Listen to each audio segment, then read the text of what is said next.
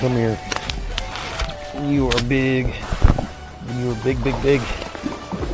Just wish you guys could see this fight. That's a big, big fish. Big fish. Big, big, big, big, big.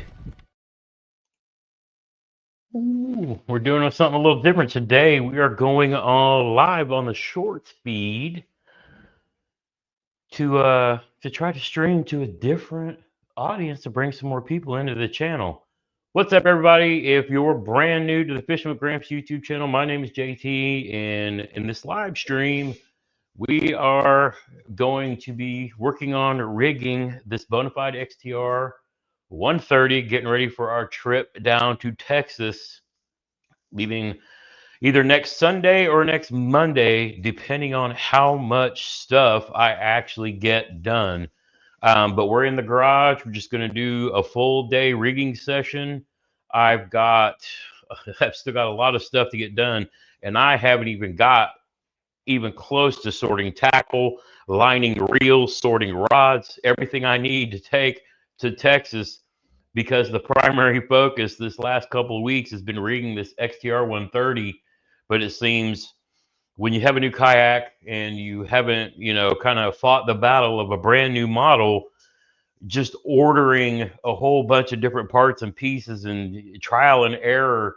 I can tell anybody what you would need to rig an XTR, a PWR130. If you see me pointing up, it's because I'm pointing up at that Bonafide PWR129 that's still sitting up on the rack, and that won't come down until we get back from Texas and start fishing the rivers again.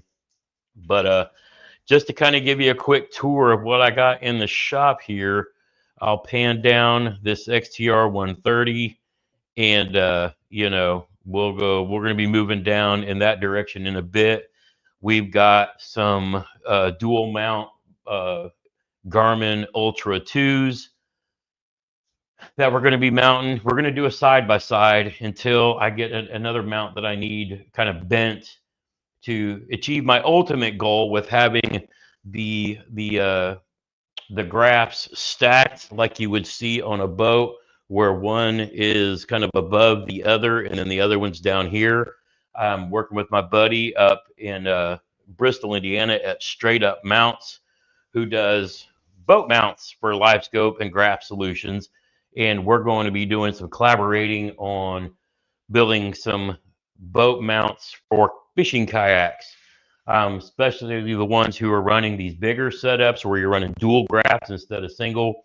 I'm still going to run a dual graph or a single graph on the PWR129, but the XTR130 is going to be the scoping boat. We're going to play with the LiveScope, the jig head minnow, all of those techniques. But yeah, we're still rigging this thing out. Like I said, I got today and tomorrow through next week. Well, I can't even say through next week. Through next week, I need to edit and post some videos that will play while I'm on my 10-day trip to Texas.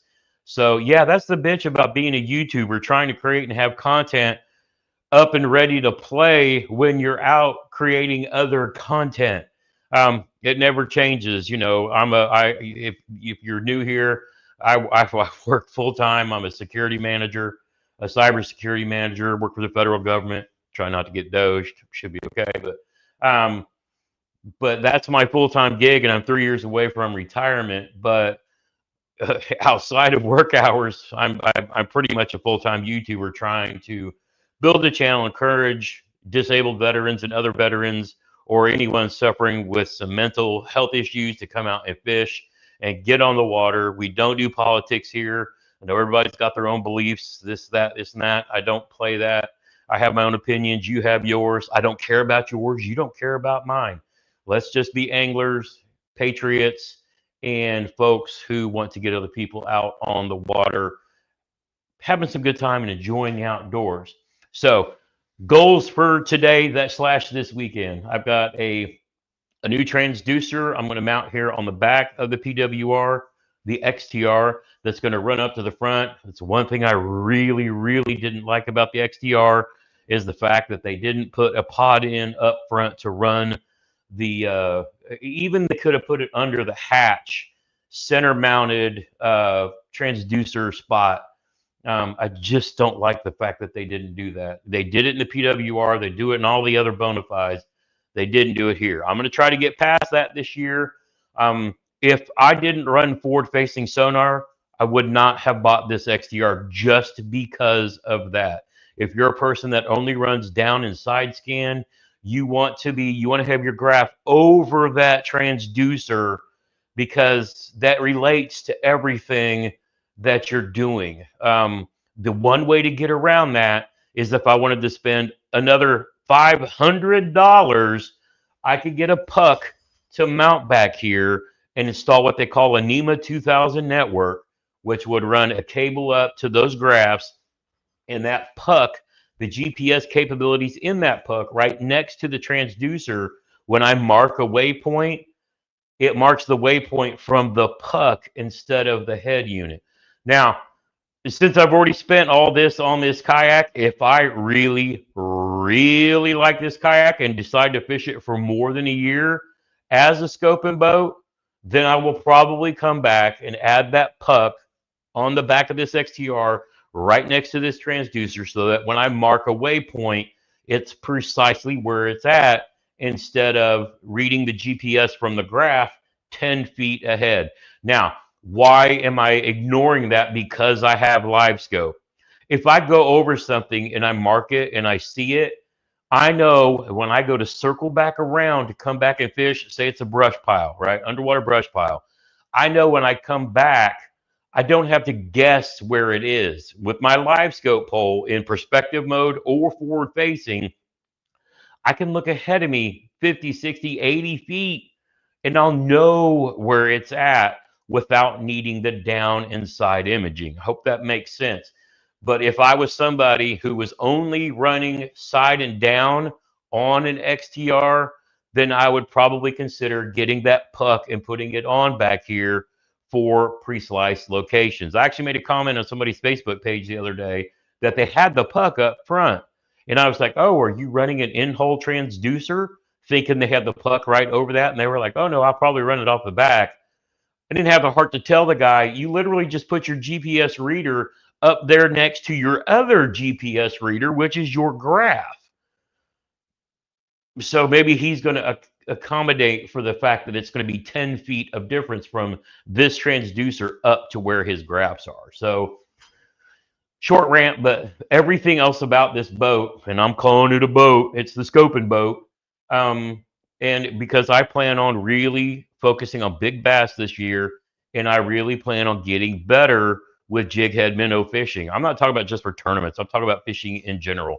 I like fishing tournaments, but it is not my primary reason for fishing. I fish tournaments, so I go places, meet people, and do YouTube videos with them. But it's a great way to meet other people. But for me, my goal is chasing big fish. So chasing these big schools of fish out in the open water is a technique I'm really going to work on this year. If you've seen my video showing the Biz Baits ring minnows, that's going to be one of the ones I really play with. It's kind of funny. I just went out and took the dogs out for a quick walk and got my new Bassmaster in. And then speaking of big bass, I got in my mail my new stickers from Moving Water Outfitters for this year's Indiana Kayak Anglers and Moving Water Outfitters Big Bass Hunt. I actually absolutely love this event every year. It's your single biggest largemouth and your single biggest smallmouth combined. And so everybody in the state of Indiana from top to bottom has a chance to win. If you live up north, you have access to big smallies, but you're going to end up driving to southern Indiana looking for big largemouth. And same thing for those who live down south where the big largemouth are, driving up north trying to find a big smallie. Those folks who live in Indy, the Indianapolis area, you're pretty much set because you're right in the middle of all of it. So let's see who all is in the let's see who's all in the chat real quick, and then I'm going to pull the chat up on my phone and take it over to the kayak with me and take it over there with me and turn the volume down, and that way I can read the comments as you guys are chatting and make sure everything looks good. But yeah, we're trying a new format. We're streaming on the Shorts live feed today, and I'll answer any questions you guys have. of course, being a fan of all things fishing, I've got the Major League Fishing Derb running on my tablet so I can kind of watch and keep track of who's going on. We know our good buddy and Army veteran um, is won yesterday, so he's in the automatic round, and it looks like Wheeler's leading with Becker right on his tail and Drew Gill right behind him. So they're fishing for the last few spots to go into tomorrow's championship round. So I figure I would throw that up on the tablet so I can kind of watch that while I'm doing some work. All right, let's roll back, look, and see who all's in there real quick. I will mention, I do need to get a banner running about stickers, stickers, show. Oh, looks like that one runs across the top. That's fine. All right, quick shout out to everybody in the chat. I see Scott, Trevor, Sly Fox, Colin B. Basson, and Morales has a Blue Sky 360 and think about moving to a Bonafide XTR130. Yeah, I got a buddy, Jesse Hazen, who chases big smallies up northeast, fishes out of that 360. There's Mr. Raging Caden with the straight up mounts. We're going to get to that here as soon as we get this transducer run from the back to the front, and then we're going to get up there and get those mounts set up, hooked up, and ready to go. I saw Wes pop in here. But yeah, if you're new to the channel, and of course I didn't bring any stickers in here, I send out free stickers for anybody who wants to support the channel. Throw on your kayak, your truck, toolbox, wherever you like to throw stickers at, because we're anglers. We all like stickers. But yeah, shoot me an email with your address, and I'll mail them out to you, because I don't charge people for that kind of stuff. I am taking a pre-order if anybody's looking for hats. I've not had a really good response right now, and I may have to cancel it if we don't at least get to 20 by the end of the month. I hate doing that, but I'm not going to put an order in and spend $500 and then, people didn't want hats. So if you're wanting to get in on the hat pre-order, you've got until the 25th, I think I said. It'll be like $32. It's just what the cost of hats are, plus me getting boxes and then me shipping it to you. Shipping is not cheap anymore. But yeah, if you need stickers, shoot me an email with your address, and I'll mail them out to you. It's no big deal. The hats are going to be $32 or $33. I'm not going to know until I get the pre-order in. It's going to cost X amount it's like $499 for 20 hats, and a little bit more for 25. If we can hit 20, then I'll put the order in. If not, then I'm just going to have to cancel it, and I'm not going to take anybody's money. So, oh yeah, I've got like 40 hats in there. But people have been asking me for 2 years for hats, and I put together this pre-order. I got a design done, and so if it goes this time, it goes. If we don't get enough people, I'm sorry, I'm not going to throw $500 away to sit on hats to sell over the next 4 years. So I took the time, I put it together. If people are interested, they are. If they're not, they're not. I get it. I'm not going to make any money off of them. So it's really just because you guys ask is the only reason I'm doing this. Jeremy will tell you I'm not the guy that's worried about merch and wrapping my truck and being all famous YouTuber. I do this to encourage other people to come fish. But I've had so many people ask about hats. Now I need to see if they're if they're if they're going to be real about it or not. That's the only way I can put it. So enough yip yapping. Let's I got to get some holes punched, some transducer wire ran, and just get to it. But yeah, you guys have asked for hats, and so I was like, all right, we're gonna try it. If it works, it works. If it don't, it don't. I'm not gonna try to be somebody that I'm not and sell merch if nobody wants it. Stickers are one thing, because I can pay $50 every few months and order another batch of a bunch of stickers. But yeah, hats are a different thing. Shirts are a different thing. But yep, I'm just trying to give you guys what you want, because a lot of you have been longtime fans. If you want hats, we'll do them. If we don't, I get it. I won't worry about it, and we'll be done with it. All right, I already know I'm going to punch a hole here.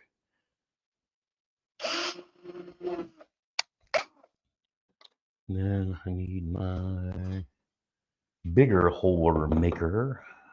All right, let's see.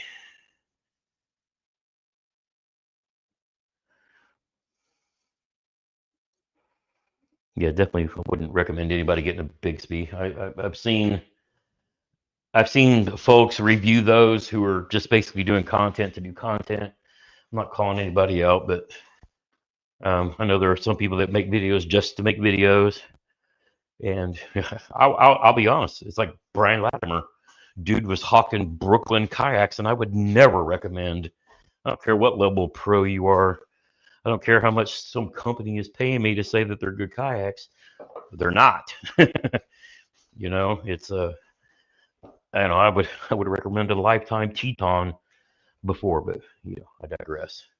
I'm an opinionated little fart, but I don't believe. Yeah, I know guys got to make a living. I already make a living, so that leaves me the freedom and flexibility to give you guys honest opinions, because I'm not trying to go full time on YouTube because I already have a career.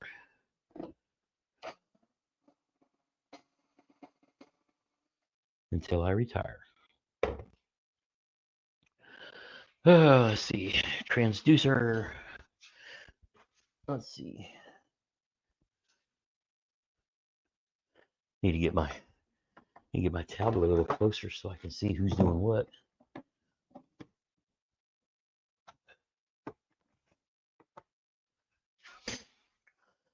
I don't know why I decided to rig kayaks 2 years in a row. I should be out fishing or getting ready to go fish. But you know, I thought getting the XTR would be a good idea. You know, I may love it. I may sell it for cheap. Who knows?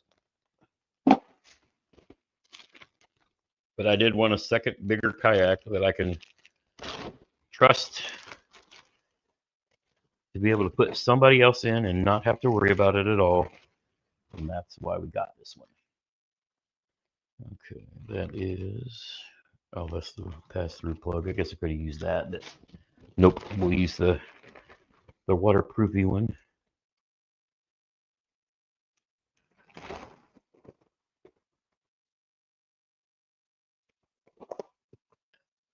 But I did spend the money to get another set of transducers and brackets to, so if I am with somebody and I'm in the PWR and they're in the XTR, then we can both have GRAPS to fish.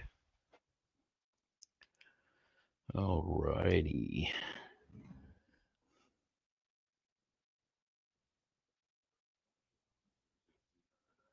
Wish those Newport lightweight batteries were cheaper. Yep. It's kind of one of those things, and I've done this because I run all Dakota lithium, and those are probably about the most expensive batteries you can get. But I use programs like Affirm where I can break them up and pay for them over time. And you know, I did that over the last couple of years, kind of to do the scribes to the cry once, buy once. But if you're shopping at Newport, use code GRAMPS10, saving 10% on those motors and those batteries. Actually adds up to quite a bit. It's not like when you buy in a, you know, $6 Thunder Cricket American Legacy, 10% doesn't really mean that much to you. But when you're spending hundreds, 10% adds up quickly. But yeah, I have an affiliate link with Newport. I would have to sell like 1,000 of anything to get any benefit back to you, you know, because they don't do it where they pay you for using your stuff. If say I were to sell like 100 Newports and batteries, then you accumulate credits so that then maybe I can get a free Newport later on. But who the hell am I going to sell that many batteries and motors to? There's not that many people shopping every year. It may be like 1 or 2 or 3 people I might know all year long. But the only reason why I signed up for the program is because it gives y'all 10% off. So why the hell not?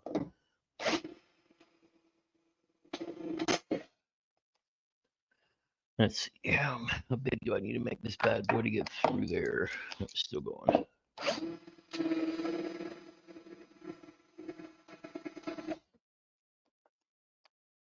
But I try not to recommend stuff that I don't actually use either. There we go. Oh, let me guess, is my Walmart delivery? Oh, she just started shopping. Yeah, like I said, that's why I said 10% is 10%. Okay, now we need to. We got our pass-through hole, and then we need our good old Yak Attack pass-throughs.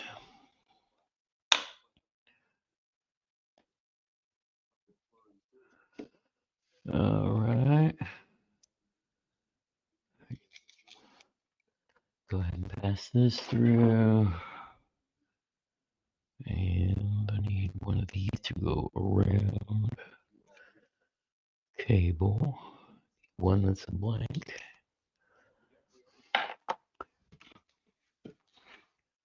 Get my scissors. Do, do, do, do, do. Yeah, I really need to get this stuff done this weekend and next. I got a million things to do when I should be just like ready to pull the kayak down off of the. Part of me says I wasn't even going to try to rig this at all until I got back from Texas, but I'm going down picking up my new trailer and going fish with Nick from Fish Texas Kayak Trailers, and we're going to go hit OHIV Lake Fork and the new Bodarks Lake. And then I'll probably spend a day at the Bassmaster Classic itself.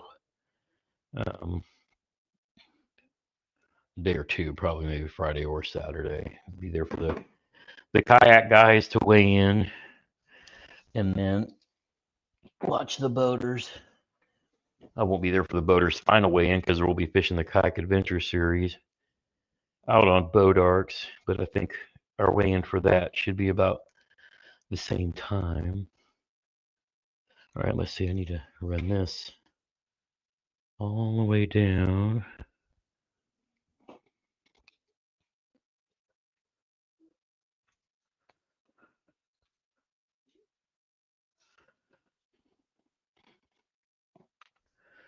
I will just pull this through and then I'll pull it down here in a minute.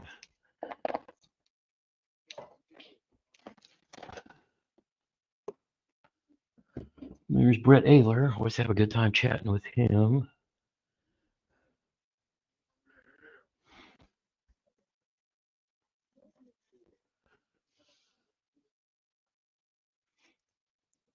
Used to be a big kayak guy. Now I'm running really light skiffs. Yeah, dude, you got to fish what's the best way for you. I think if I was, I know a lot of guys down there, saltier water, the skiffs make a lot of sense for them.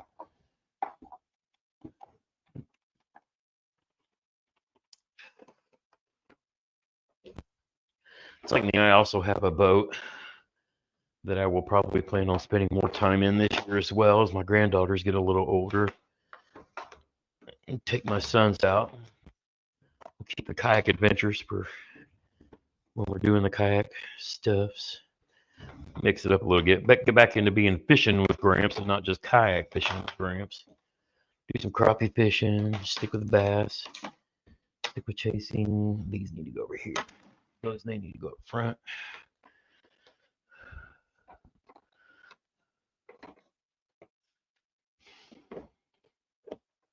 Looks like Ish Monroe's got a good one on.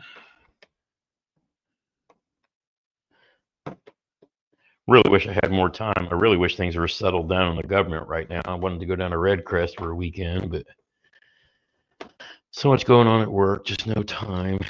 I know Matt's going to go down and hang out with the Red Crest guys when I go, and then I'm going to go cover the Classic. Okay,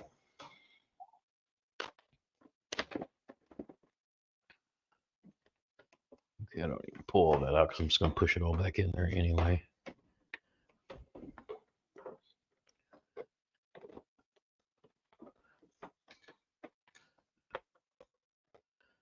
All right. We'll get this up here. Knock it out of the way, and we've got to put on.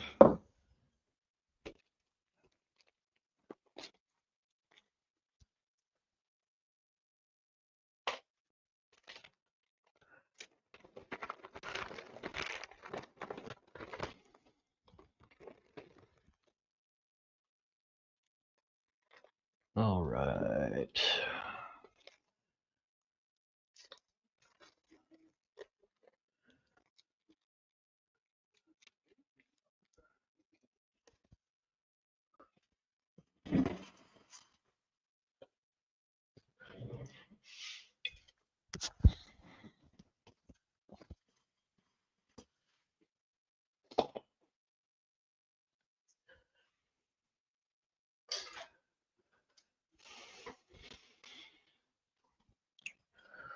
Screwdriver.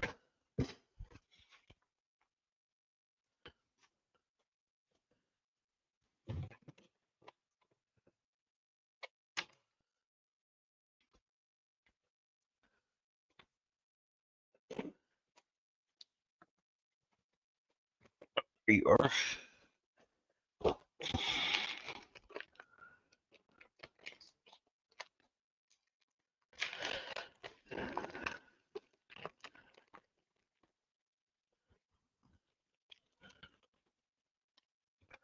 I wonder if I can make the comments.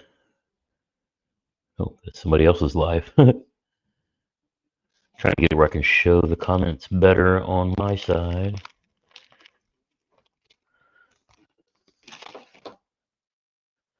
Let's see.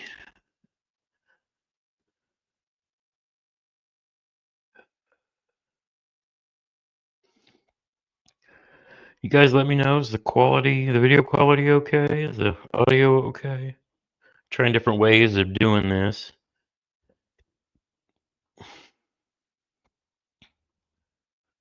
Just hoping able to see the comments a little bigger.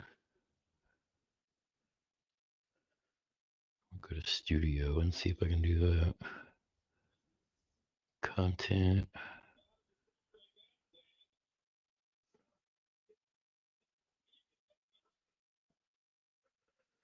Oh, I don't think that's going to help me at all.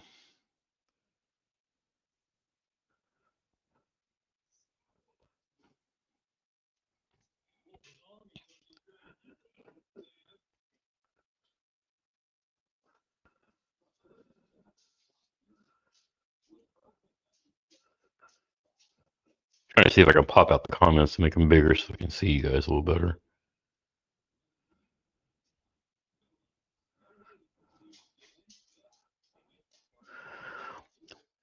Lawrence has a new Eagle Eye 9 all-in-one forward-facing. Yep.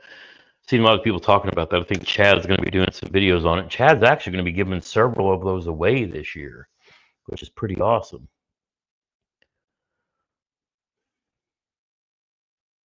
Okay, I don't think there's any way I could make the comments any bigger, so. Lithium battery is not cheap. And yeah, and talking about lithium batteries, and this is why, I mean, I've had companies like Lifetime and others, you know, reach out and want to do partner things. And my only problem is a lot of people don't understand those cheaper batteries. They're good like trolling motor batteries, but they're not marine grade. Is safe the right word? So, for example, like Dakota Lithium, everybody's like, oh my God, they're so expensive. And they spend all that money, you know, promoting themselves on Bassmaster and all these places. But what they really don't dig into and look at, and this is where, again, I kind of fault the people who are lithium battery testers on YouTube, because they're looking at cheap versus something that's got specific marine grade specs. So what I'm talking about, say you own a sailboat, and a lot of people live on their sailboats. They'll travel around, you know, the world, you know, using your sailboat, but they will store electric on their lithium batteries from solar panels and things like that. And these marine grade lithium batteries, such as Dakota Lithium, they've been inspected, tested, branded. Quality is so as not to catch fire on a boat in the middle of the ocean. Now, the reason why I know a little bit about this is because the Army, where I work for the Department of Army, but I work on a naval base. And on said naval base is where they test lithium batteries that go on submarines. And so there's certain specs that batteries have to meet for safety for being not just on, but under the water. And so, and I can't remember the spec name is. One of these days, I'm gonna sit down and shoot up like a whole video about it, and talk about this. But sure, you can get away with buying Walmart lithiums and get on the water in a kayak and be perfectly safe. I'm a guy who doesn't want to have to paddle if something happens to set battery and I have to throw it in the water because it caught on fire. Is that a little extreme? Yes, but I'm an older disabled vet who wants to make sure my battery is going to work no matter what, so that I don't have to exert any extra energy that I don't have to. Sure, I'm working on trying to get in better shape and losing weight, but I even have to be careful not to overexert myself in my workouts just to be safe. Okay, but yeah, that's my battery spiel. But I know a lot of guys that use the lifetime and they work just fine. I know somebody who was using an amped outdoors and it caught on fire and burnt the garage down. And I don't even think he said it was on charge. It might have been, but it was just sitting in a box in his garage and caught on fire for no reason and burned his garage down. Imagine explaining that one to your insurance company. Now, have they fixed the problems and issues since then? Probably. I don't know. I would assume. But yeah, it's a tough pill to swallow. But since I know that the batteries that I use have been tested thoroughly for marine grade use, I got them stacked up over there, and there's probably a few $1,000s worth of them that I bought over the last 3 or 4 years. But that's what I do when I'm not fishing, when I'm not spending my money on YouTube cameras and things like that. I will buy those things and make payments on them through a firm, and they'll probably be running around longer than I'll be. Not that I'm that old, but sometimes that's how I think of it. If I expire before the battery does, then I came out ahead, right? Okay, where is? Try not to cough in the mic for you guys. All right, where is? Oh, there it is.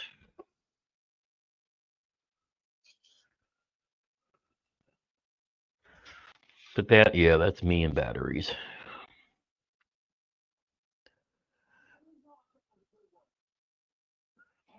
My money's going to Occupy LifeScope. They did it for cheap.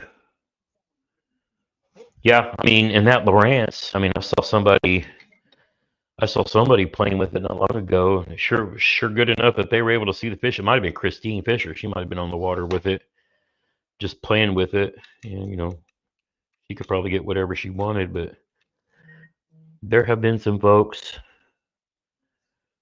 I see Walmart's working on my order. That's why it's texting. I was actually going to go live on my phone to see if I had to do that to do the shorts feed, but I actually read how I set up StreamYard to feed to the shorts feed, and it looks like it's working good.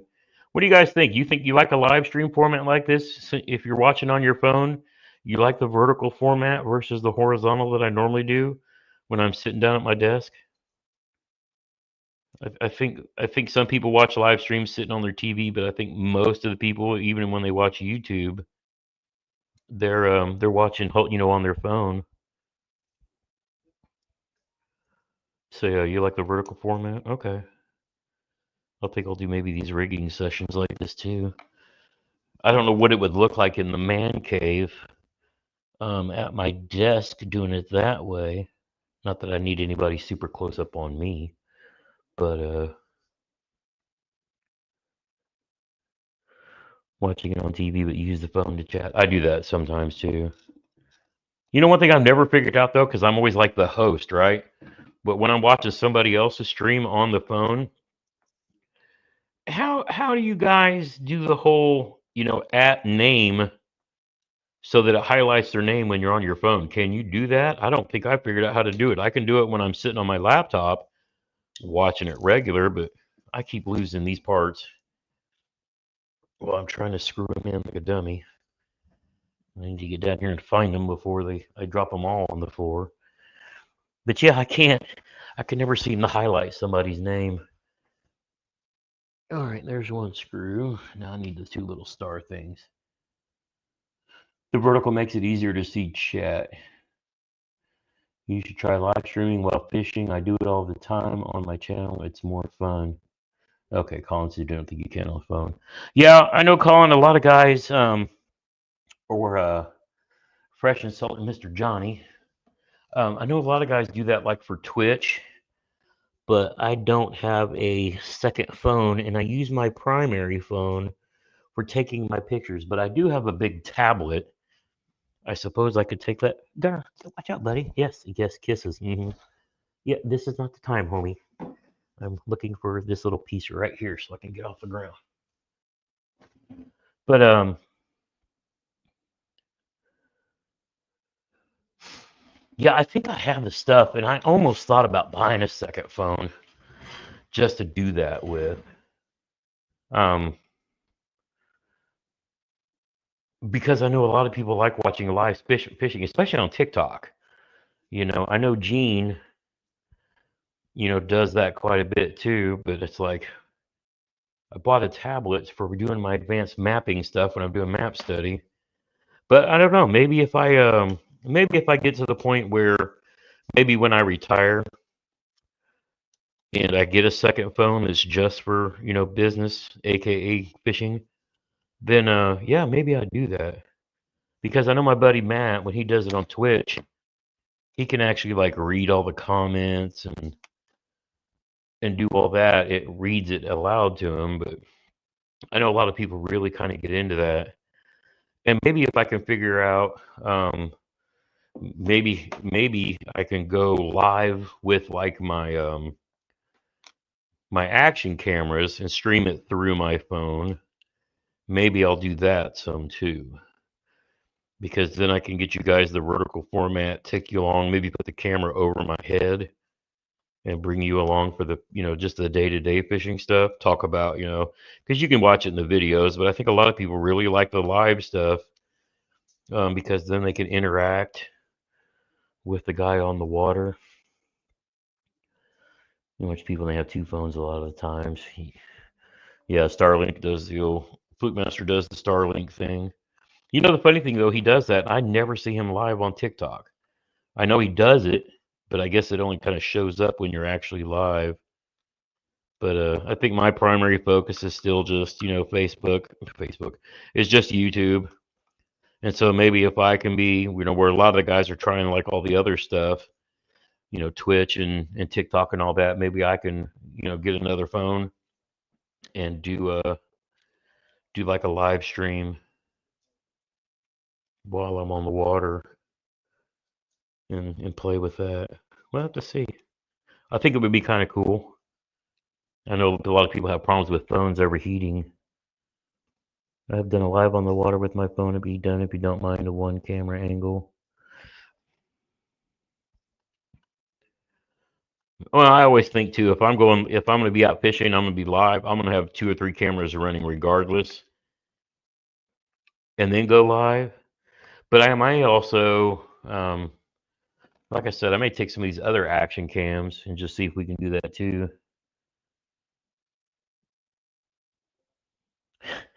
Sly Fox.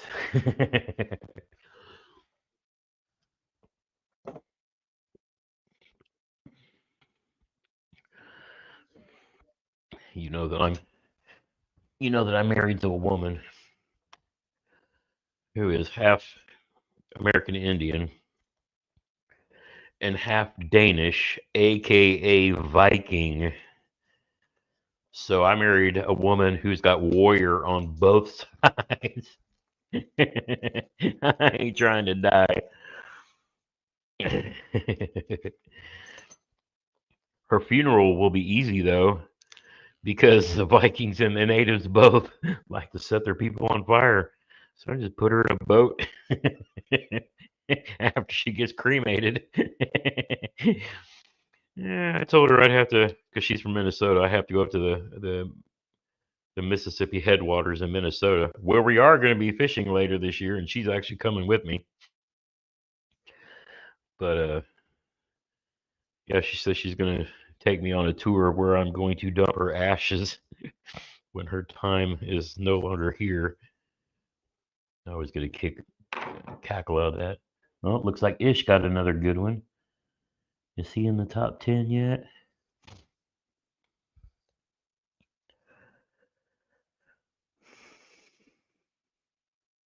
Yeah, Diggs, I know. And see, that's what kills me is I'm a full-time DJI guy. I gave up GoPros a few years ago. I got tired of them overheating, but so everything I have is DJI. I have a DJI drone. I have the Osmo Pocket 3, which is the little gimbal camera. That's what I do my walking around stuff with. I've got an Action 4, I've got an Action 5, I've got a DJI drone. But since I partnered with since I partnered with Drew in the Kayak Adventure Series this year, I went ahead and got a GoPro so I'd be a good sport and promote the sponsors that are promoting Kayak Adventure Series. So kind of went against my own what I do. No, apparently my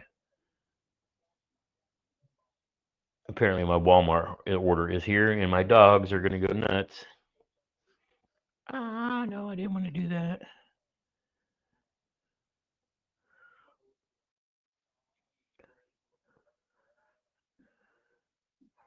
I didn't mean to opt out of the Walmart text so that I know when my stuff is here. I just wanted to clear the notification.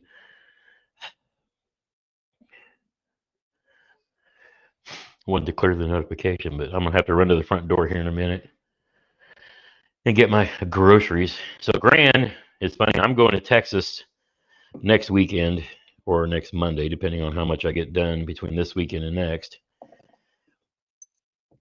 And Gran is down in Texas. She flew out this morning. She's going to Houston. There goes the dogs. She is in Houston now. Her uncle, who is like her father, just had surgery the other day, replacing a shoulder. So she's going down to help her Aunt Kathy and her cousins take care of Uncle Rusty.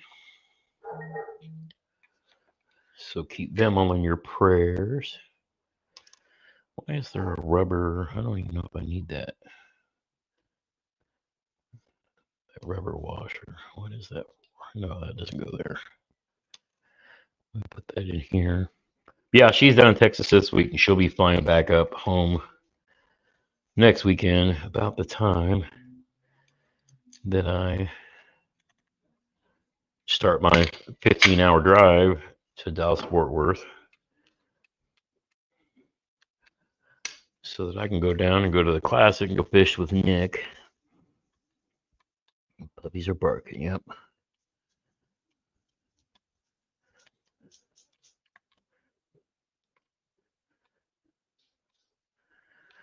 Yeah, I think I've had like all of the various GoPros over the years, and they just overheat so easy. But I'll tell you guys one of the tricks: obviously run an external power source with a USB cable. Take the door off, take the battery out, and Chad and I actually figured this out a couple years ago, and it's kind of helped both of us.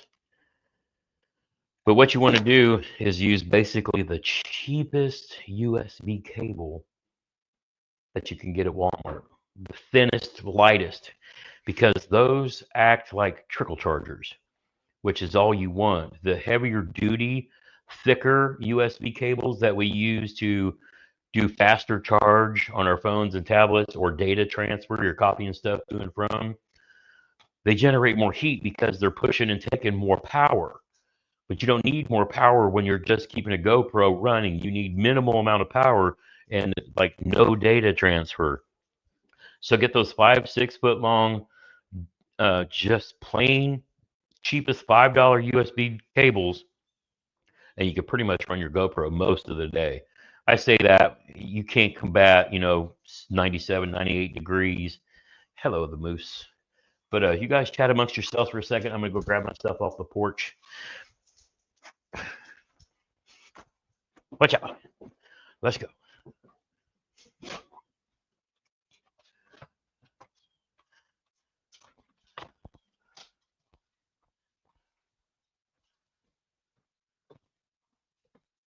Get out of my way, bro. You can't anticipate where I'm going.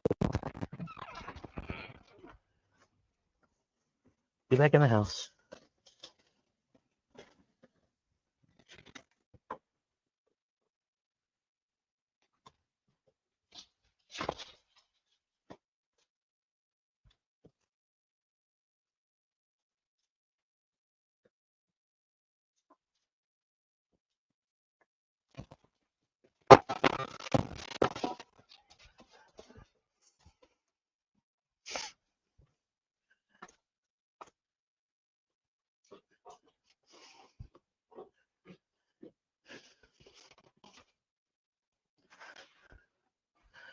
All right, now I need to make sure my mic.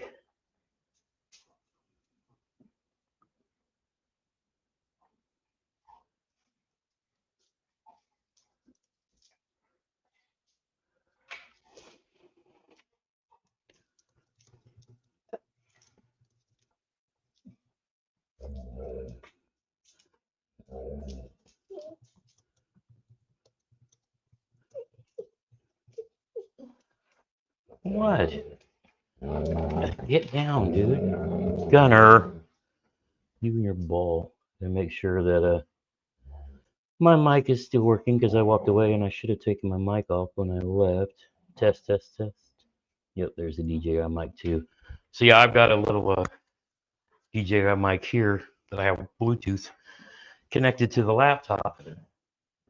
And then my regular webcam that I use for my live streams, I have sitting up there. But this way I can do wireless microphoning while these two run around chasing the tennis ball. There could be 6 tennis balls in there on the floor. They're only going to go after the one that's in the other one's mouth because they're dorks. Oh, Brian Thrift just caught a nice one. What did you catch that on? Spy bait or crankbait? Can't tell.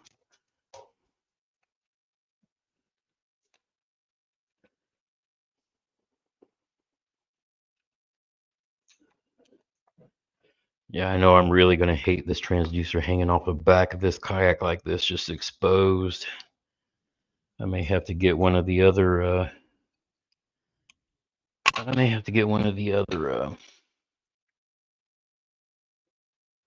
oh, did I just do that? Oh, okay. I'm not as dumb as I thought I am. Yeah, I am, because I wanted to run this cable up under this handle. But there's 2 things there. I can take the handle off. Thank goodness. Run the cable behind the handle and up under the thing. So we'll go ahead and take these screws out and those screws out.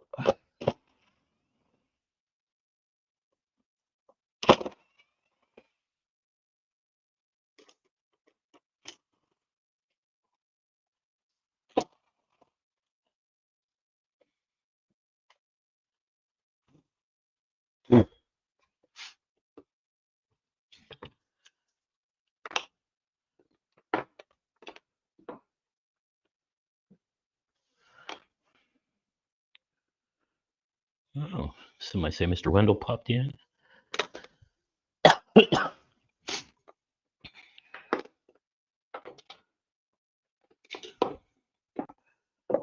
Yeah, speaking of a kayak adventure series, Mr. Darren Wendell and I are going to where's the cigar, Chattergramps? We may we may pop up and set up over live over in the corner later on. I've got the door open because the dogs are running in and out between the man cave and in and out of here.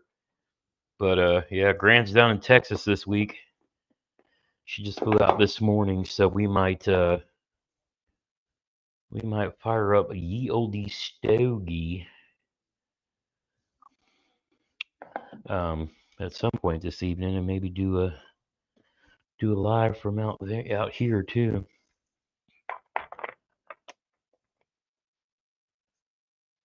But if I lock them in here while I'm out here talking and doing lives, they'll sit in there and whine the whole time.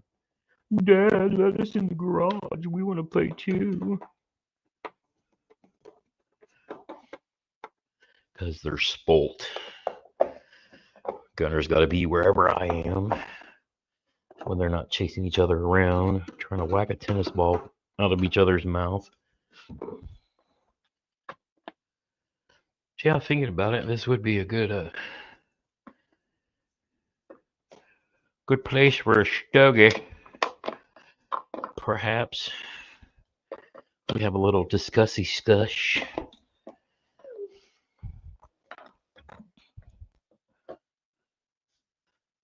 So how many of you out there like me?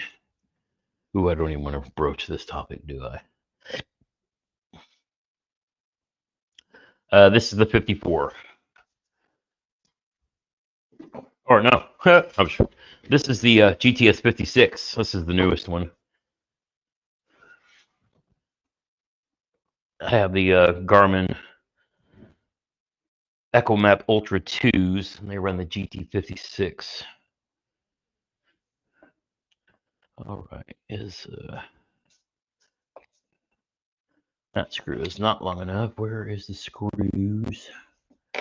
There they are. Yeah, I have the GT56s, and then I have the LBS 34 on this. It's going to go on the scope pole.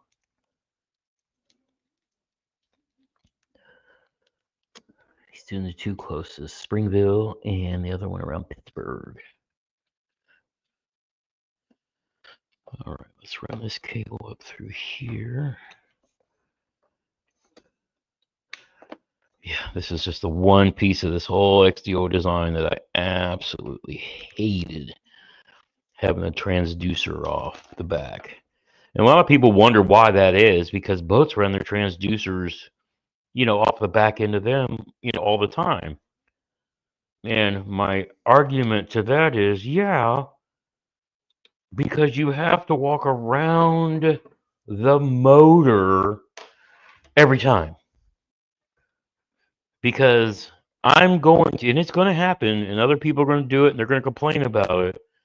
Because everybody who's got a damn truck with a trailer hitch on it, if you don't have the trailer on it, you're going to walk around the back of your truck and forget that you have a trailer hitch still on and bang your shins into it and scream all kinds of profanities.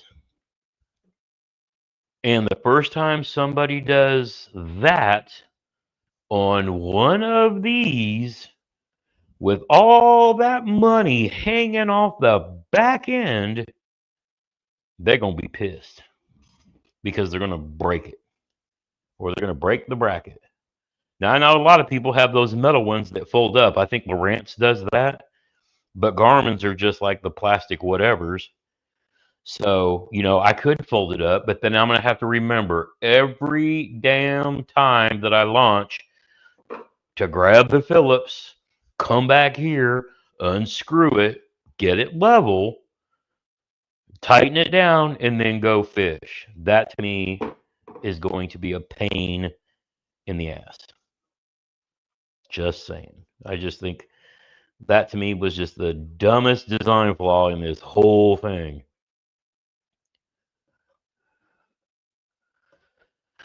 That's me. When I get Hans on a live one of these days, I'm going to be sure to yell at him about it because Gene and Chad have both said that they didn't plan on making any changes to that.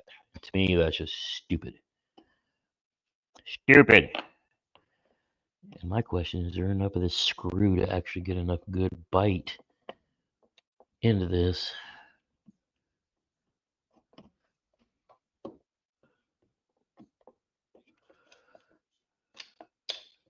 I don't think I'm going to be able to use these. I'm going to have to use these two other ones, but I don't even know if they're, I guess they're the same size. Guess we're going to find out.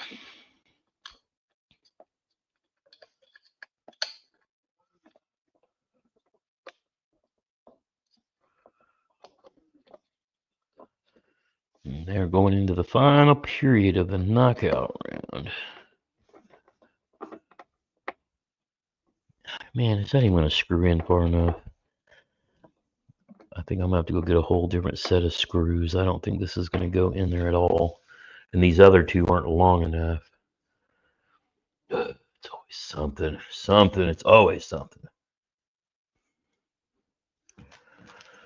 But I did just buy a screw pack at Harbor Freight the other day. Maybe it'll save me.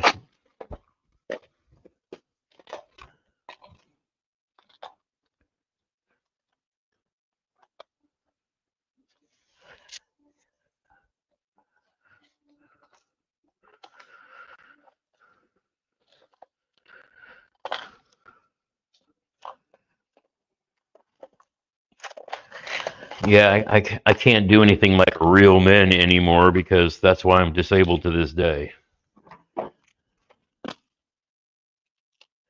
So I quit trying to act like a real man and start taking care of myself because I'm already busted and old from my real man days.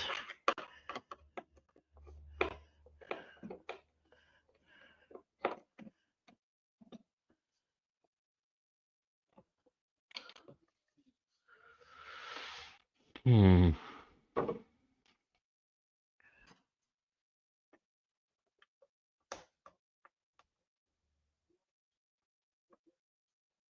Nope, I'm going to have to figure out how to use those two.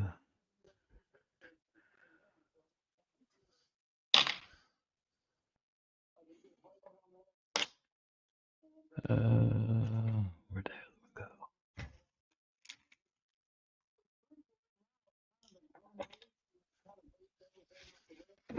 I'm just going to have to make these really bite. Oh, yeah, I couldn't. I grew up working on a farm. There was no way I was going to work after I left the Army, work where I would be beating my body up all day. I know too many people that work their whole lives until they're like 60 or whatever, and then their body's just worn out and they can't do much else.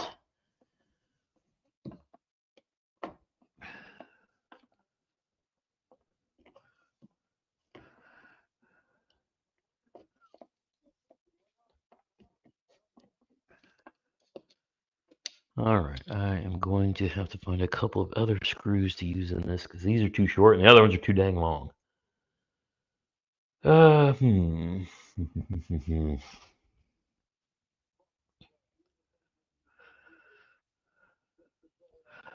pretty sure these are the ones that came out of.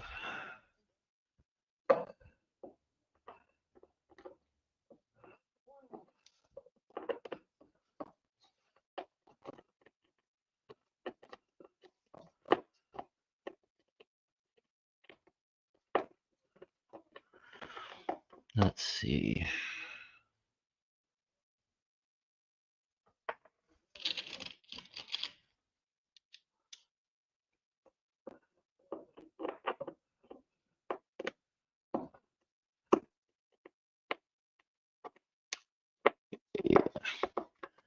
That is not going to work. I'm going to have to find the right size. Something a little longer than these.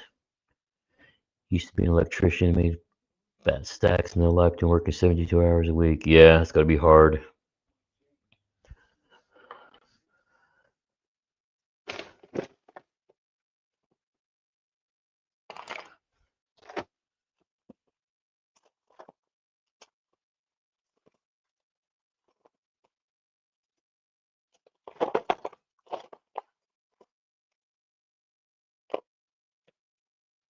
All right, we'll have to get up there and dig through all that stuff, but we'll get this stuff done first.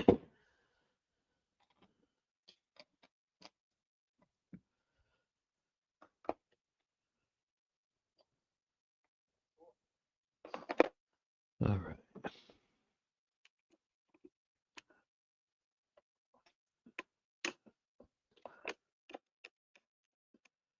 We need to get these pass-through plates on, both back here at the transducer and up on the coming out of the power plate in the back. That's going to go to our battery box.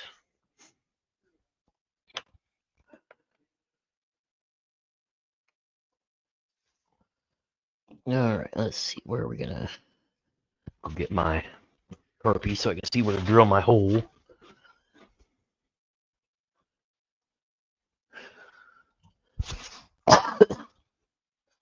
Watch out, buddy. Okay. Now take the big one off.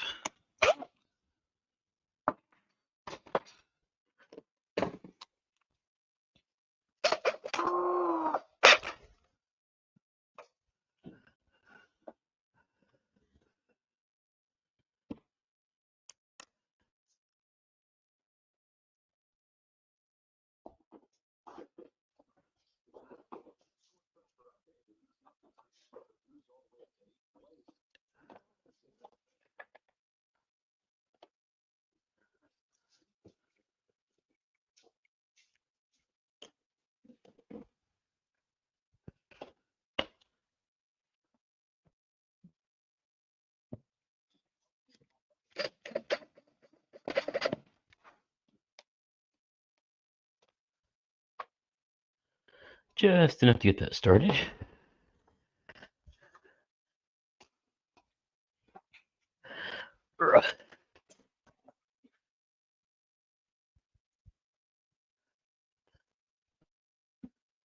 All right.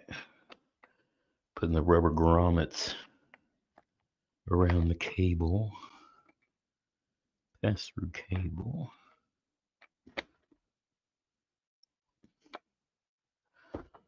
There's Mr. Brett Ayler, whenever you're at. He's always a fun dude to talk to. Had him on a couple different lives, made some videos, sharing some juice with us over time.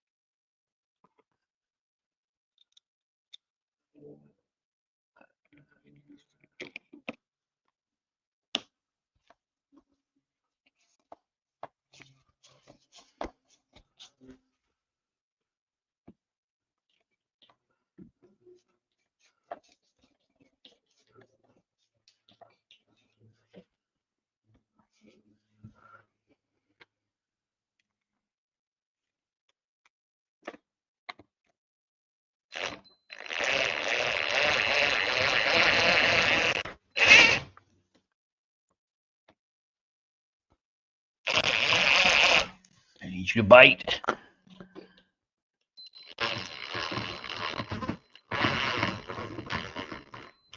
There it goes.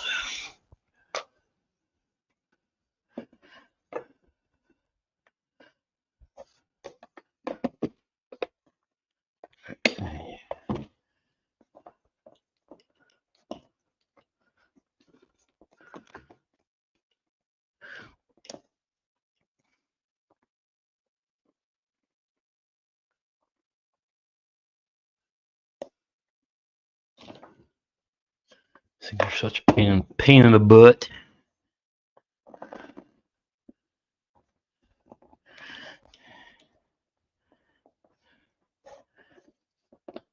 Fit in there. Are you too small for this one? Do I need a bigger hole?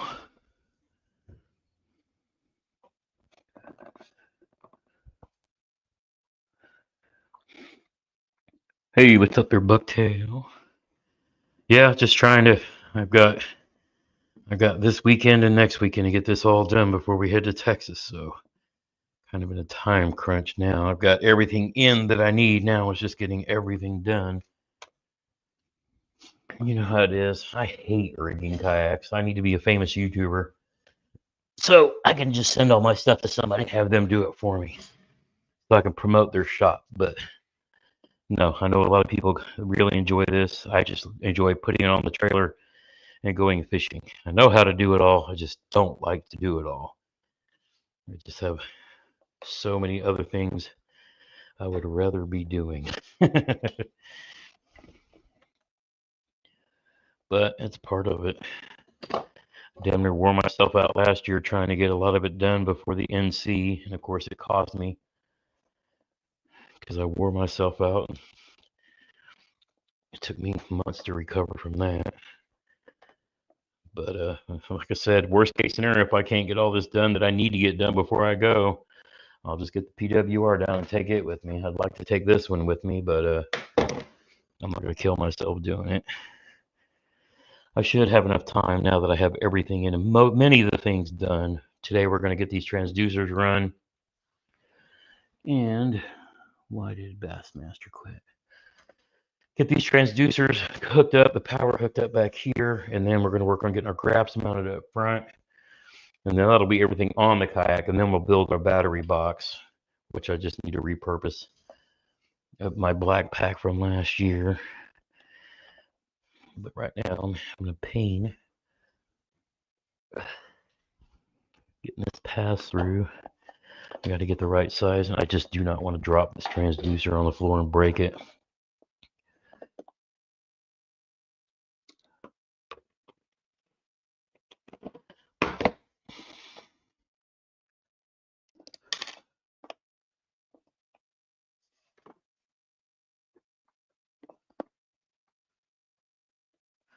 So I'm just trying to get the right size little rubber grommets to cover this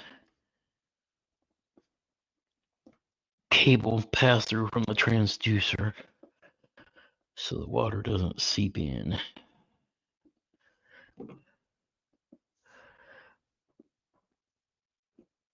But I think this one is too small for.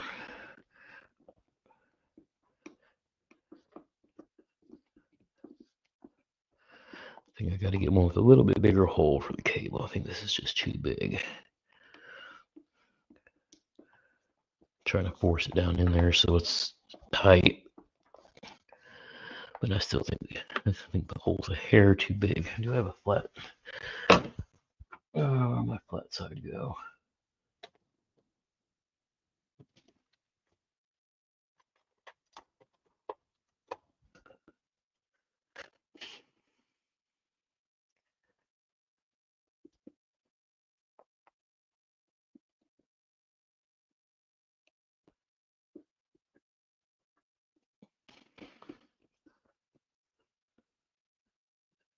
Yeah, I have to get one with a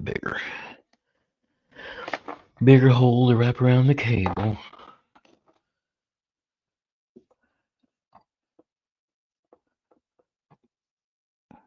that should fit. That should fit fine. I don't know why you're not.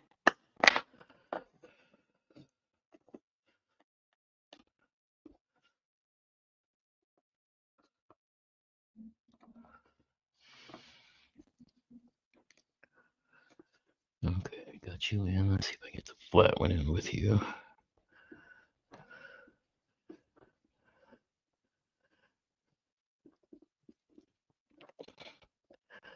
Oh, yeah, there we go.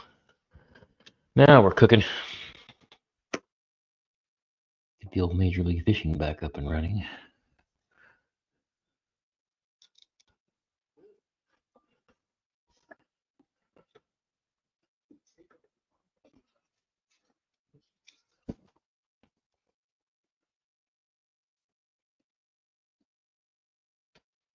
Wait, is that the problem? It wants to go. I don't want to make the hole that big. It doesn't sit flush.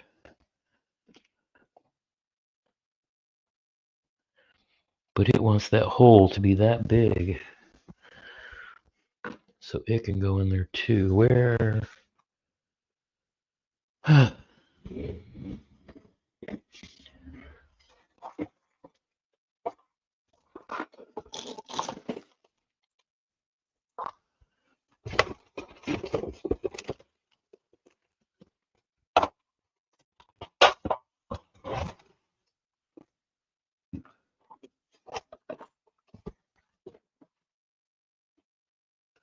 Where are my leftovers from the other set?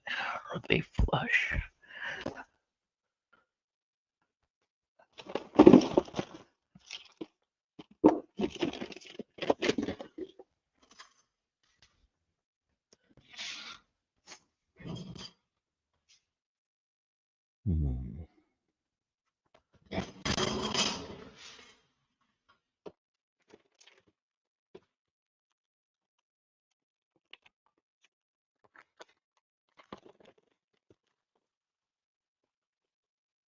Oh, those are from that bigger one. All right, yeah, I'm gonna have to pull that all the way back out, make my hole that big so that it fits, slides in there. But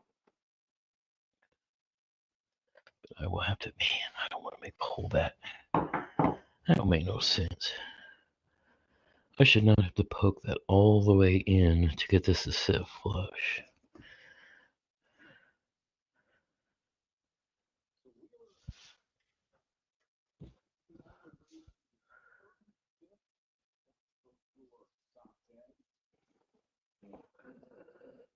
Who all we got in here? Got all kinds of people popping in saying, hey. Clear my text off my phone. There we go. Oh. All right.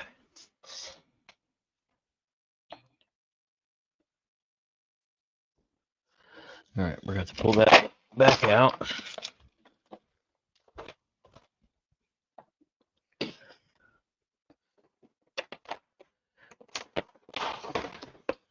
And we'll just have to get our bigger whole thing and just enough. We don't have to go all the way through, but it'll have to be just enough to get that to sit flush so it stays waterproof, because that's definitely what we want when we're coming off, especially on the outside of the boat like this. So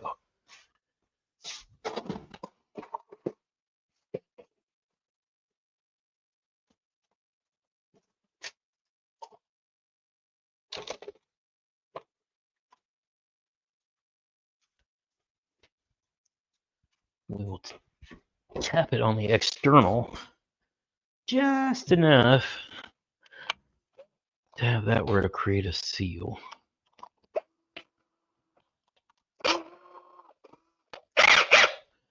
You guys let me know, especially you handy guys.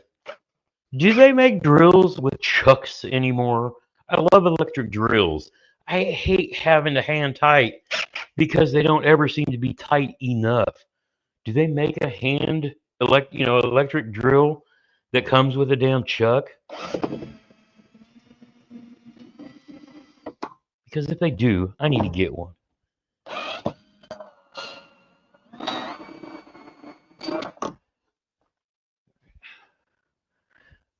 Where'd that go?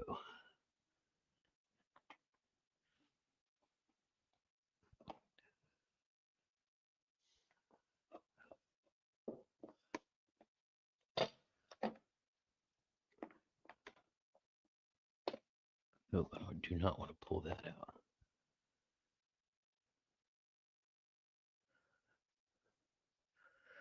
Yeah, I love not being able to call myself a big guy anymore, because now I'm down to 260, which is still a big guy. As far as, especially as kayaks go, but yeah, those days at 344 sucked. I'm never going to go back that again. I'm going to try to get back around 200 and stay there forever. All right, let's put this in here. Put you in here. And you will be our tester.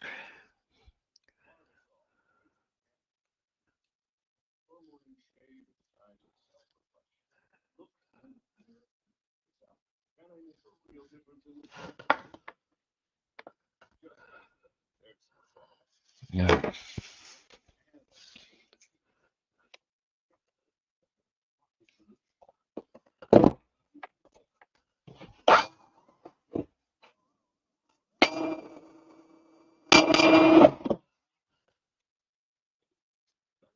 Oh, this one ain't gonna work. This is the, I shaved it down,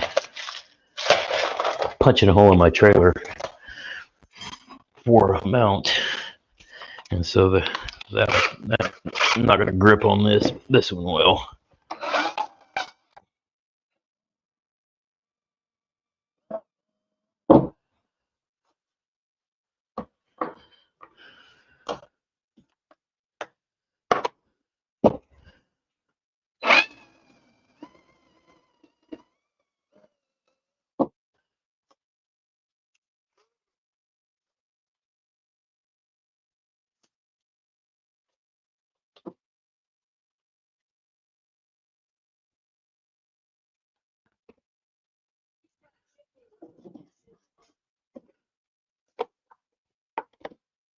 A little bit wider.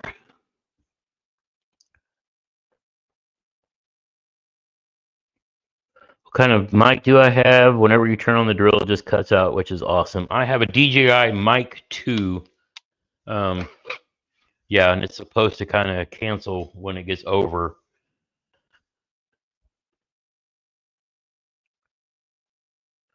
Good. and I assume my voice comes back crystal clear. You guys can tell I'm getting sick. My voice has dropped a couple octaves since yesterday.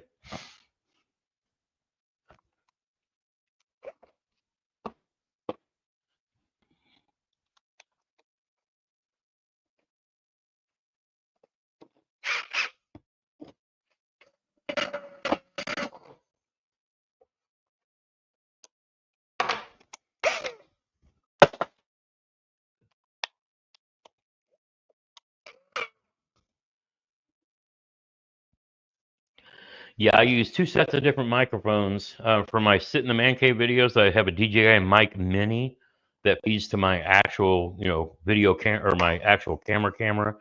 And then for working with my phone or the laptop or any of my action cameras, I have the DJI mic 2. And I'm going to be doing a series of videos for those of you who are wanting getting into how to do YouTube content creation on your kayaks, because there's a trick that I do with these mic 2s that you can't do with the mic mini using a boom microphone. But what I do is I leave this mounted up on next to my GRAPS, pointing back at me, so that I don't have to worry about having a mic on my vest or something. But then I'll have it record to the camera behind me. But that's some of the old tricks of the trade that we'll get into when I start this series this spring on how to become a fishing YouTuber. Just because I've spent so much time, money, and stupidity trying and learning, and I'm trying to save you guys some time and pain from spending too much money on things you really don't need. But I've got about every kind of camera you can use for content creation, and we'll go through all of them so you can make the best choice for you.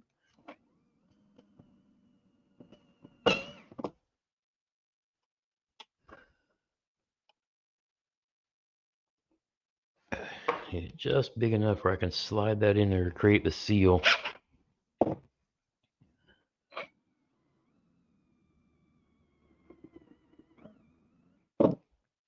But I don't want to go any farther. Oh, so close.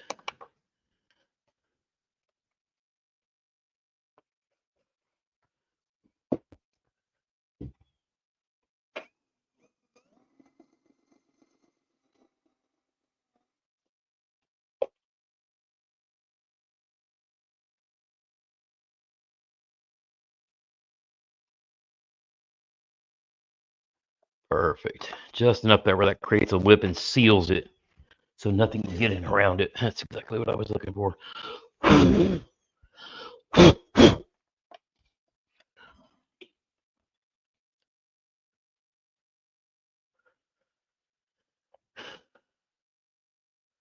Rode wireless mics. I had them in the past, but like I said, I'm kind of a DJI guy, so I'm trying to.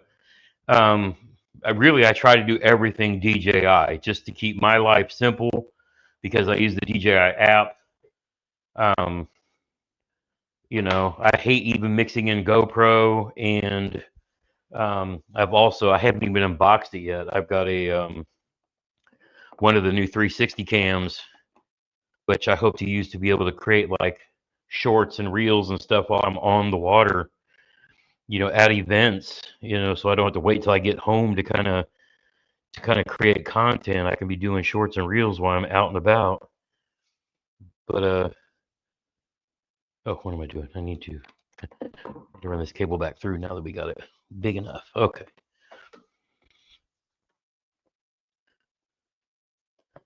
So I'm gonna poke this back through, and then we'll run this cable up to the front.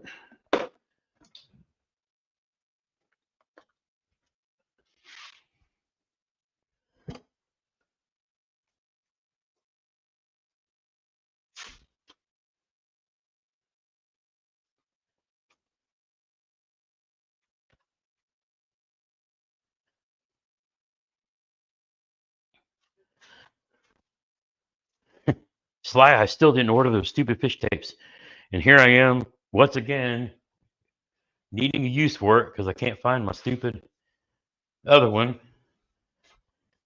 that you told me to replace, and I still haven't done it yet because I thought I was done, but I was wrong because I got to pull this transducer cable up to the front from the back. But I actually need to bring that along this right side. Oh man, this thing is probably all bound up and I'm not going to be able to use it. Slyfox was right, and I should have replaced it, and I didn't. And now I can't get this thing out.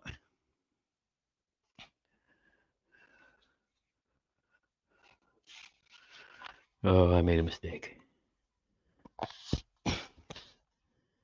I may have to wait to pull this up after I order the stupid fish tape. That's Slyfox told me to order the other day because this other stupid thing ain't working. Now it doesn't want to let the wire cable back out. I don't know what's bound up inside of that.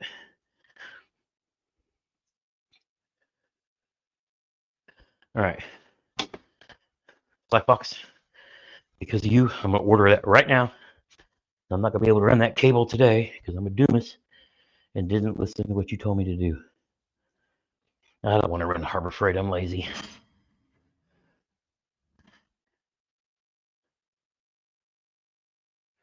What are the downsides to a DJI? I can't say I found any yet. It's not a GoPro. I mean, to me, DJI makes drones, cameras, microphones. Well, here, since I got you all here, I'll just grab my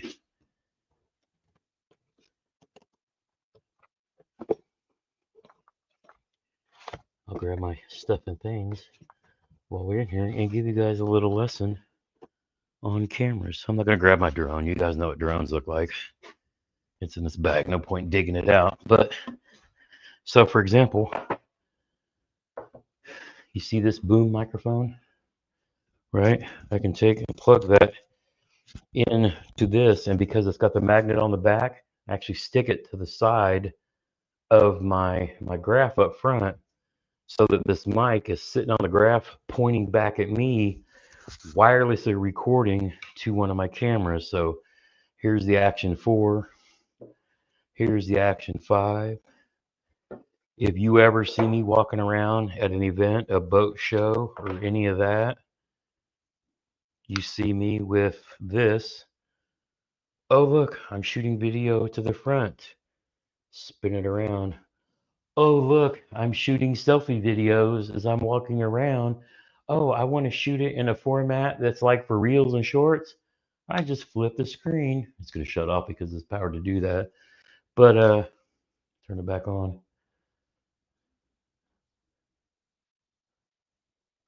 But I can do that, and now it's like in shorts format. Oh, I want to do selfie shorts. I turn it around like this. Oh, look, I'm doing reels. I'm doing shorts. I'm doing vertical content on the phone with the microphone that's on my shirt because it already connected. But you can see it's got its own little gimbal. And then if I want to go back to horizontal, YouTube shooting, I do that. I'll turn it around so you guys can see the screen there. Oh, look, it's pointing at you. You're seeing yourself. Oh, bro, don't ask me how much shit is. I don't know. I just buy it. You know what I mean? I run a YouTube channel. It's part of the business. So I pay what it costs, and then I write it off on taxes the next year. I know they're probably $500 is probably what this thing cost.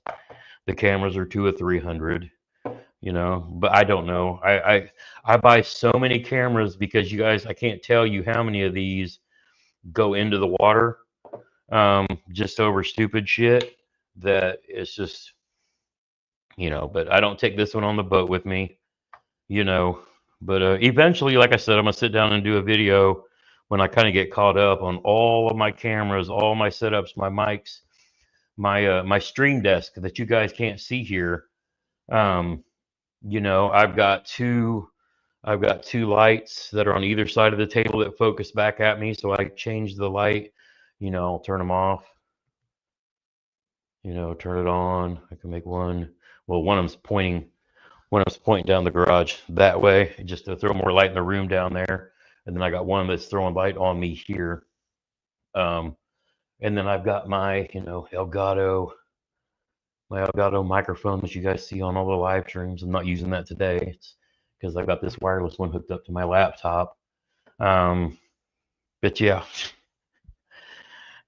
I got as much tied up into camera stuff as I do fishing stuff.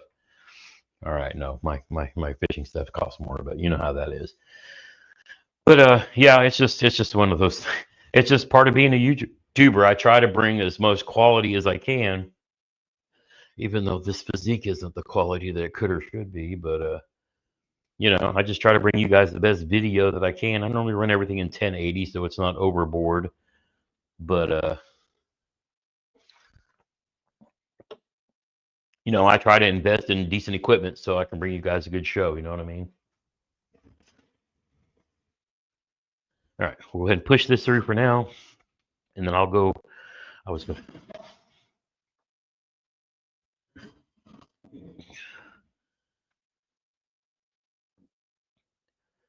Want to get a pocket through for getting B-roll, cars, and all that. See, and I need to do better. I need to do better at like all the B-roll stuff. You getting the drone out more often, and just kind of taking my time and producing good quality stuff. It's just sometimes we get so caught up in just wanting to go fishing that you kind of forget about it. Amazon fish tape. Fish tape. See, I could have swore. I could have swore, Sly, that I did this last time you told me to, and I didn't because I'm a dummy.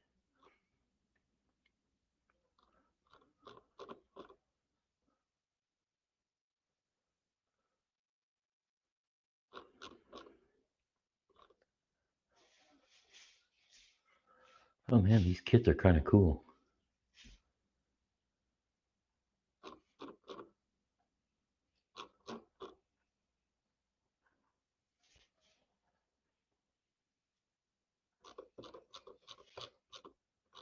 I like how you can make them as long or short as you want too. It's kind of slick.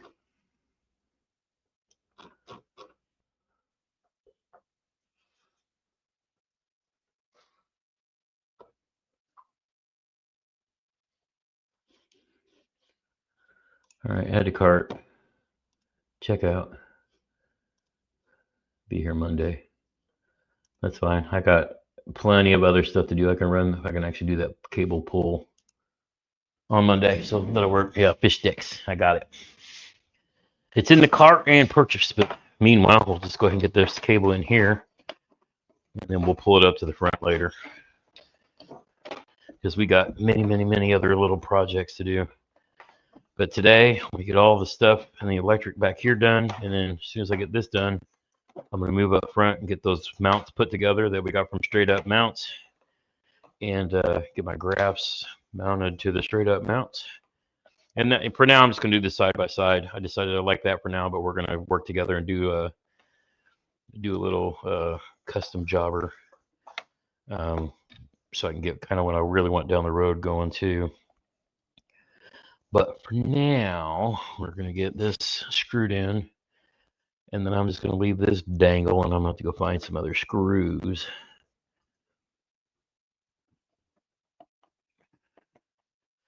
Go find some other screws to get you in the hole. Very nice and flush and tight.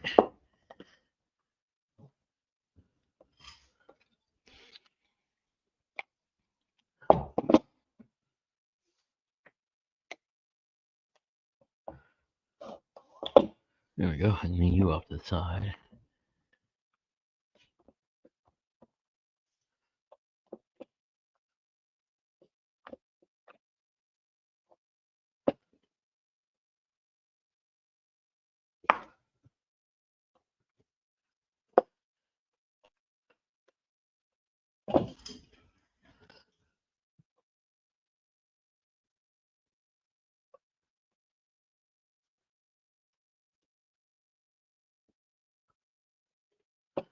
Making sure I got all that rubber in that space.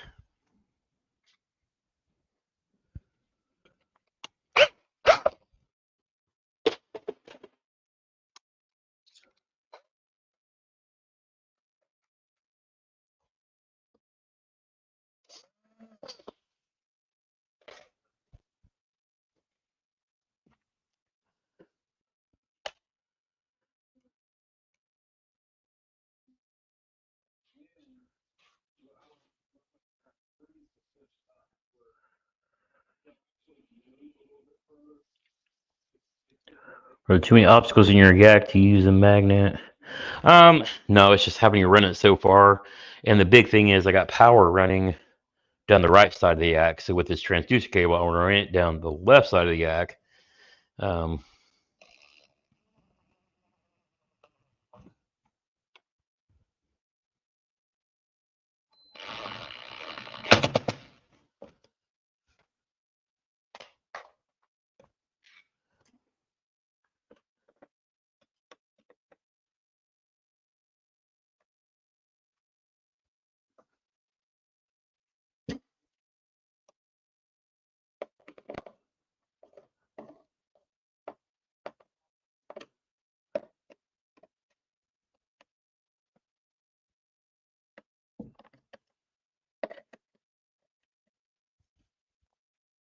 you're not grabbing, are you?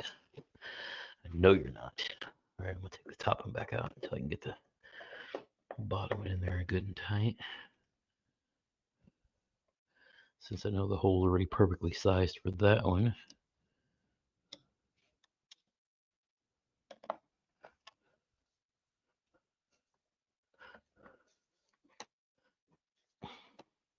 Keep pushing the kayak forward, but I don't want to drill the hole any bigger. I want it to be like custom size. I got it just enough to kind of get it started, but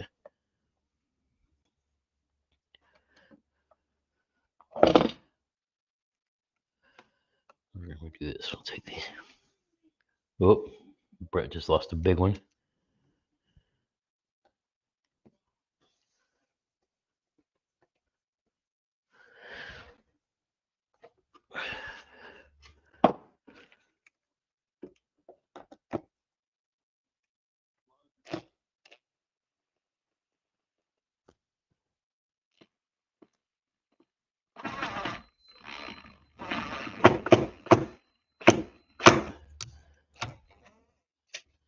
Now it's grabbing.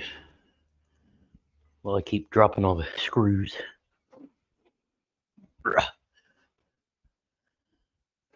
There's one. There's two.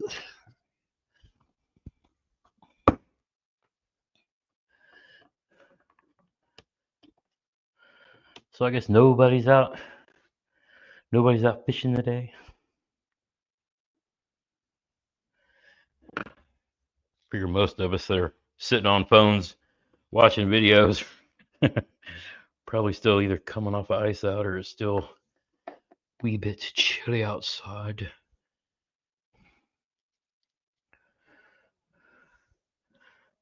Yeah, I just picked up a new like photography camera for mine too. I got the Sony what is it, EV10 Mark II with a Sigma lens, which makes a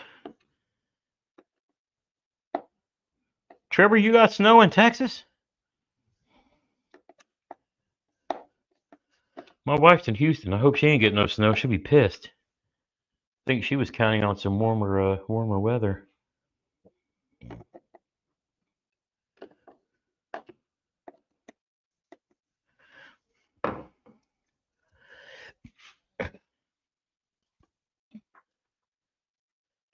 Here, I'll show you guys what I picked up this year to up the game.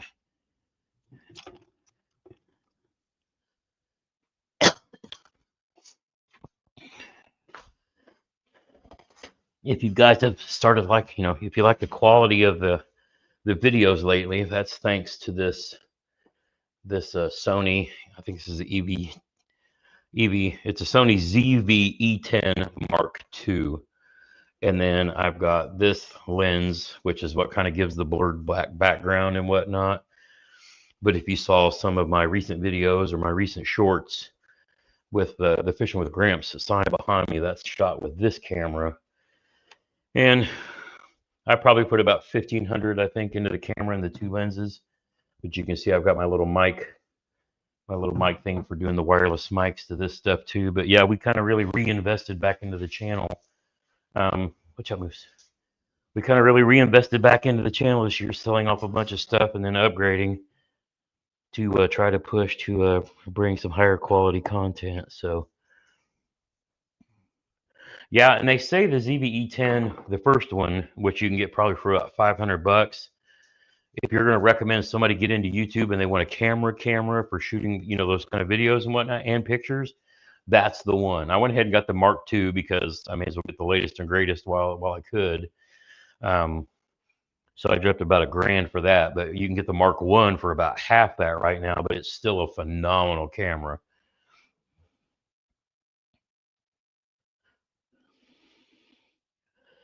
Trevor says his area is cursed with cold weather. Yeah, felt. Hopefully Texas will be warm when I get down there. I'm going to be pissed. All right, so we're going to leave said transducer right here.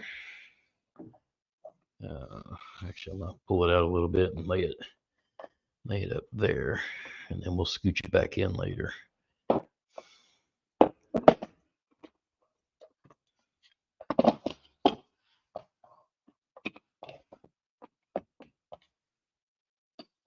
But I mean, realistically, and this is one of the things I'm going to cover when I start this fishing YouTuber series, is you can literally start it with your phone.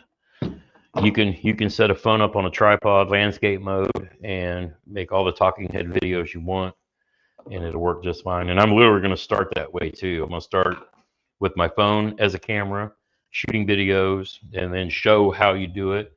And then I'm going to go through, like, since I've got a GoPro 13, I've got the DJI Action 4 and 5, I've got the Pocket, I've got one that I haven't even unboxed yet. It's that 360 camera that I've been absolutely mesmerized with, watching other people create shorts and reels while they're out on the water. And that's something else I'm going to be learning this year. So, yeah, when I should be out fishing, I'm still trying to learn how to be a fishing YouTuber. And that costs me, fishing time, because you're trying to do both. You're basically becoming a videographer while you're, I'm already an angler. I mean, I can admit that much. But it does distract and take away from your actual fishing when you're trying to create content at the same time.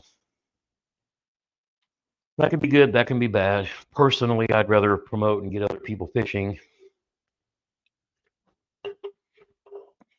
than my own accolades or catching giant fish all the time, even though it hurts the pride every now and then.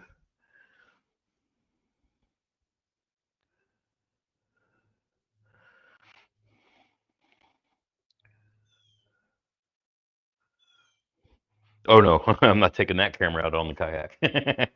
Actually, I might when I'm down at the classic, but I won't be fishing then. I will be following people around, taking pictures, doing content. But I still have to really think about that, because I would die if something happened to that camera.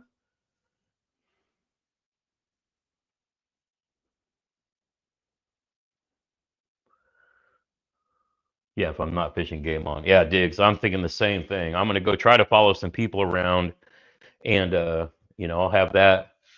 I actually have a big case that I haven't even configured yet, that's going to be to haul all of my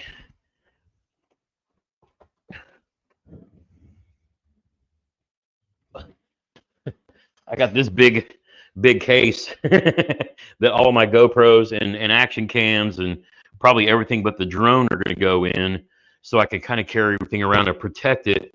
But I haven't gone through and done all the little, cutting out the squares, and that's another 6-hour project that I just haven't had time for yet, and one that will probably wait till like next winter, because the more I talk, the less shit I get done. Okay, next we need to get the I'm gonna have to open this one up the same way so I can fit these in there, but that's fine. I need to get one. All right, who's doing what? I'm still trying to pay attention to the bass stuff going on too while talking to you guys. All right, which one of these is gonna come through? A smaller cable. What small?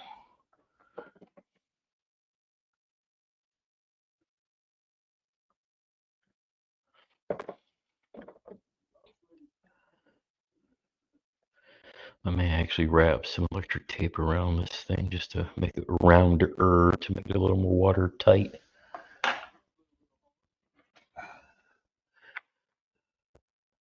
Try to round it off a bit. That one looks like it's going to work.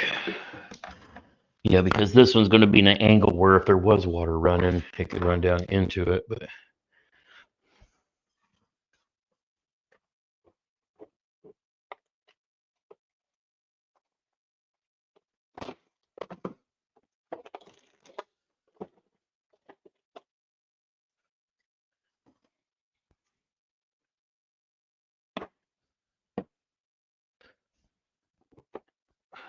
oh crap!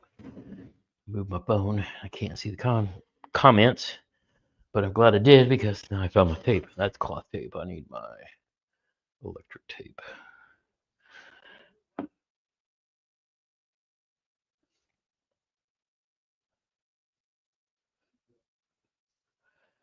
Yeah, big digs. It doesn't take long, does it, before you gotta get into some cash into the old camera gear stuff. I need to, since I've got my drone license, I need to do like some commercial, go find a realtor to work with and do some work for them, offset some of my costs. But I'm actually going to do that with the Hickman Tech channel that I got coming out. That's going to be like all my techie side, since I'm an IT guy and a nerd at heart. I can talk quite a bit about tech talk stuff and do some reviews for Gen X who's not really into tech like I am. Basically, speak to my people. These are my people. And give them a source from somebody their age and not some 12-year-old from India or teenager on TikTok calling them old and stupid because they don't get it. But I mean, I know how that goes. There's my electric tape.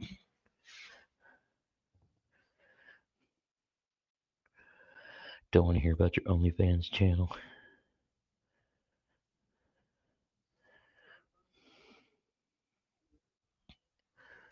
It's kind of funny. I actually started my whole YouTubing thing back when the kids were playing Little League, except for poor Shane.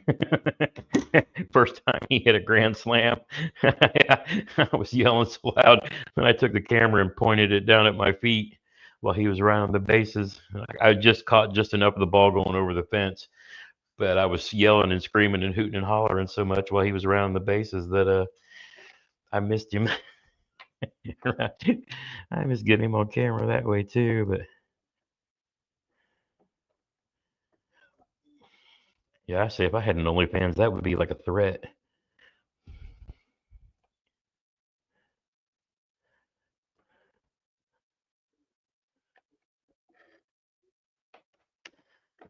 Let's see. Yeah, but then I got into competitive shooting, and so I was taking cameras to that. And that's where OEF5 and I actually met. We met at a gun range. We were playing gun games, running around shooting still targets and whatnot. But then I got into recording my son's football games and my daughter when she was cheerleading. Bought your camera to buy a car.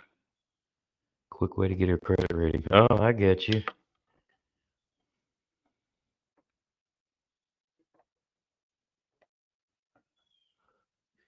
You just needed something like on Best Buy or something, didn't you?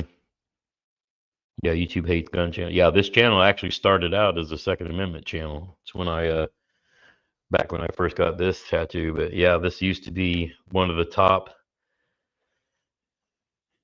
Um, this used to be like I used to do like a lot of Glock, breakdown and cleaning videos, and I'm a Glock armor as well. So we would do competition stuff. And then, back in the day when we were doing a lot of Second Amendment rallies and things like that, I would live stream those.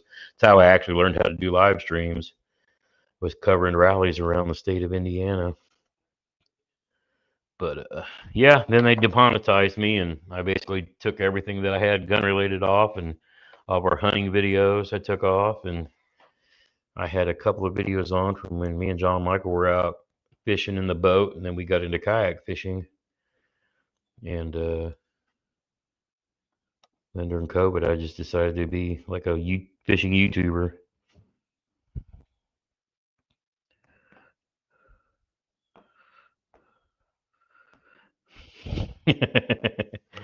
Well, the good thing is you paid most of the camera off right out the gate, so that's pretty cool.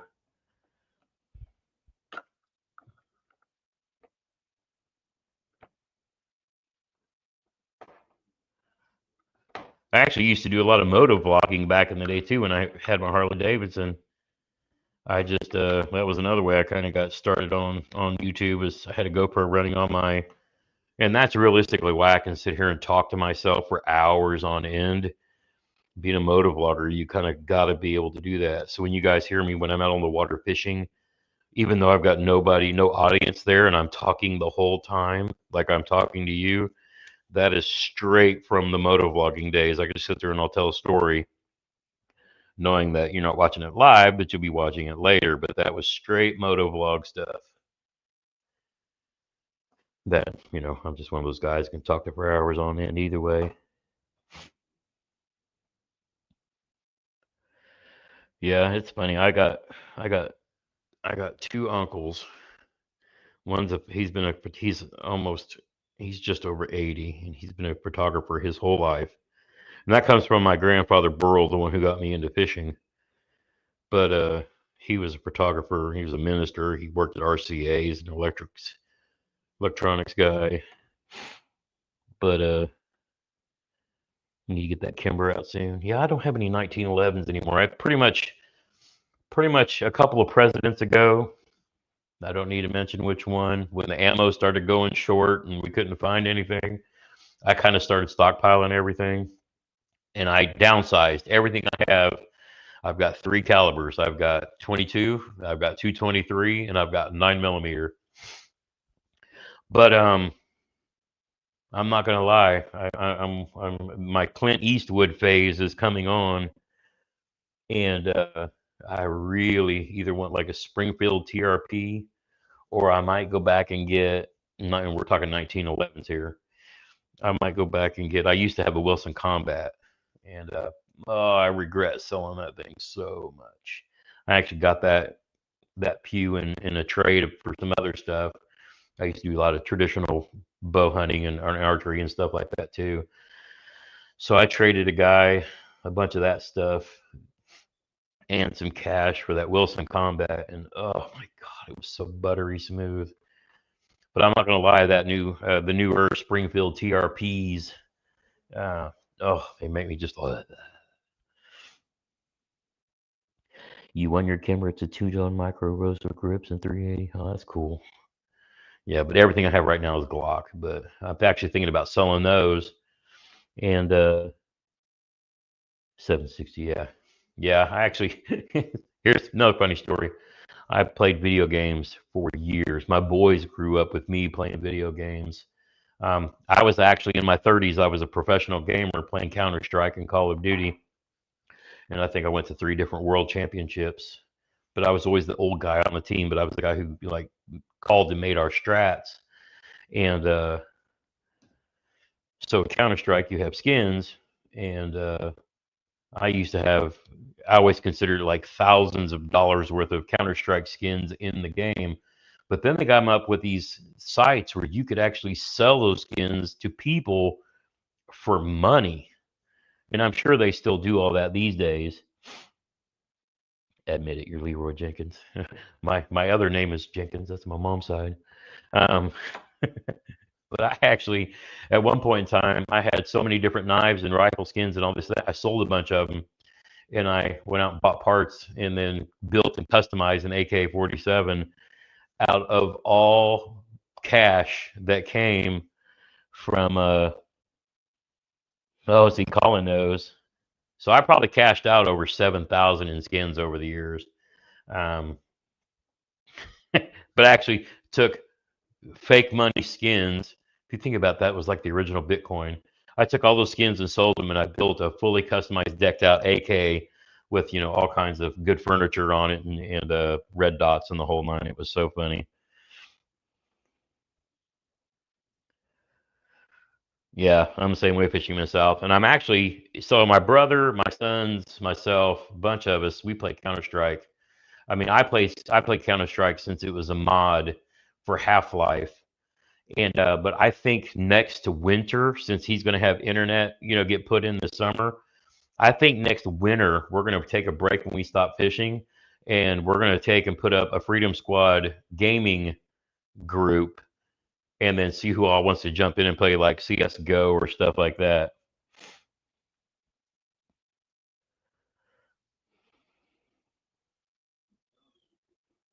Oh man, yeah. You would think I would have carpal tunnel in my hands after so many years of gaming and being a computer programmer and all that too. Oh, yeah, it's funny how much but back then that the gaming was like our therapy, but we could do it year round. But that again, that's also part of why I am as big as I am because that was all that I did. So at least fishing encourages me to get outdoors and force myself to want to be healthy and do all that again too. But like I said, probably next fall we're going to be. And every year I still watch the Counter Strike Championships, overseas, Katowice, Black Ops 3. Wife got me addicted, or your kids got you addicted. Oh, had to look and see who posted that. Yeah, I didn't. Once it got so theatrical, if you will, I played like the World War II version of Call of Duty, played all the battlefields, but Counter Strike for me was like my first main shooter, and it's like always what I go back to. My wife yells about the late nights of me. I had my gaming computer in our closet when we were young and before we had our house. We live in an apartment and whatnot. The only place I can put my computer desk was in our closet.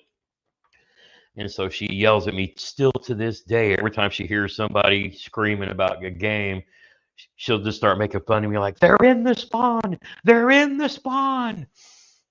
It's so many maps of Dust 2 over so many years. But yeah, she still laughs and hates every second of it because I kept her up so many nights. Okay, I need to punch. I need to punch the hole in this guy. I need to expand you out and then get you screwed on. Not you. I'll come back to you in a minute, but oh yeah. Fortnite Provo before they started.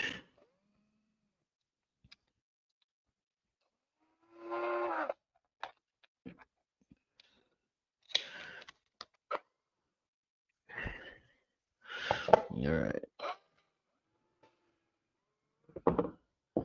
Make sure I can push this against something. Not screwed. That one's not gonna bite. I'm gonna switch back to the other one.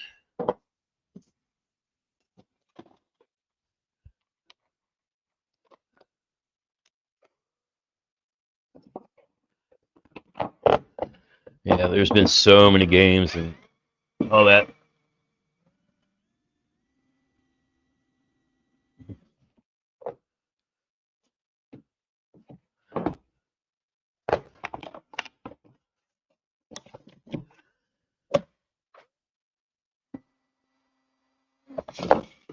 It does not want to bite.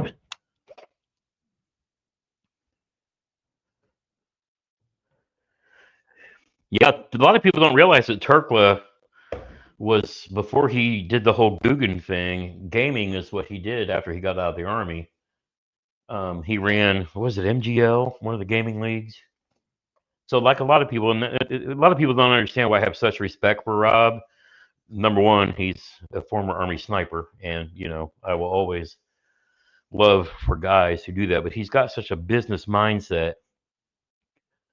But yeah, Rob was one who was not going to sit home and do nothing and end up being a statistic.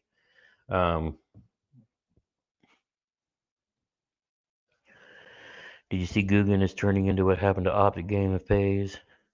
I mean, I look at it this way: the Guggens are growing up.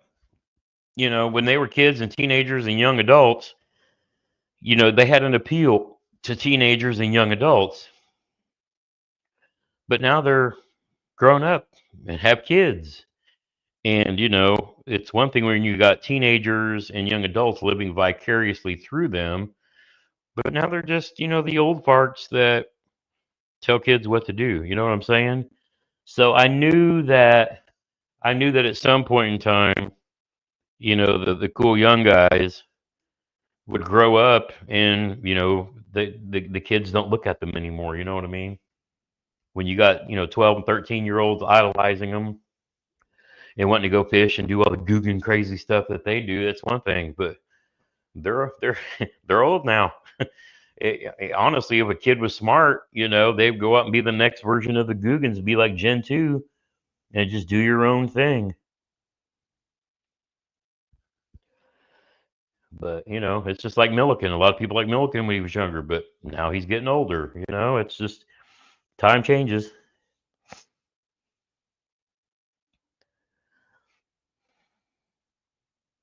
Yep.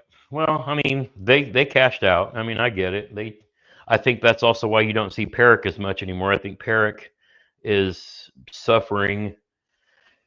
um, suffering mentally from becoming a millionaire when they got all bought out, and that's why it's taken him a few years to even come back to think about creating content, because Perrick is a very eclectic personality, and I think he's one of the people who always was worried about staying true to who he was, and age and money is kind of. But I'm glad to see him making content and again, at least go out having fun fishing, with his fortune. But it's funny. I'm 57 years old. I'm 57 years old, and I still follow all the stuff the Googans do, and I still follow a lot of the stuff I did when I was younger. It's just the nature of the beast. I keep up with a lot of things. Where I cannot. I need to make that hole bigger, and none of my hole cutters wants to dig into this freaking plastic the way I need it to. This one might. I need to get this last gasket on so we can get up front and get some more shit done. What time is it? 2 o'clock.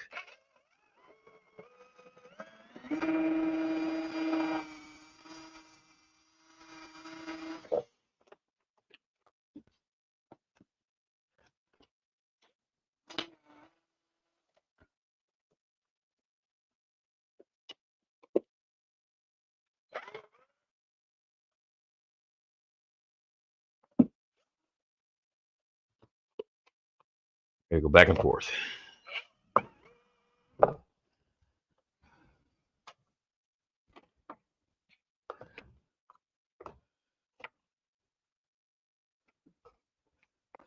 I got to get it just big enough so the gasket on the back side of this fits into it, and that makes it like watertight. But I got to be very slow and methodical and pull my shorts up so my guts ain't hanging out.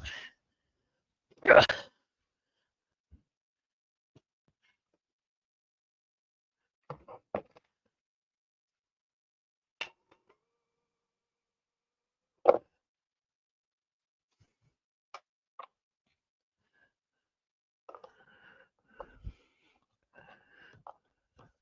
Yeah, Rob is not 1% still. That is for sure.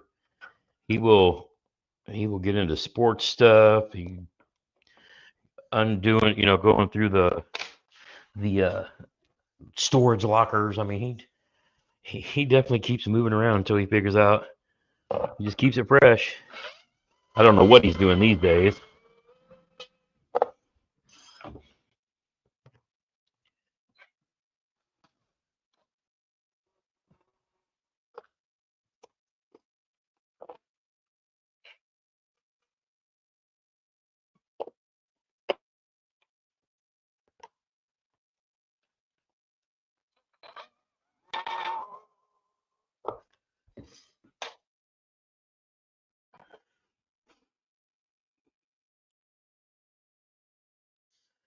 Yeah, and I think as for me, it wasn't so much about being a Guggen fan a lot of the time. It was just watching, like you said, watching the hustle, because they did so much, but they kept a lot of kids entertained. And what I will always give them credit for is for bringing new people into fishing. You know what I mean? They uh they brought in the next generation of young anglers, whereas the old fuddy duddies who are in their tournament jerseys bitching about forward facing sonar, kind of drive people away. Though even those guys have kind of forgot about, as much as they talk about being old school and fun fishing and all that, they're not what the kids wanted to see.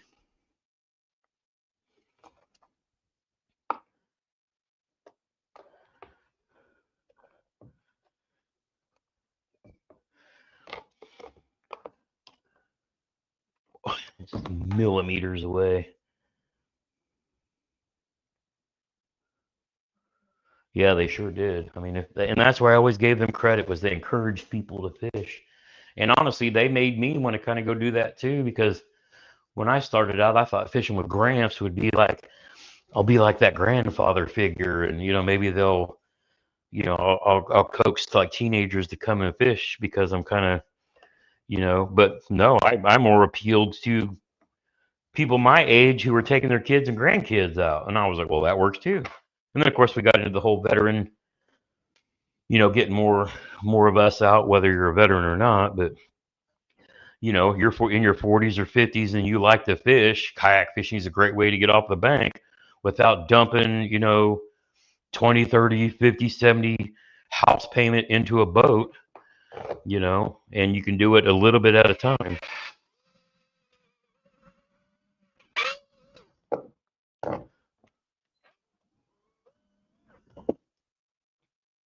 Because whether you're fishing $10,000 tournament fishing kayaks, or you're just getting a paddle kayak and throwing it in a creek, that's the way to do it.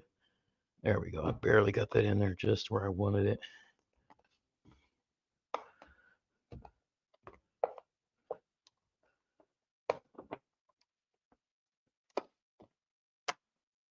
Just need like a millimeter more.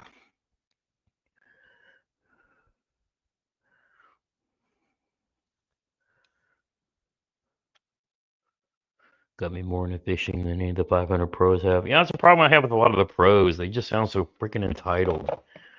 It's like,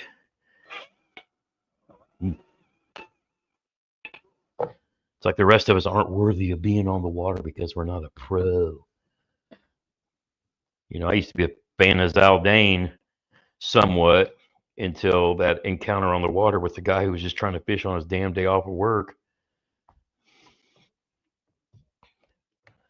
And you're gonna go ahead entitled, act like a little kid because somebody else was there fishing on their day off. It's like, I don't even want to hear that shit, dude. I'm happy that you're in a tournament, but I damn sure don't want to hear about it when I'm on the water.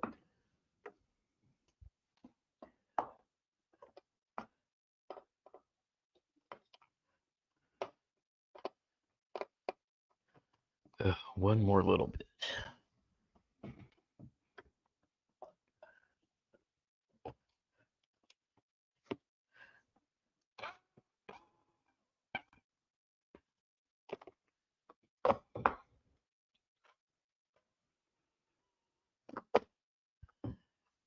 But I'll tell y'all what, one of my favorites, and he's just a guy who keeps it so damn simple that I could sit there and watch every day, just throw up on the TV with a bag of popcorn and just enjoy all day. It's still ND Yak Angler, just getting out there paddling around, catching big fish. If my shoulders weren't so bad, part of me says I could get away from fishing every kind of tournament there is and just going back to doing that, going back and getting another PDL, drive, just go back to old school fishing. And who knows, that could happen someday. I might get burned out on all of it and just go back to being simple.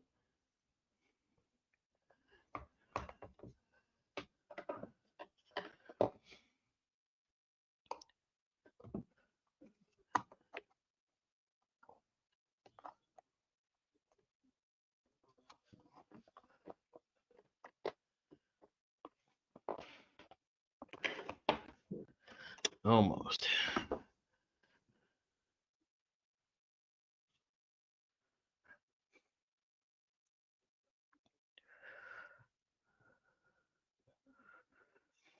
Yeah, KBF has gone more online this year. I mean, it's one thing that we really focused on is, since Bassmaster is Bassmaster,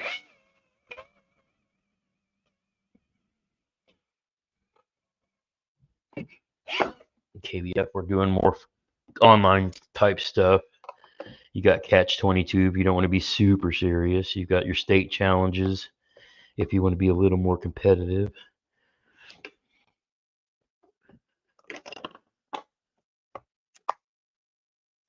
Which that's something like my brother can be really good at, because If you can get out there and fish every day, those month-long challenges are really good. Win you a few bucks. Catch 22 if you're more into the fun side of things.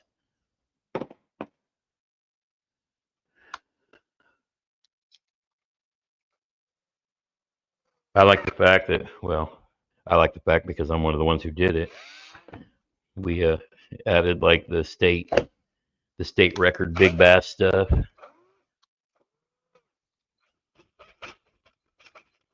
Yeah, the KBF regional stuff will be fun as well.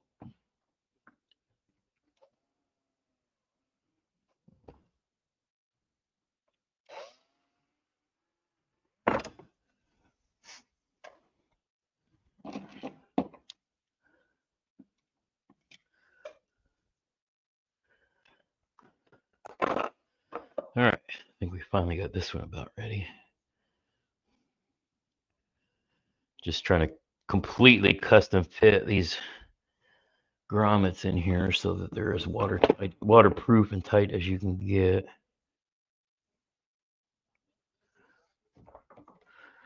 See, there's Ish Monroe.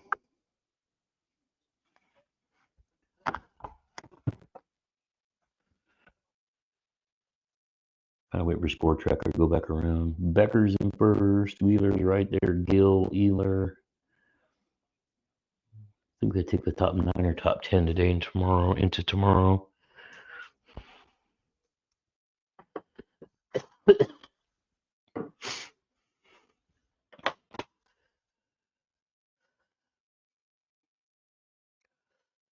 Yeah, Colin, that's like I said, I'm going to fish this XTR this year just to try to do some different things.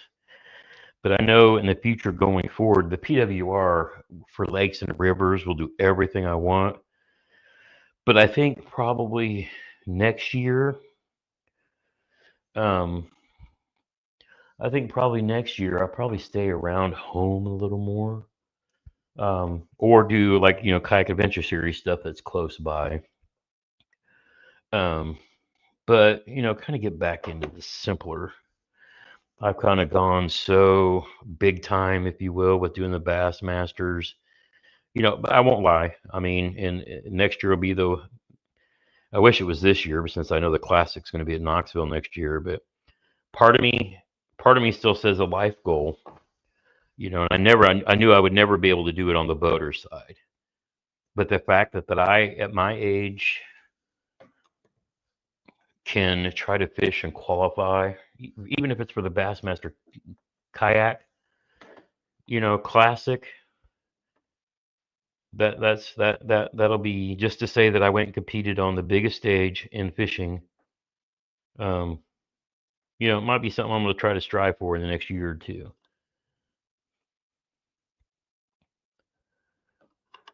Be getting a tan with my girlfriend if we had an XTR. Everybody calls those divorce boats. It's always better to have 2 kayaks than one.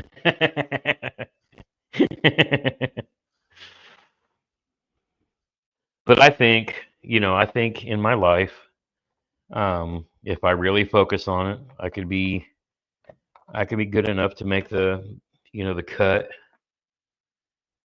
if I had a really good season.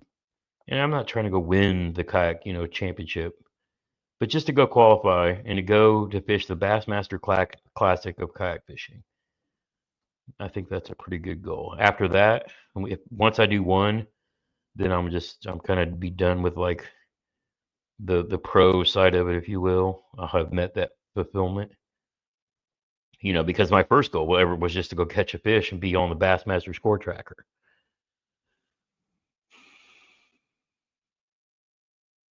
Yeah, that's with the Cas brood stock. Yeah. And see, I would keep fishing those because to me those are just super fun events. But to me, I mean, just imagine, guys, even if you finish 3rd place in one of those big Bassmaster events, those trophies are monsters.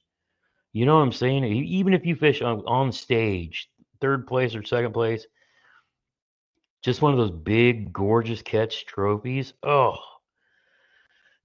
that would be every fishing dream I ever had come true. Because years ago when I was boat fishing, younger guy in my club, I won my club's, club classic, and that was kind of cool. But to do it on a Bassmaster level kind of thing, that would be something else. That would definitely be something else. I wished I could have done it this year, but it sucks because I know it's going to be in Knoxville, the classic next year, but they had so many West trips.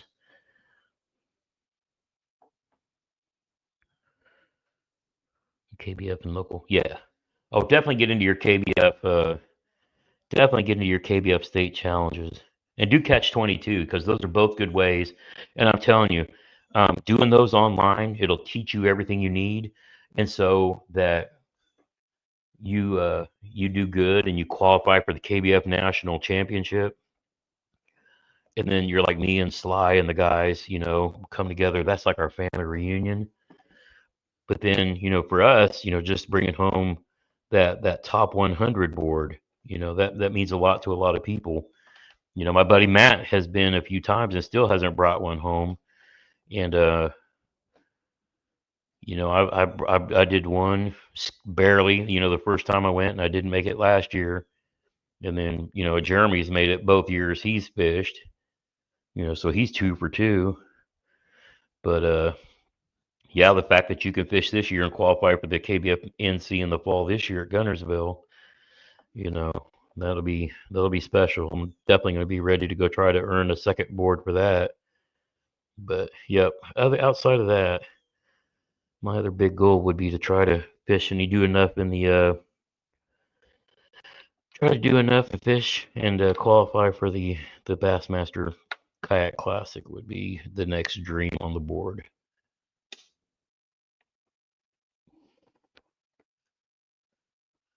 That would be a dream come true. Then after that, I really wouldn't care. I would do some events that were close by just for fun, but there we go. I got this bad boy in there nice and tight so it stays watertight. I know in the past when I've done these, I was not so as focused on doing what I'm doing now, which is getting it super. But where these are sitting on, where you can get water in them, I want them to be perfect. So that's why I'm kind of taking my time and really finessing these into place so it really creates a waterproof kind of gasket on pass through.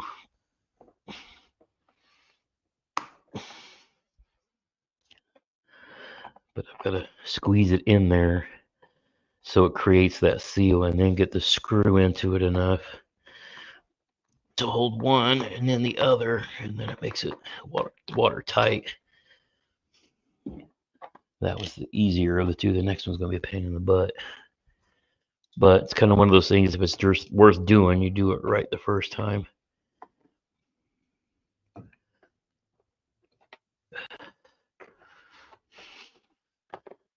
don't think I've got...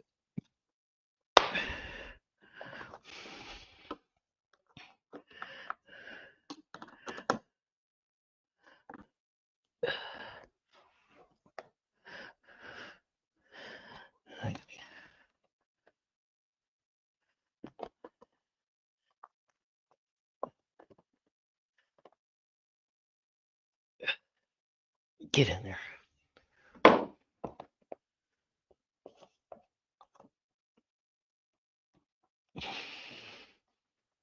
I'm wearing my hands out trying to squeeze this gasket into the hole and then get it tight enough.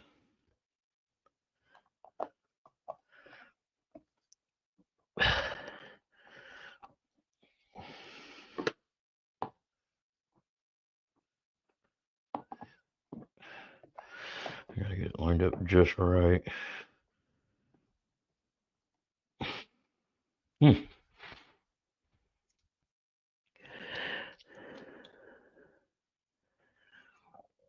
Yeah, Diggs, I was thinking about that too. Since I work on a Navy base, we actually have a bass boat club on one of the lakes.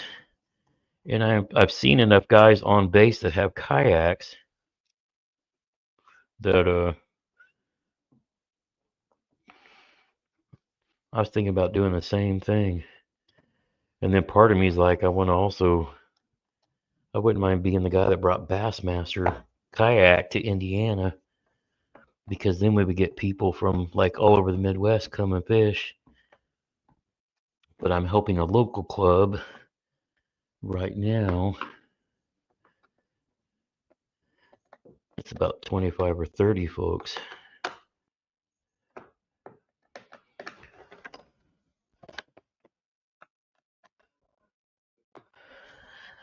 All right.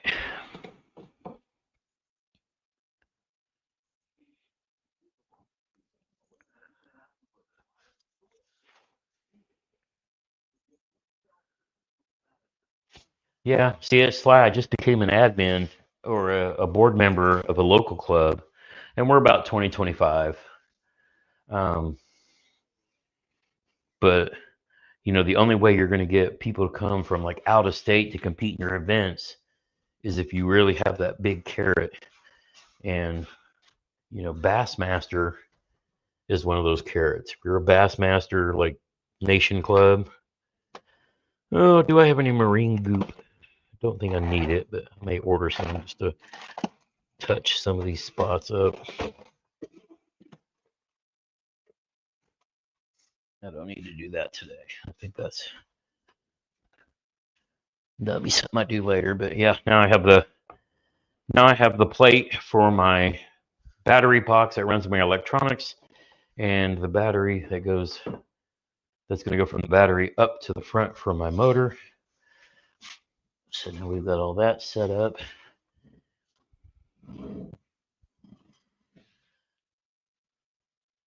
I don't need to close that up yet because I still have to get those tapes and run that transducer cable through. All right, I think I got done back here what I wanted to do. It's about time to slide the table and everything up front so I can start putting the mounts together on the front of the boat.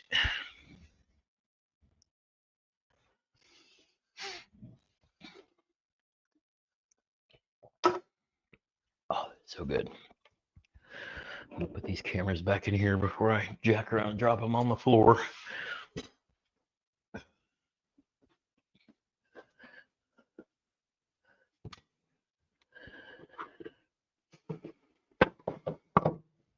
I've got to get some video editing done too. I got to get some more.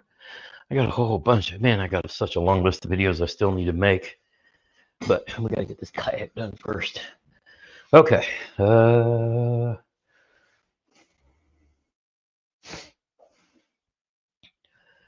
right, I'm going to slide. See, I should have enough network cable.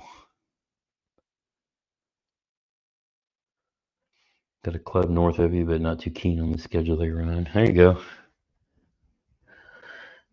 Oh, see, we got Grandpa Woody fishing in the house. All right. I'm going to mute you guys for a second while I slide this table.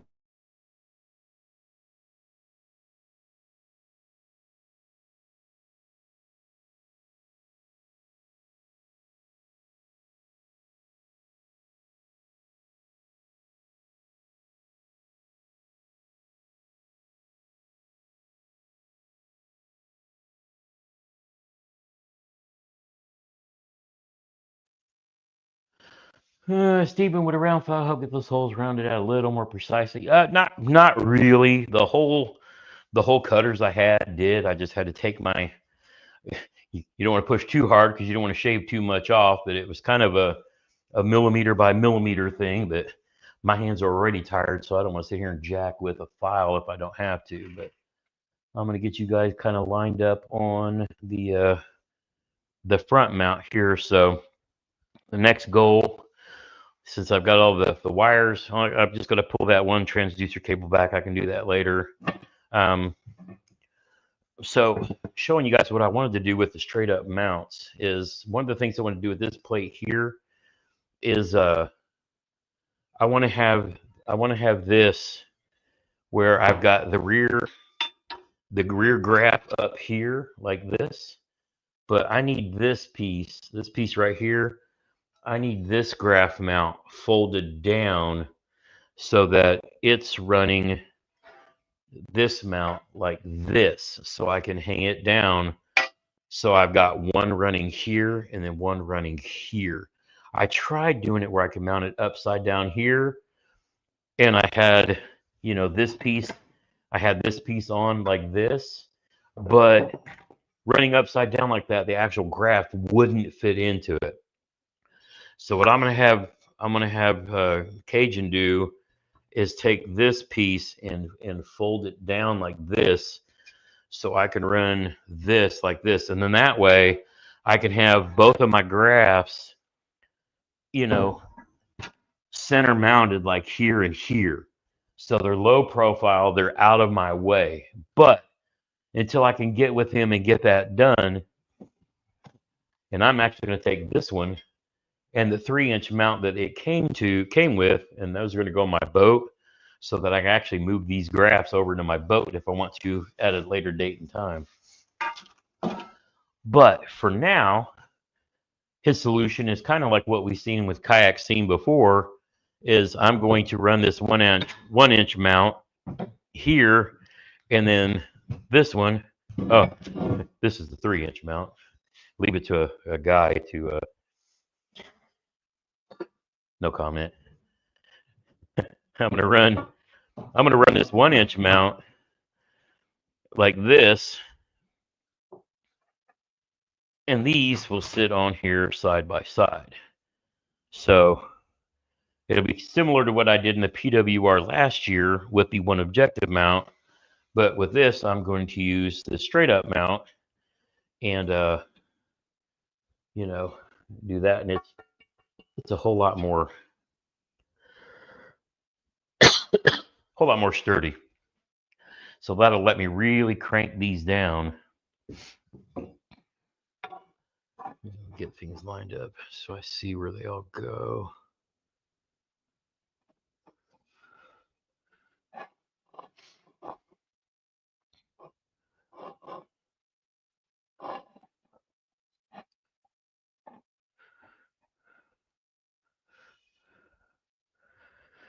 Okay, those will line up there.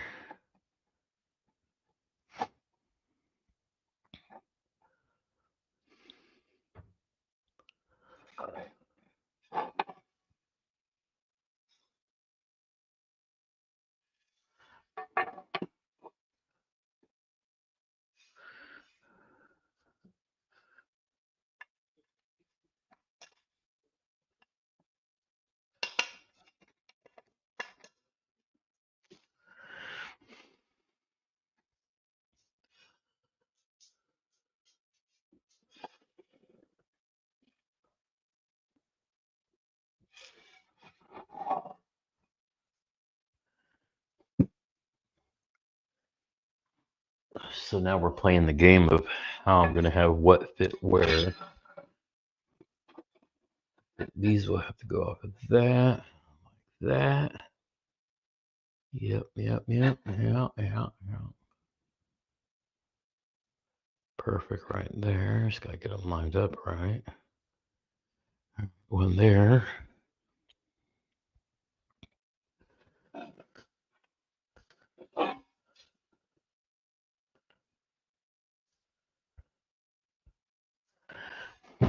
I've got to science it all out to make sure I get it lined up right.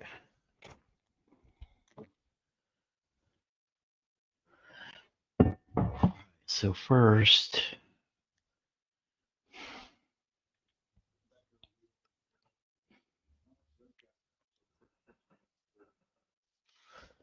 all right, we're gonna do some. Gotta do some ciphering. If you know that saying, you're not just old school. You're just old. But we're gonna do some ciphering. Oh, I need to get that plate off of my. We'll get our tablet up here so we can get back to seeing who's doing what in the derb on the Major League Fishings. Okay.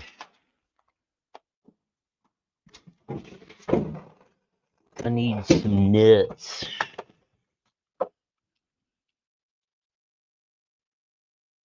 Ooh. I wonder if these will solve my problem back here.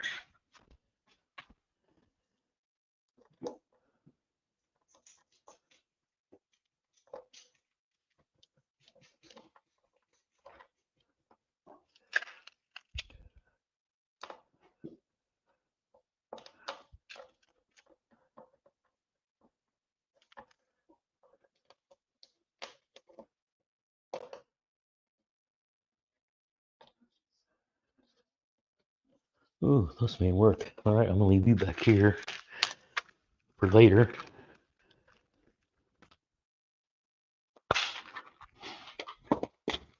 Good to know. Ah, don't spill out. All right, I'm gonna need two of you back here. All right, I need drill, impact, and you, not you. Let's see. Need to put my phone up there so I can see the comments.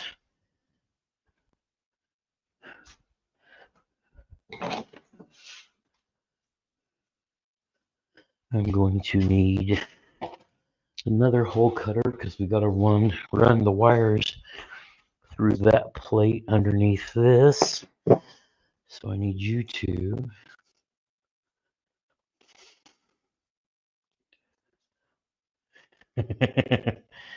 So I've seen a Martian reference, and I'm still looking. Not from not equal not. That is true ciphering.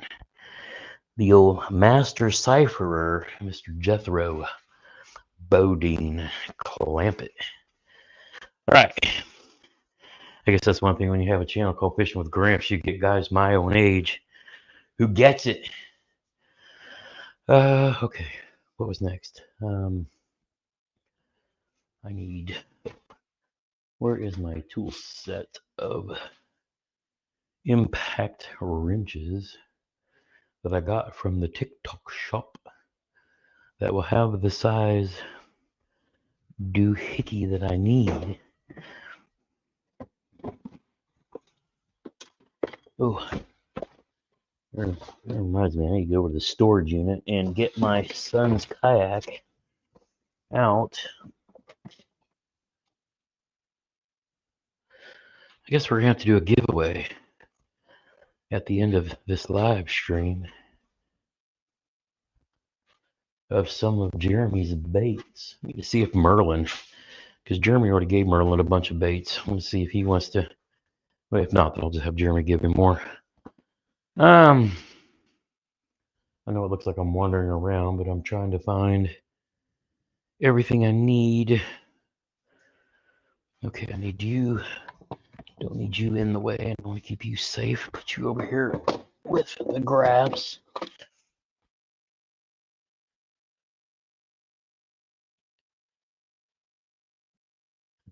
Need you down a second. Put you guys back here so we can take out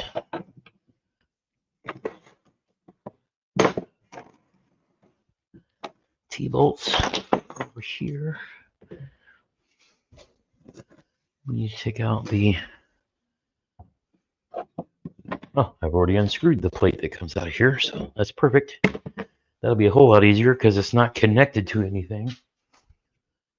Oh, I need to figure out how many holes I need to drill. I did 3 in my last one, and I probably need to do at least 3 this time for the power transducer.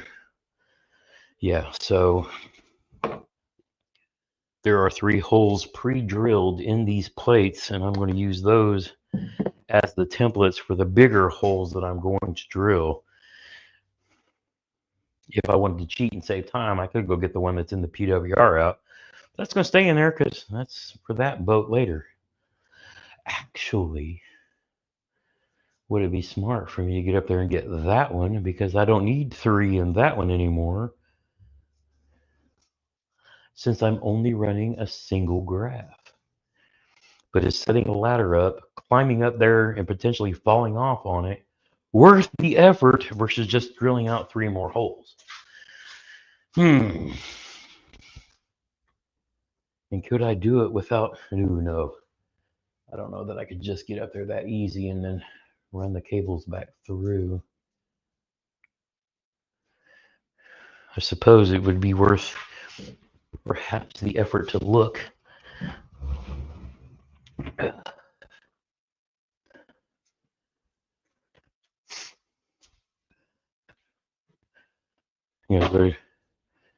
Jeremy's Baits, you say?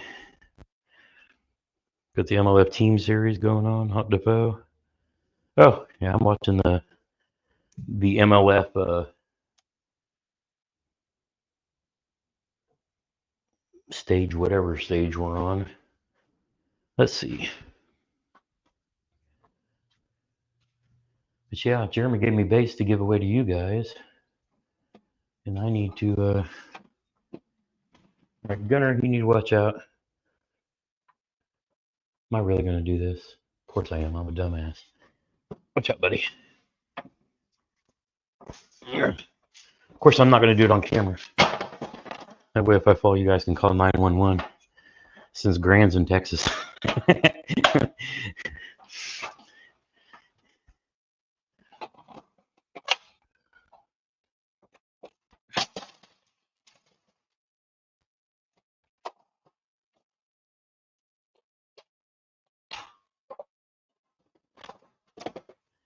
All right, screwdriver. Yeah, sorry, you guys just get to listen to me risk my life to climb up here to look at a stupid plate to see if it's worth taking out. Oh man, how do I know that perfectly? All right, let's see if I can. Yeah, I got some pretty cool updates for the PWR coming too that will get put on when I get back and we get ready for our adventures out to the Kayak Adventure series. Oh yeah. Question is how easy would it be for me to disconnect all of that crap? Yeah, we're gonna try. Save me time in the long run. Then I only need the 2 holes later. But I have the handy dandy Yak Attack cup holder that I can put all these screws in.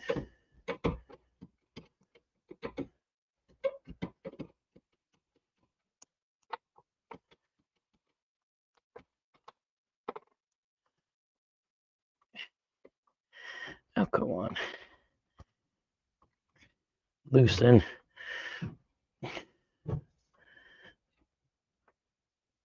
Let go. Oh, there we go. All right, I might be able to do this without dying.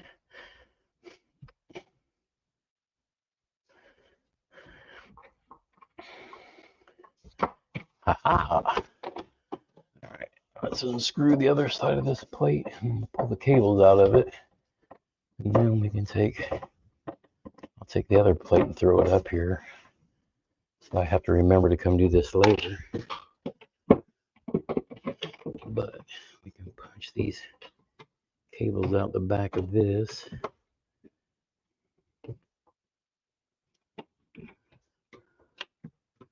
Okay, I've only got to unscrew 2 of these. Put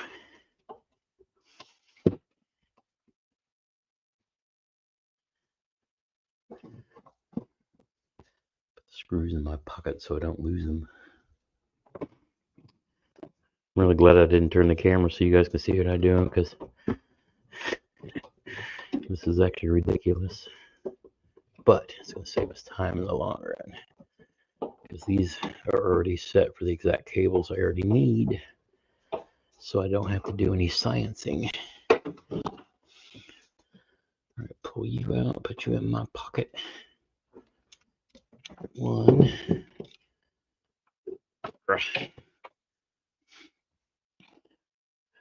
One part done.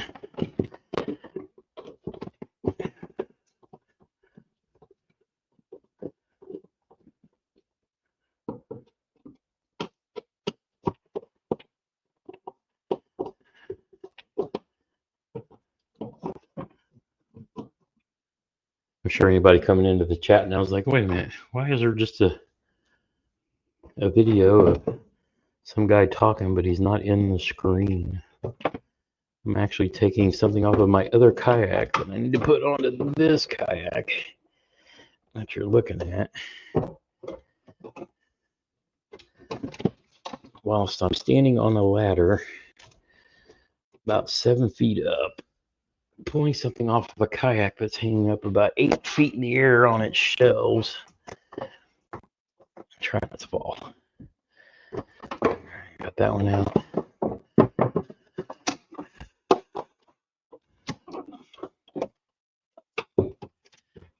Pull you out.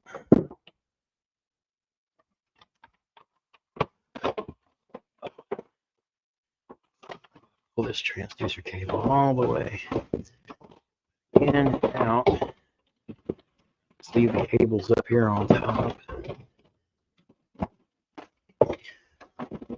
Did this cable get any longer? It's the end.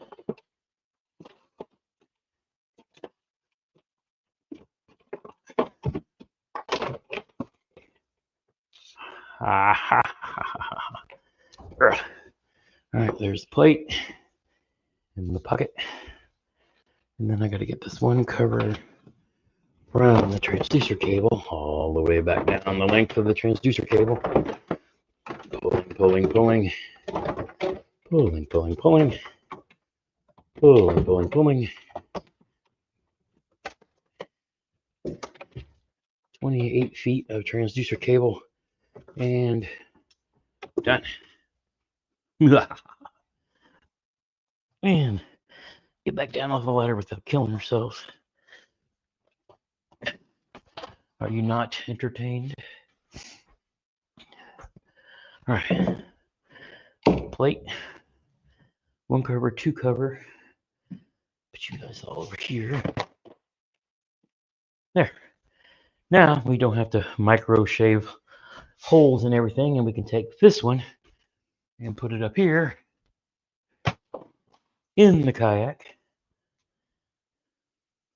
If you guys have seen the new Ketch trapdoor, I will be doing that upgrade when I get back from Texas, along with some other upgrades for the PWR, because that is still my favorite. Okay, let's see where we're at and what we need to do. I need to start running cables, pulling them through.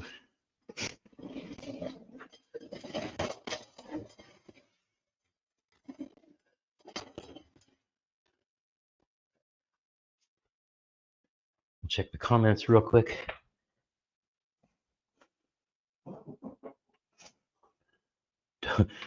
Dogs seem concerned about acrobatics. No swinging from the light fixtures. Yeah, Jeremy named his bait company the Freedom Squad Bait Co. Big guy on ladder pulling cables. What could possibly go wrong? Yes, exactly. Definitely, you don't want any of that. Yep.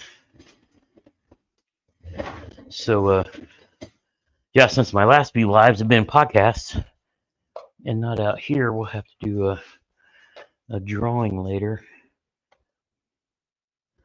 for some of Jeremy's baits that he gave me to give away to y'all. All right.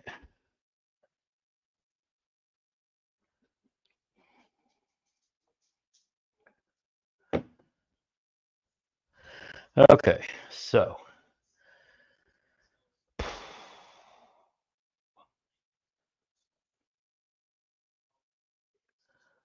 I need to figure out how I'm going to get those cables through there, into there,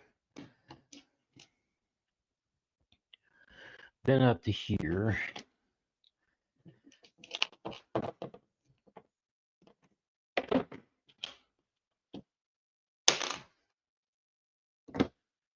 Okay, we got 1, 2, 3, 4 screws. There we go. The 2 covers. And that one's still in where it belongs. So I'm going to stack you there.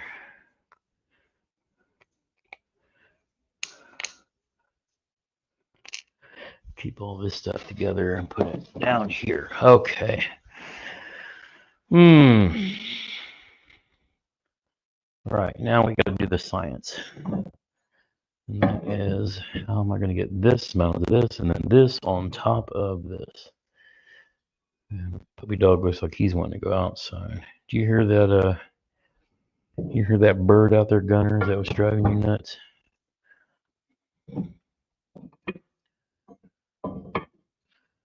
Okay.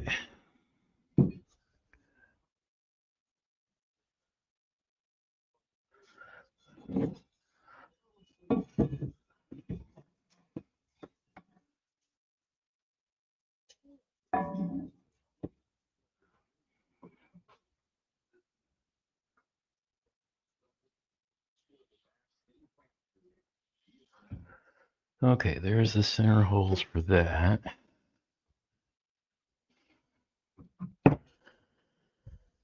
How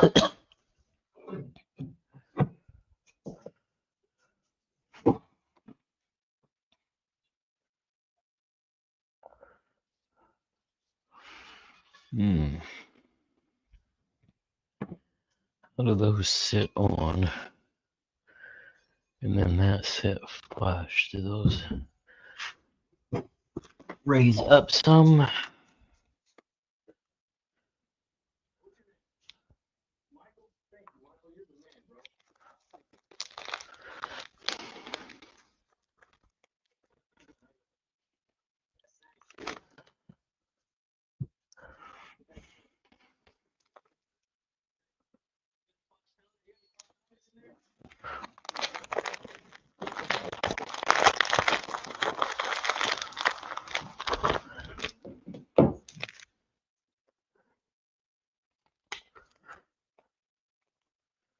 I have a bunch of lead, 2 grams of Jeremy's pouring lead-headed stuff. I think they poured most of their jigs. I think they're doing mostly, they did jigs first, they did a bunch of jigs, and I think they've been tying them lately.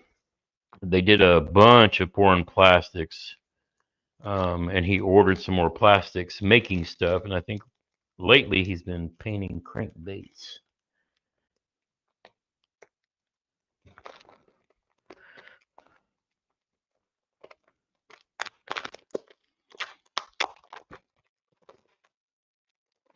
But I'll do a bait pack giveaway some point in time towards the end of the stream, whenever we get there. Or I'll do it next time we just do a regular sit down live, because I know these kind of lives people be in and out anyway, and I don't want to miss them having an opportunity. I have like 100 pounds. Holy smokes, that is a lot of lead.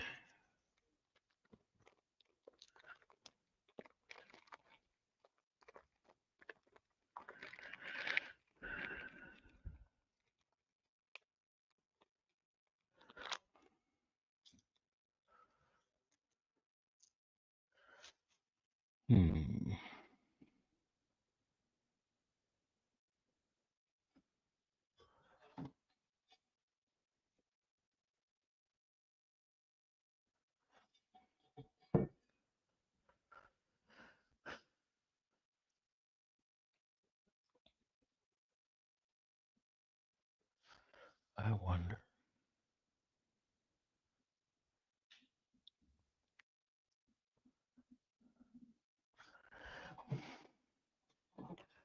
I might have to have some gap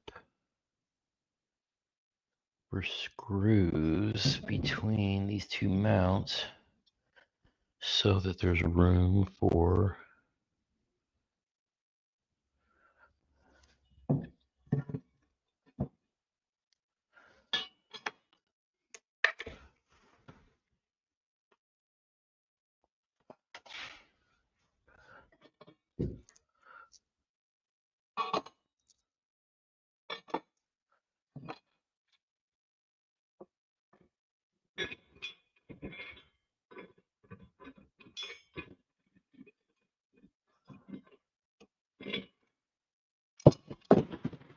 Oh, that's good.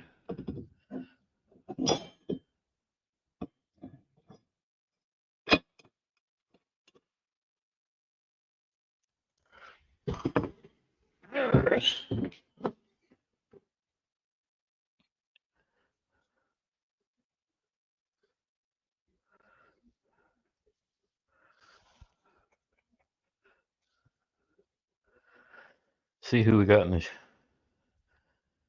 I accidentally went to somebody else's chat. How many's he got in there? 10. Haha, we got 17. Got it from a concrete job last fall.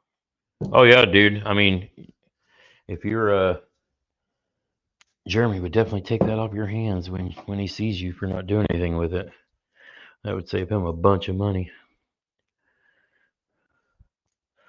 Okay.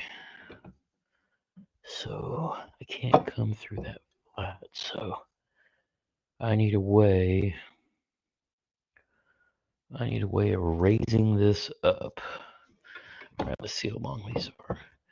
I need some spacers is what I need.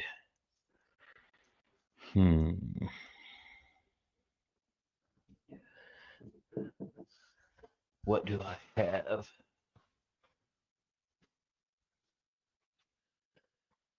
Let's see. I could stack washers.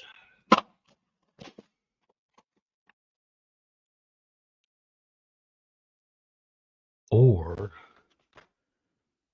I could run a smaller nut because I don't need that much. So I need to get these base mounts on first, and then like a spacer, just enough. Yeah, okay. I know what I'm gonna do. Take those off for now, and I'm gonna put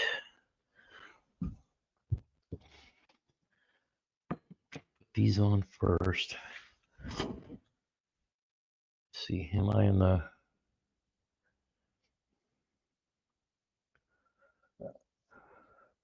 Okay, I need to go move the camera back that way a little skosh to give myself some room. There we go.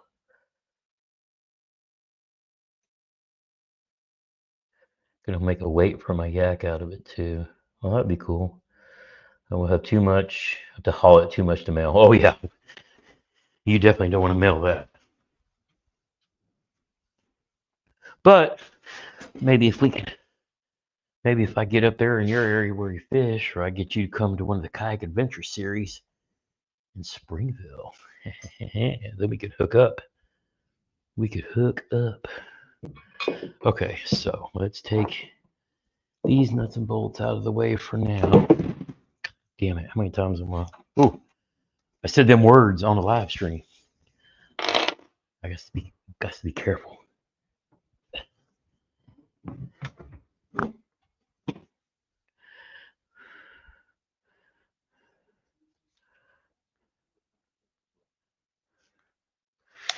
Here, let's put you over there so if you do fall, you don't fall down in the bottom of the hole again.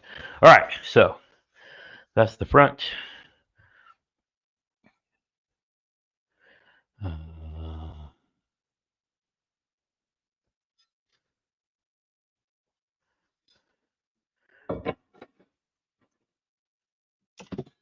Oh, yep, I already fell. All right, let's.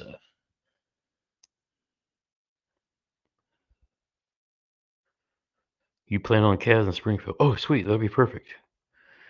Trevor plans on the Kaz in Minnesota.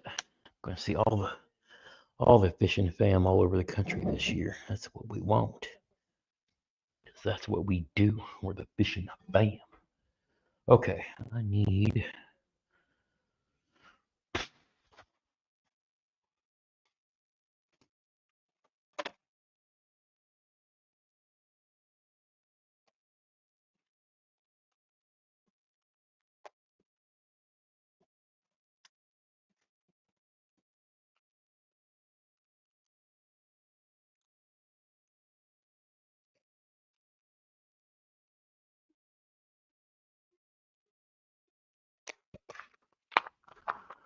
Oh no. Bought the bolts for this specific purpose. Find where I put them.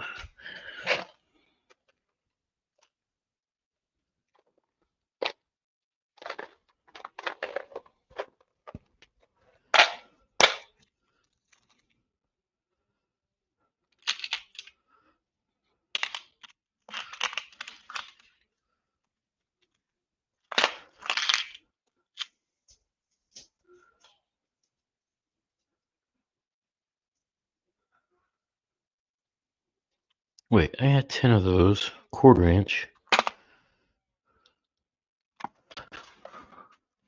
Where the hell did I put them? They gotta be up here somewhere.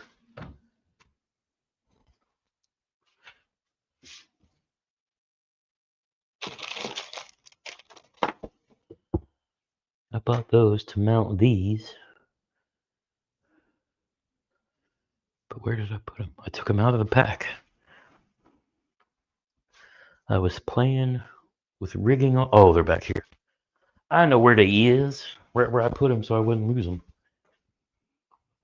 Well, hello, boys.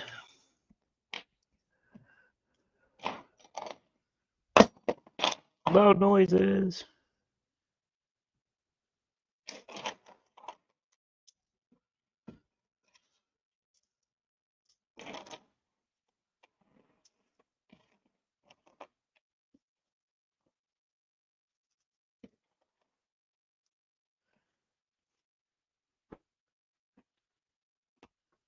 Get these all mounted up.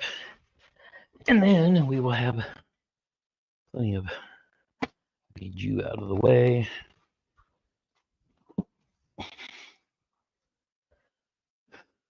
There's Mr. Wheeler, still smoking them.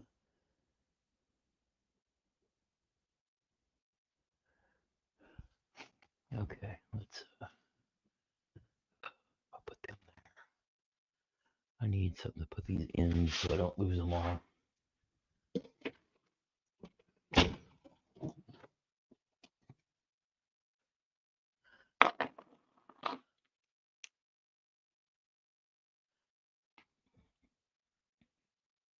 Okay, so that is the front. Now we got to figure out which ones of these holes were the ones we were lining up.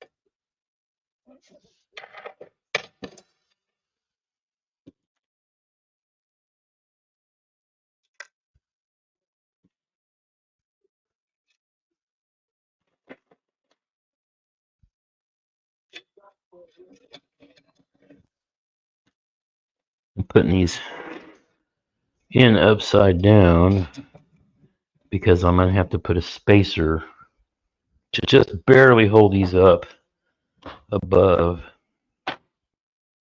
this other mounting bracket.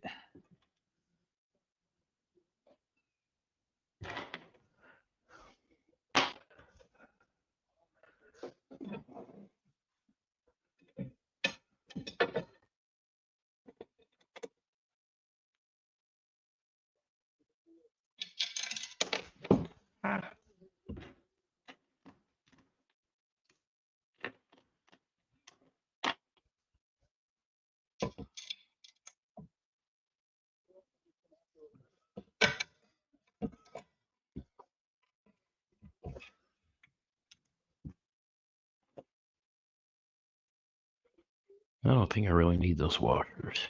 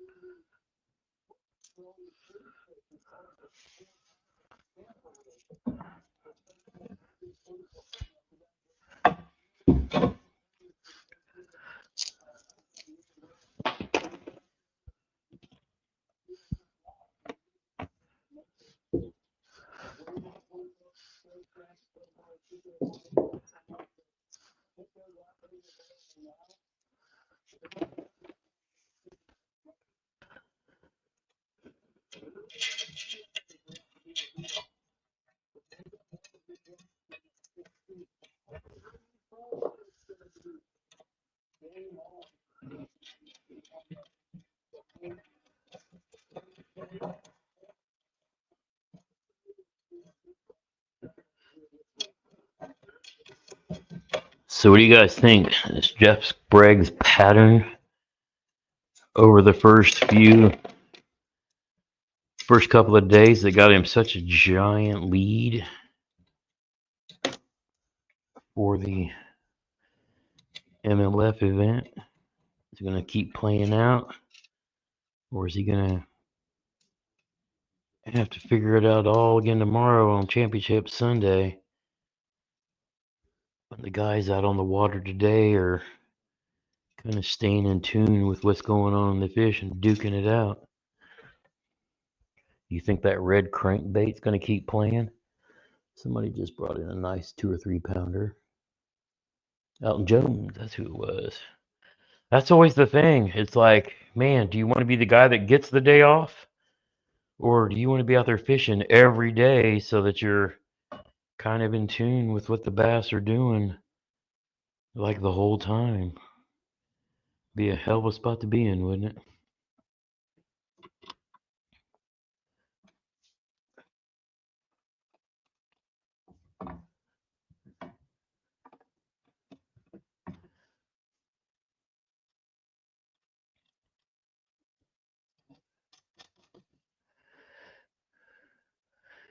I just wonder, is not being on the water going to hurt Jeff?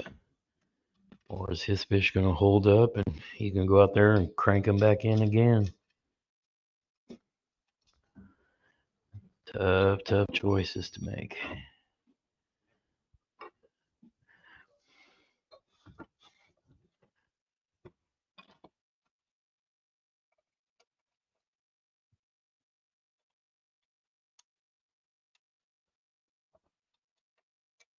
I mean, he's not burning up fish, but he's going to be a day out of competing. Just hoping that his pattern that's worked the first few days, hoping it stays true. It'll be a tough position to be in. Okay. You gotta go potty? Gunner, you gotta go potty? You guys ain't been out in a while. Let's put you guys out. I'll show you guys the sunshine, even though it's like 40 degrees today. No, don't go that. Of course, you gotta run under. Gotta run under the desk. You can't run around the kayak where there's nothing in the way.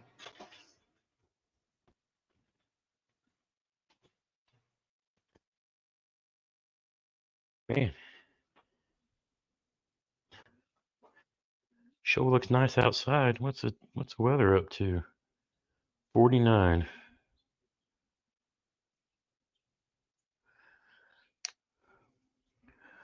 Those two darks literally went across the street. Get out of the road, Gunner.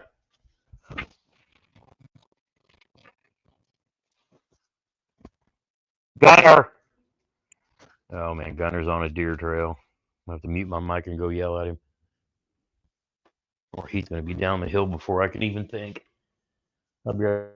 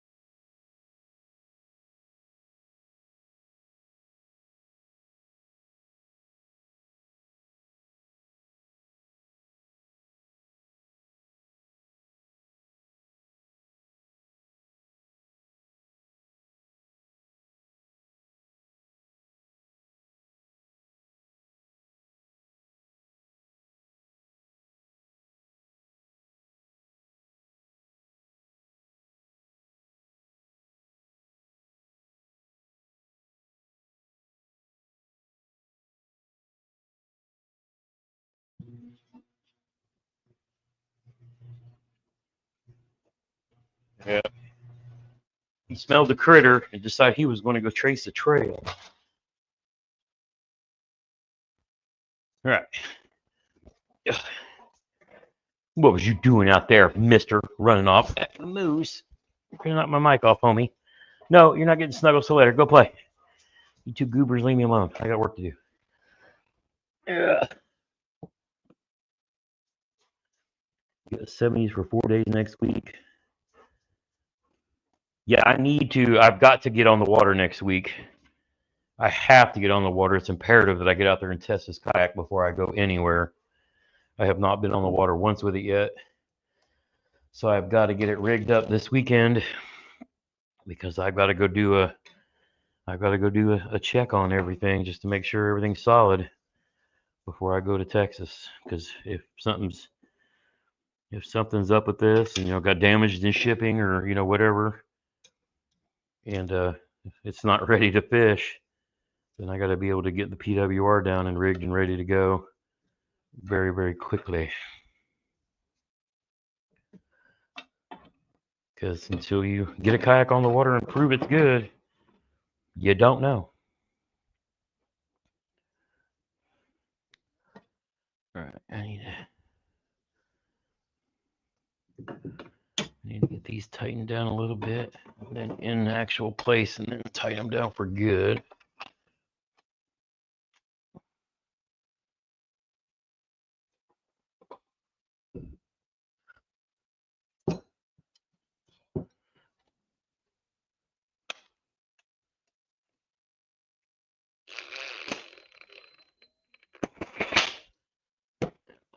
Need to get the right bit for that one. These are bigger screws. Yep, like I say, gotta check it out. Mr. Brett Ayler with another bass.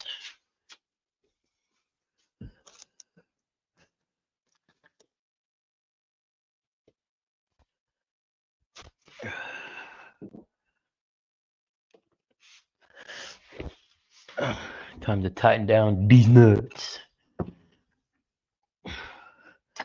Because I'll never outgrow saying these nuts.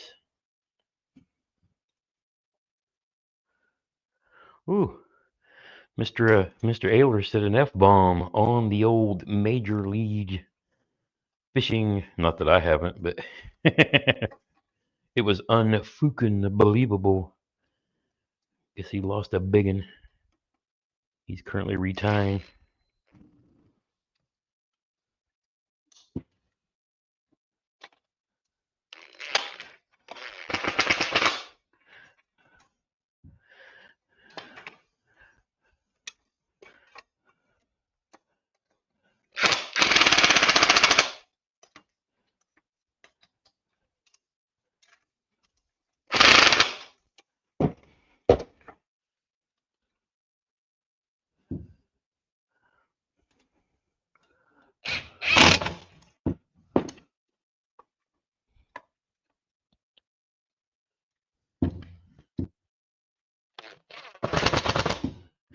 These nuts.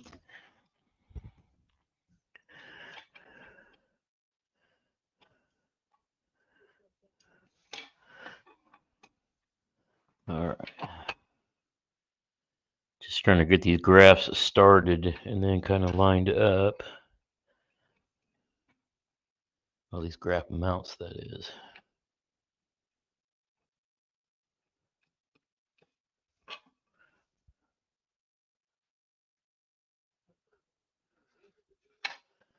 All right. That looks good right there.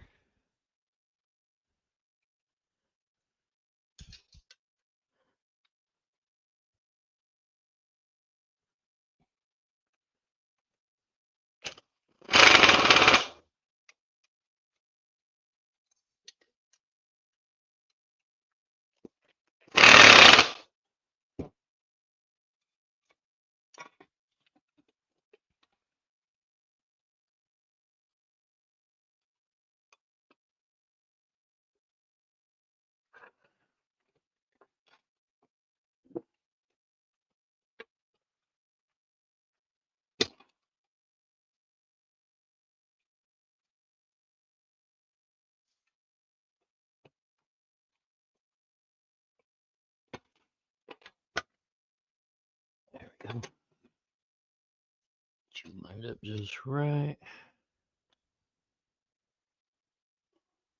That looks good. Cranky boys down.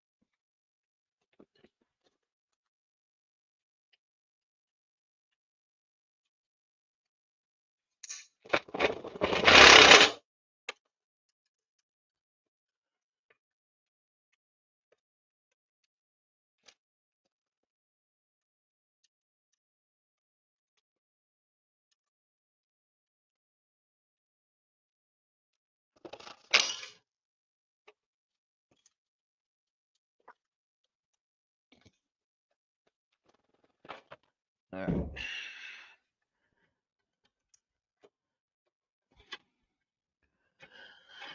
Dim nuts are nice and snug.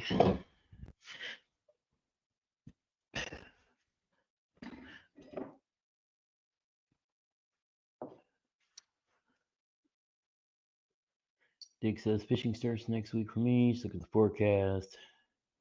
Yeah, I got to find a way to get on the water midday next week sometime. Just to make sure, like the new rudder controls. I mean, everything on here is like new. So I got to get like my foot steering tuned in. I got to make sure my graphs are working good. Like I said, if I have to bail out and go to the PWR and jack with this afterwards, I will. But I'm not going to go to Texas where I have a potential to chase giants and not be 100% ready. That would be a mistake.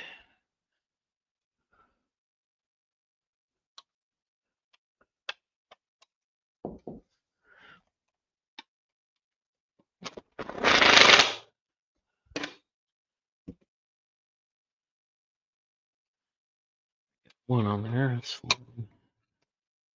line these up.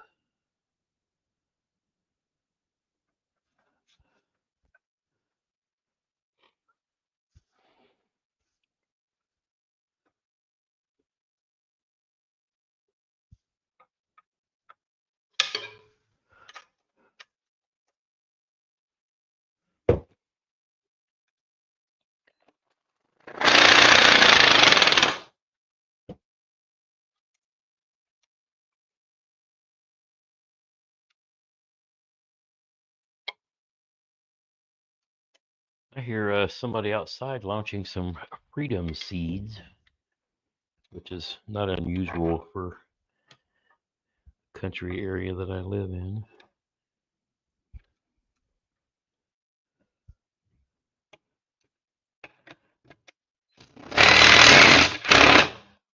But somebody's outside definitely letting your freedom ring, if you know what I mean.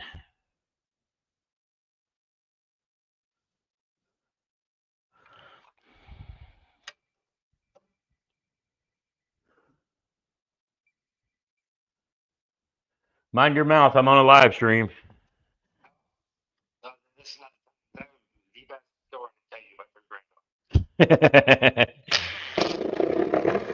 Hit me up later tonight. I'm trying to get this kayak rigged.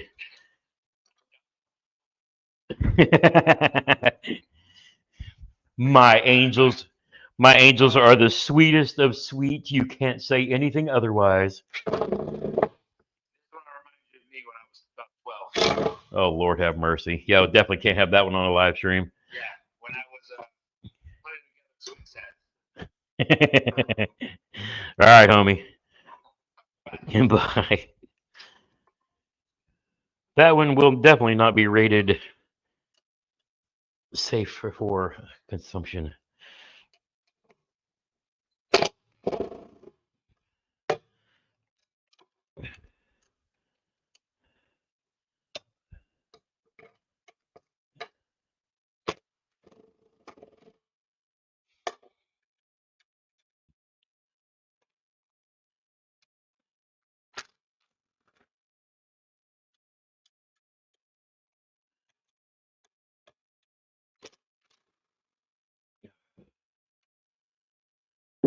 Nightbot's mad at you. Uh-oh. What Nightbot do?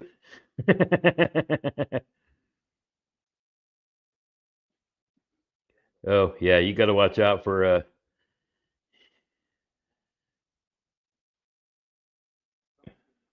oh, I gotta allow that comment. I forgot Nightbot was watching.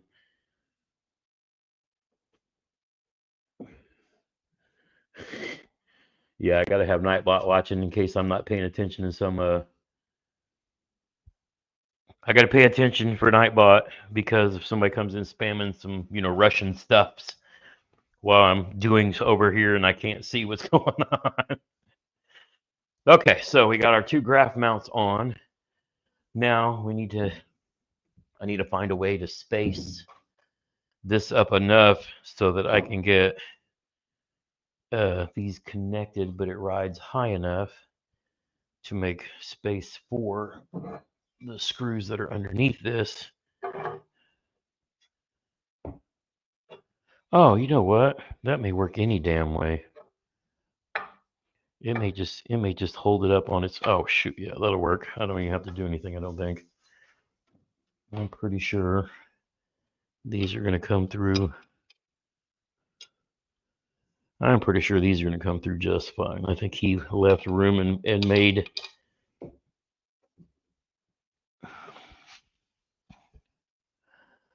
Okay.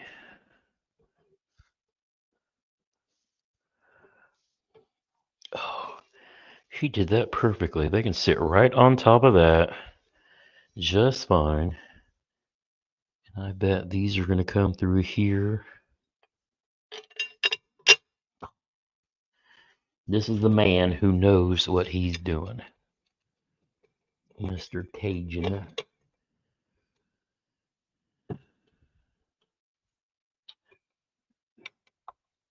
Oh, that's perfect. I don't need spacers or nothing. He's an engineer. He knows what he's doing. Left just enough room for me to put those on upside down.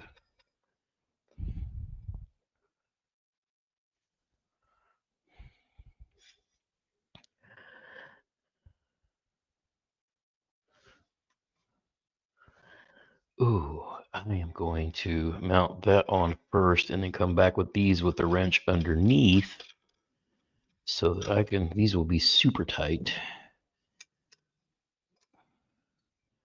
That's what we're going to do. I'm going to mount this on the T-track first with those quarter 20s so I don't ever have to worry about them shaking off.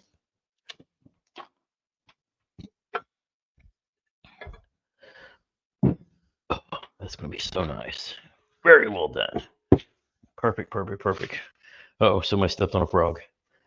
Peps, what are you doing out here? You're just going to drive the dogs nuts. You couldn't run outside when I had the doors open, could you? No. Oh.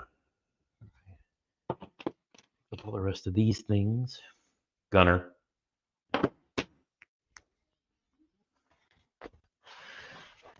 This dog and this cat are best friends, and they will torment each other like no end. They are both absolutely insane. Okay. 1, 2, 3.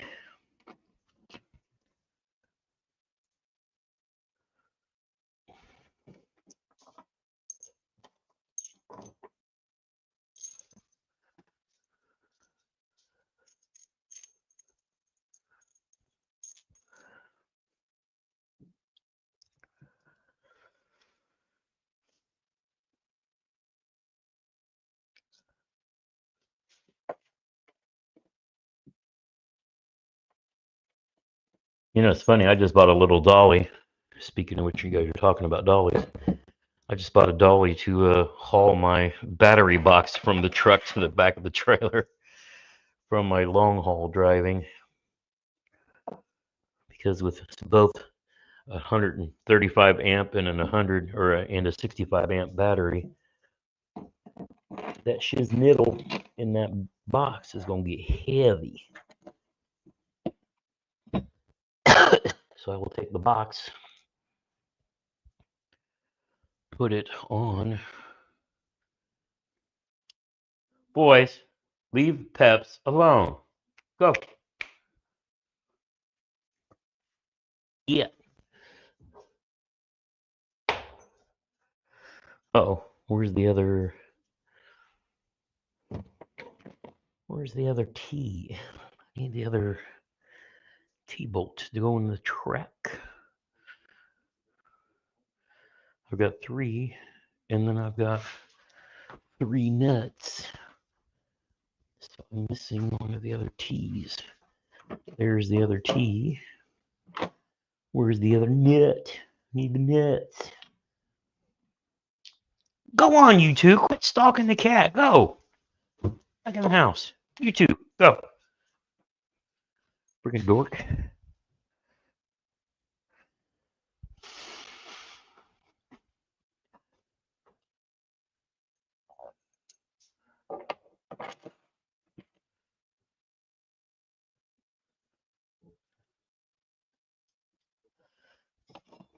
Are you boys all the same size? Question. 1, 2.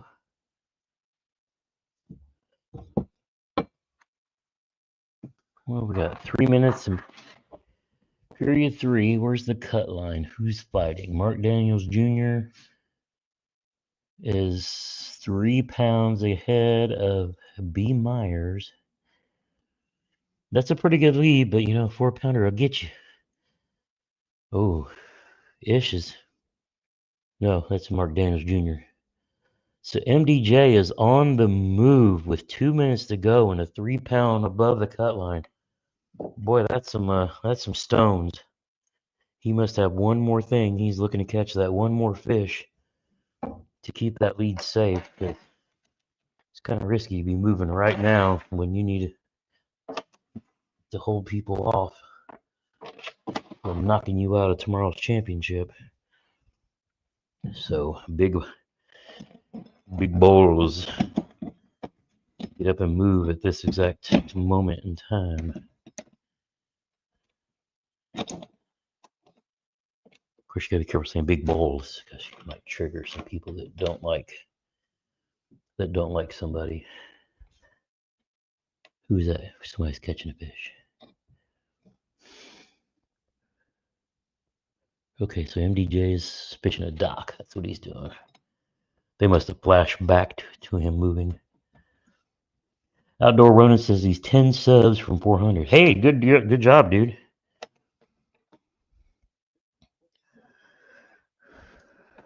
Tell you, if I was starting a channel these days, work on putting up some shorts as well, because that helps you get subs. Of course, if you base your channel off of just shorts, it'll take you forever to get to the watch time that you need. But it will definitely help in the subscriber part of it. But then you need those 4,000 watch hours too, if we're just getting started on the YouTubes. So I would recommend a mix of both long and short form content. I know that first 1,000 subs is a grind. We all go through it.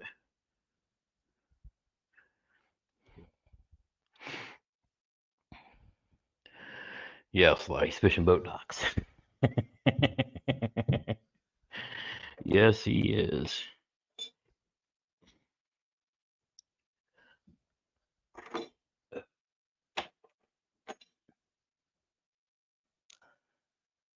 Oh, 30 seconds. MDJ is still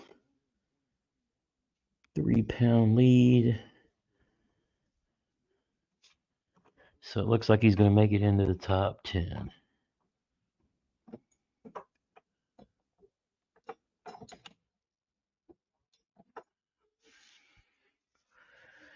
All right, so we have the other 9. Matt Becker passed Wheeler, which really doesn't matter because tomorrow's all that matters.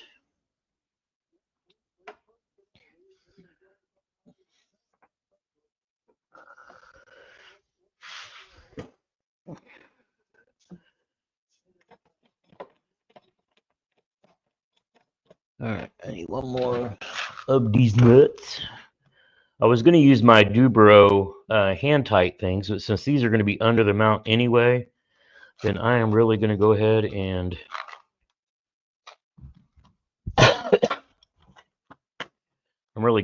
crank this down on the T-tracks so that it's got a good tight grip when I'm bouncing around and the graphs are on the, when we're on the move on the road. Oh, I've got a piece of tape still holding both of these closed. There we go. Close you, tape. And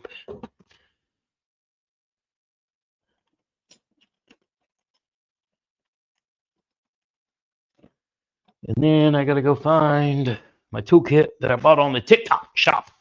Because, you're scrolling TikTok and you keep seeing these guys with these cool ass toolkits. And I'm like, man, I could really use one of those. Finally pulled the trigger. But now I gotta figure where I put it. Because what it is like all the heads and ends and whatnot for your impact drill. Here it is. If you want to see what I'm talking about.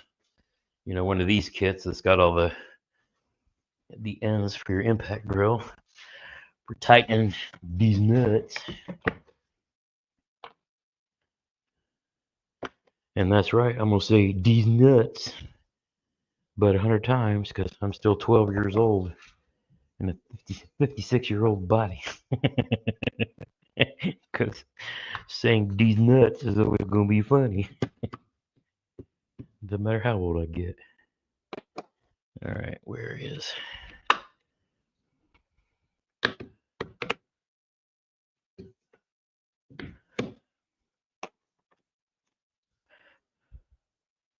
So 7/16, okay.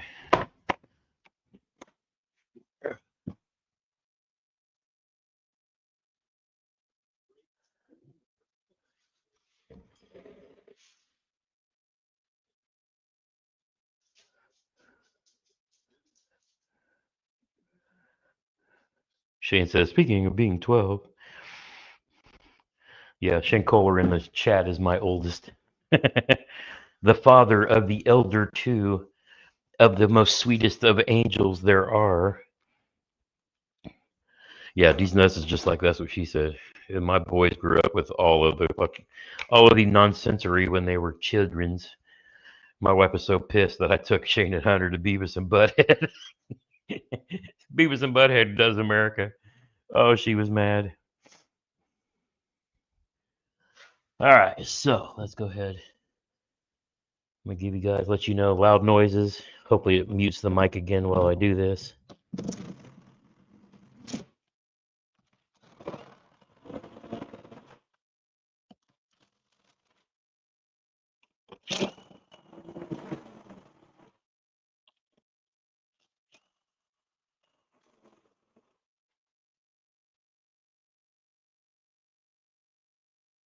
That boy's not going anywhere. Did it cancel off the mic again? I hope. Let me know. If it didn't, my bad. All right, now. All right, so.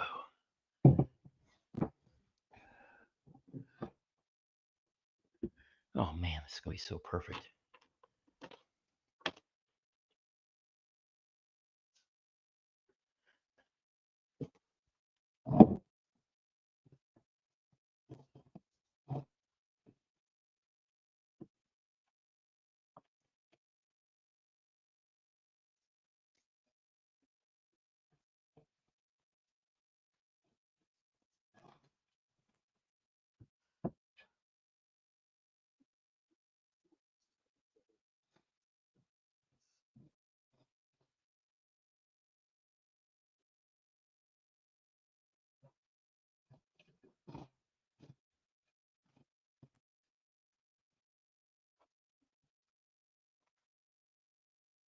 All right, there's.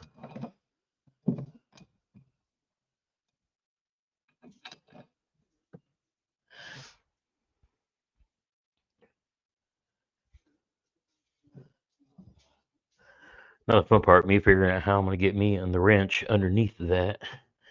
Okay, so where did I? Is that the one I dropped under here? Watch out, buddy.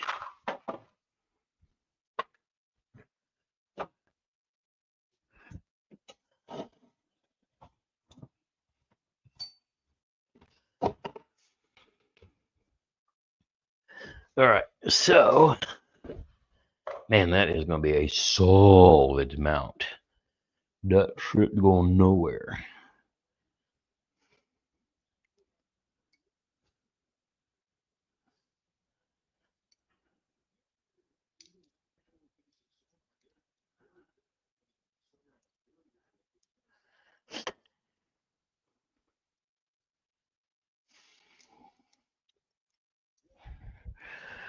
Yeah, I don't, I don't, I don't think anybody that I raised should be able to raise other kids. Because them girls are gonna be in for what my boys were in for. I should not have had sons to raise daughters. Oh, Lord have mercy.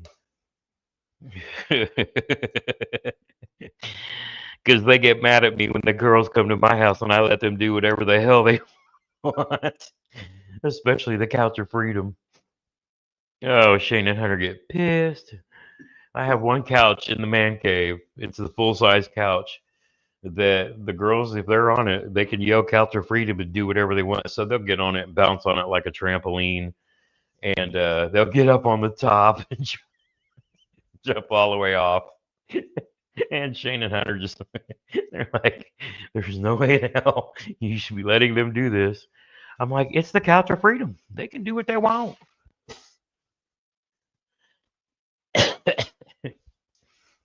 Well, I have this Allen wrench here for a reason, because that's what I need for these nuts. Ugh.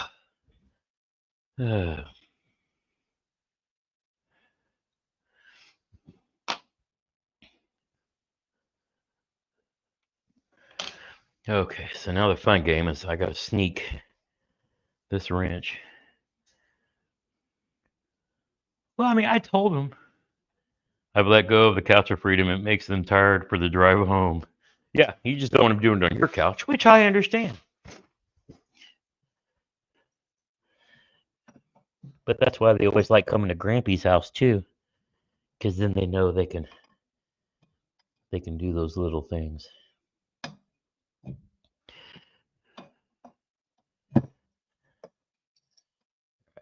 I gotta figure out how. I gotta turn you upside down and put you in. Ooh, I gotta be careful not to do that, because if I screw that down, then I won't be able to pull the wrench out. Glad I thought about that beforehand.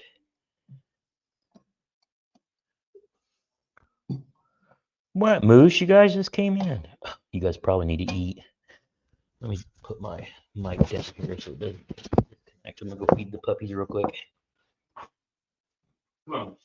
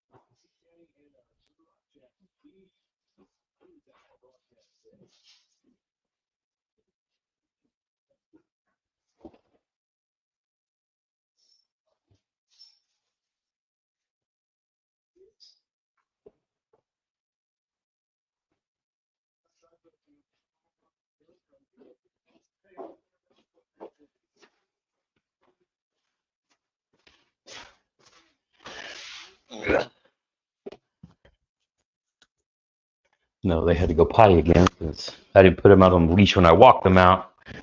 They didn't go. They were running around chasing deer trails. So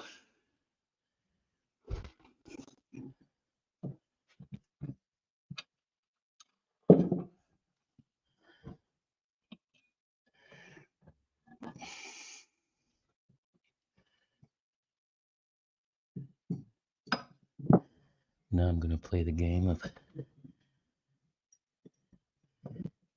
This is the hard part, having to snake this bolt into this not perfectly. The two front ones will be the harder ones. I gotta get it right up under.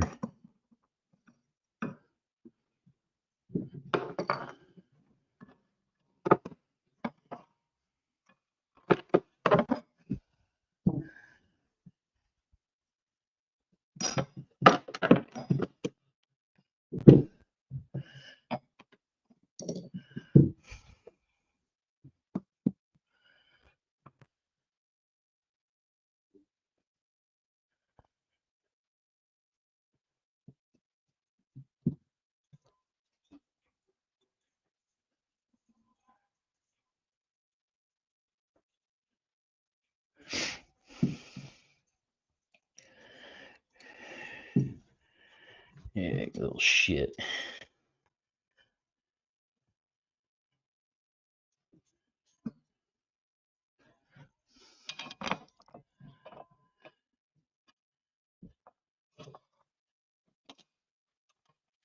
Why the hell am I still rigging? Because I got a new kayak and there's always a million problems to solve until you get it going. Waiting for somebody to invent this or that, this and that. You know, I knew that was a sacrifice once again, since my dumbass got yet another kayak because I want to have a second kayak to take people out in. But yeah, the goal is to have this thing rigged and ready so we can go to Texas next weekend, go fish OHIV4 Cambo Darks. I could have waited until I got back, but I'm trying to get this one rigged up so I can take it with me. But yeah, should be fishing, but I'm not, because that's 2 years in a row that my dumbass decided to rig another kayak. But I tell you what I ain't doing next year is another damn kayak.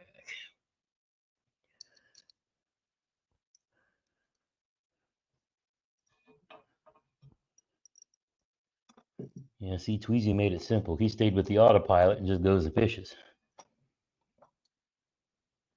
But my ass likes playing with a bunch of different boats, so I make things 10 times worse than they should be.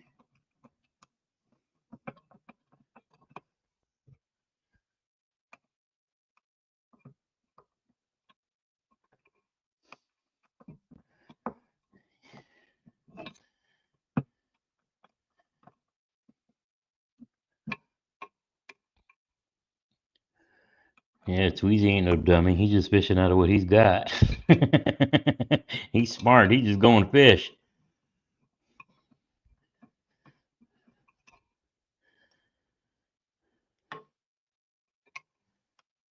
Yeah, my next one after this will probably be an RVR, unless I get an inflatable.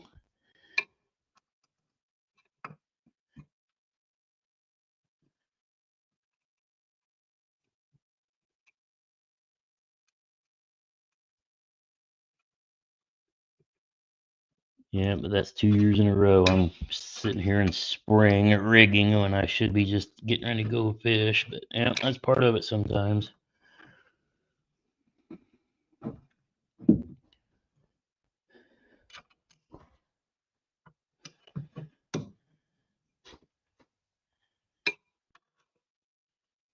But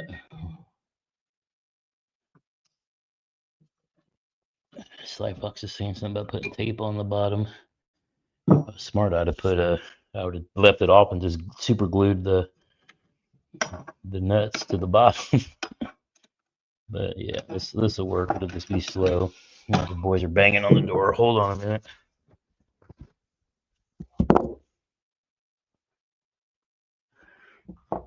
Oh.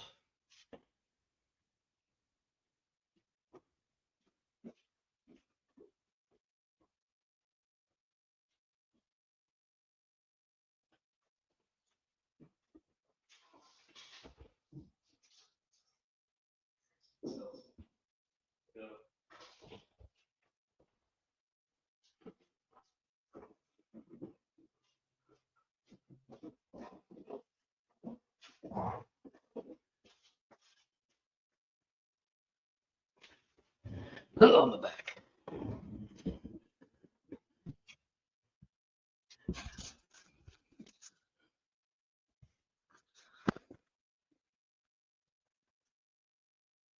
Yeah, it's easy. Jeremy's actually doing. He's got the same kind of trailer you do. So he had started the sand and then stopped because of the rain and whatnot. So he just replaced his tires. Had carpeted some bunks, and he's probably out working on that today. But yeah, man, having a trailer just makes everything so much easier down the road.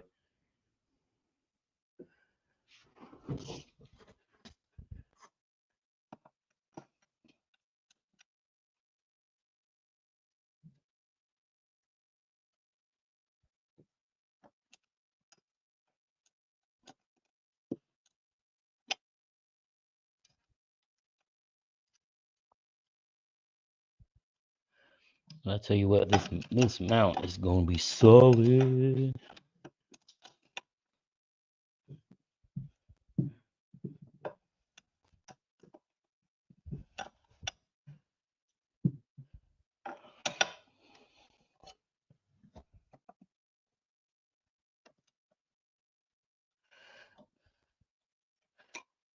Yeah, y'all go give Roman and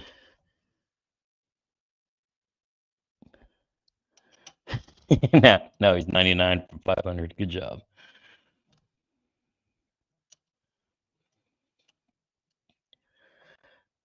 I need to get Tweezy on live here for too long too. I need to do that. I'll do that as soon as I get back from Texas. Get my homie out there.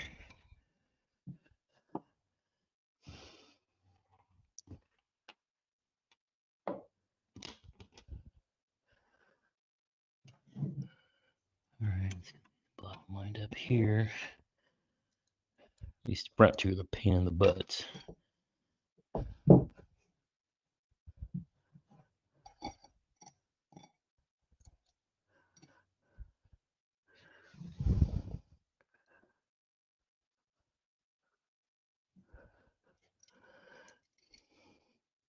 Oh, I see what you're seeing, Sly.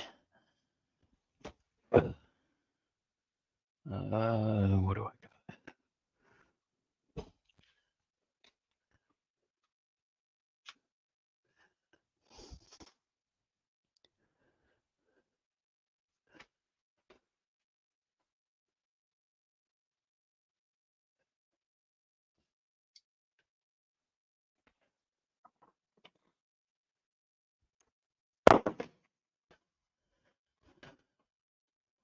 So I said, put a piece of tape. And I dropped the nut. I'm gonna go figure out where it went because I kicked it.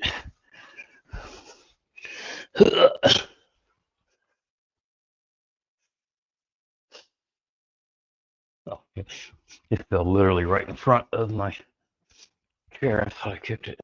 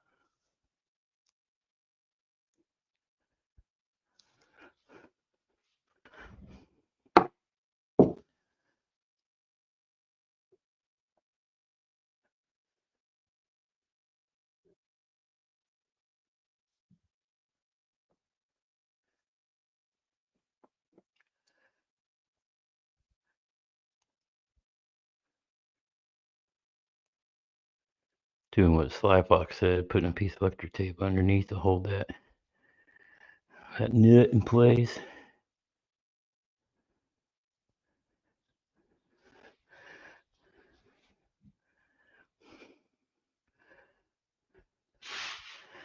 All right, let's get this one started.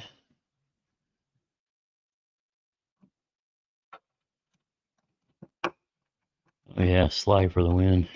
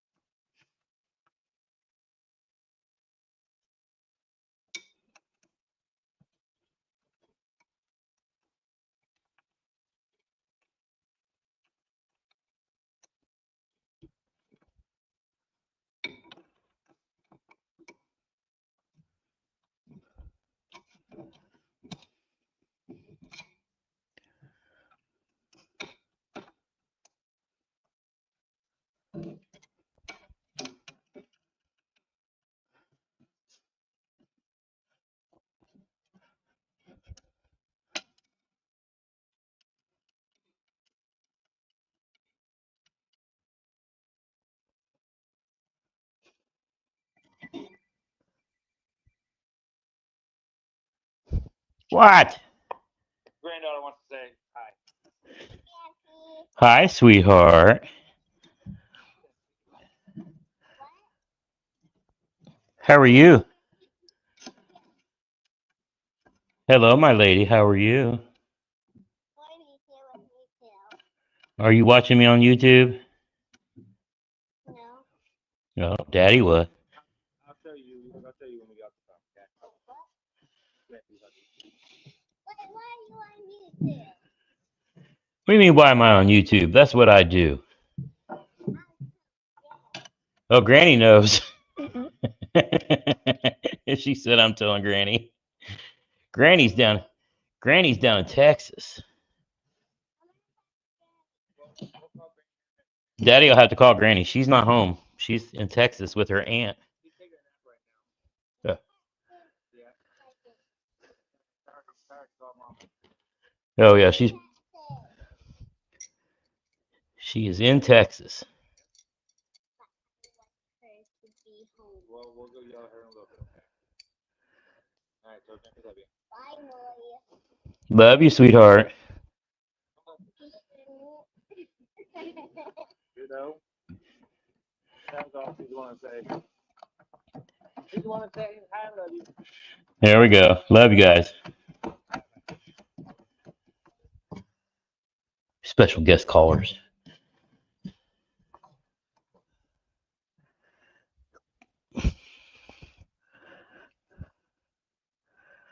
Uh-oh, I lost my live. Where'd I go? There, now I'm back.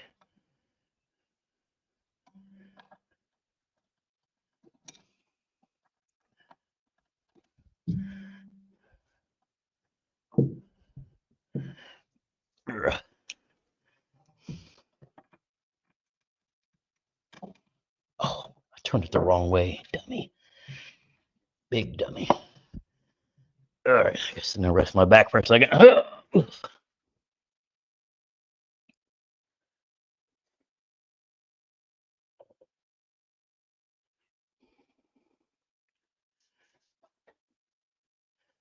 Yeah, Jeremy's got an older trailer that he's fixing up too. Got it for like a couple $100 from a guy up around Indy.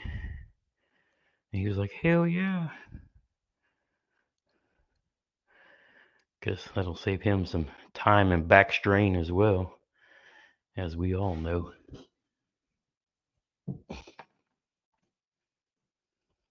All right, let's get this.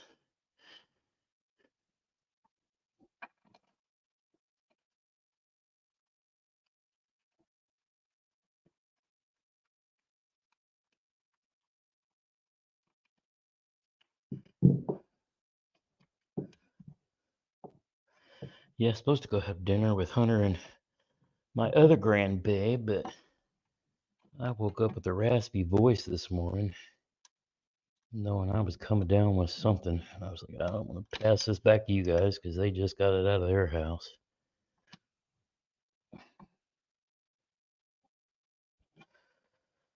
So I was like, we will schedule something for later.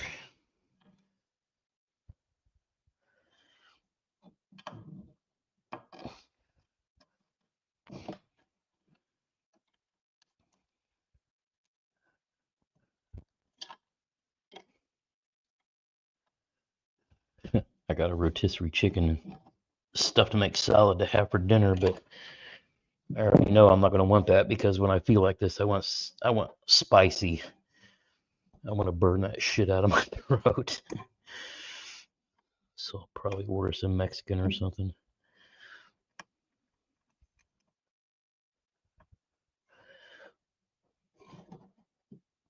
Oh, one more.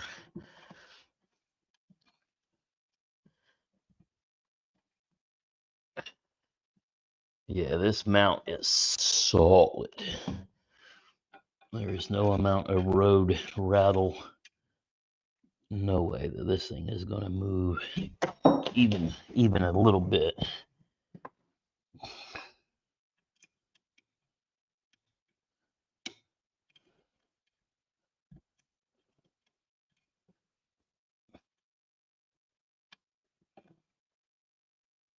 All right, one more. Oh. Yeah, Mexican's good every night. And I can always reheat the chicken up because it's rotisserie. Make salad tomorrow. That's what I had last night. Man, that thing is not moving at all. All right. Where is my one more?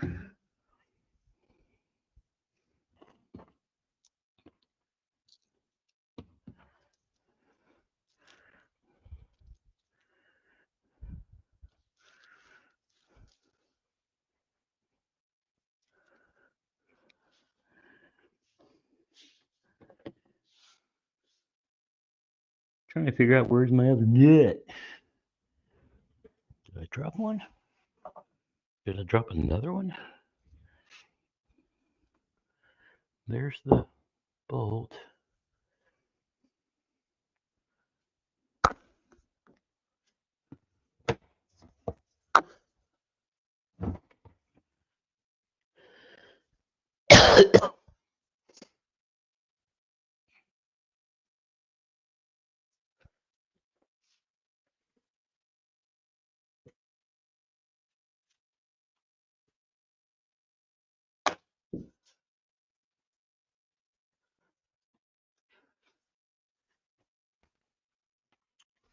Didn't lose it under there. Should have been right here with the rest of this stuff.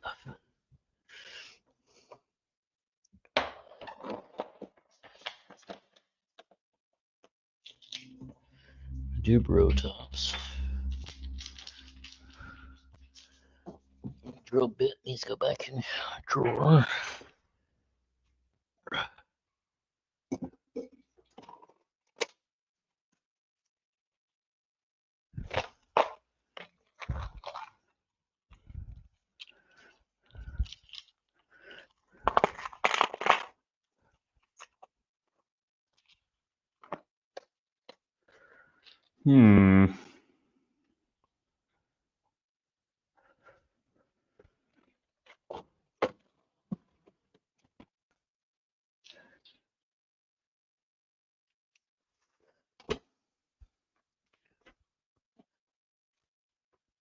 Either the one I kicked is still the one I kicked, and I had dropped another and didn't realize it. Check our floor space. Ugh. Oh God, I'm so old. Oh, yep, there it is, right there on the floor. All right.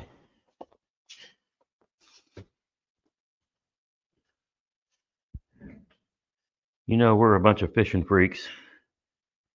When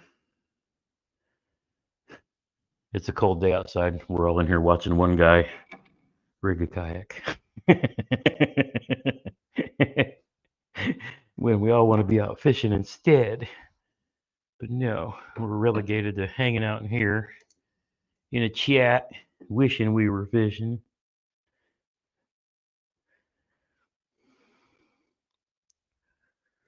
You're doing the really. See, I do not.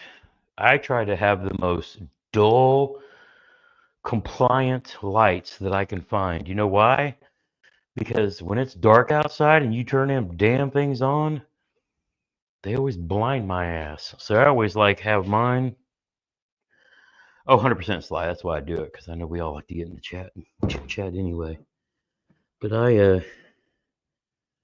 do not like bright nav lights. I want just enough light to meet the requirement, so I don't get in trouble. And like the ones I use from Guardian Angel, because I was actually going to rig and run power lights for this kayak, but I actually sent them out to a viewer because he said he would use them.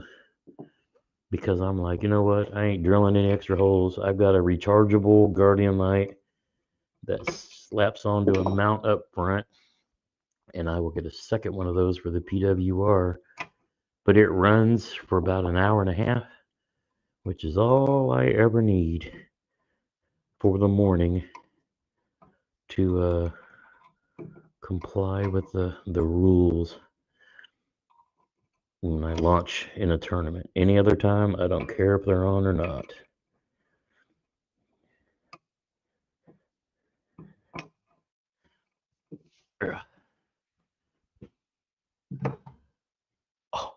dropped that through the hole into the hatch. I was like, where'd my wrench go? Oh, this is going to be so nice. Did that fall through and all the way into the bottom? It sure did. It landed on my plastic pad that my sonar sits on. That's funny. I was like, I didn't even hear that hit.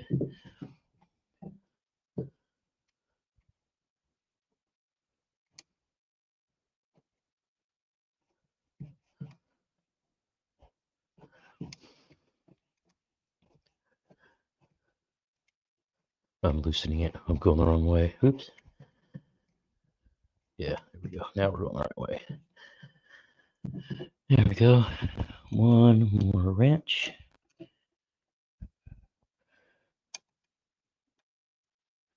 Crank you down really good. Oh, I need to go this way. Man, this mount is like so solid. I am super stoked. I'm gonna put some of these straight up mounts stickers on the side of my graphs so that people can see who it was that we went with. There, let go. This is such a solid setup. This is nuts. Of course, my hands are wore out. I get this all wired up, and then I can do the battery box tomorrow. Man, that is legit. All right. Okay, now, man, them bad boys ain't going nowhere. That is solid. Solid like a rock, as old girl used to say. Oh, that's gonna look good. Hell yes. All right, now we need to start running the cables through.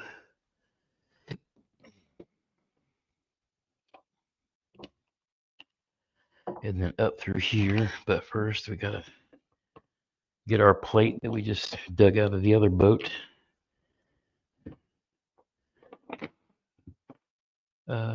Drill bit or screwdriver.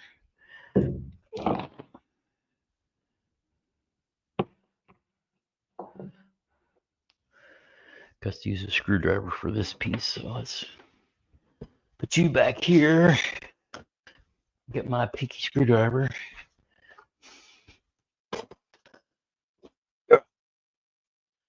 Okay, now we got to start sorting the cables.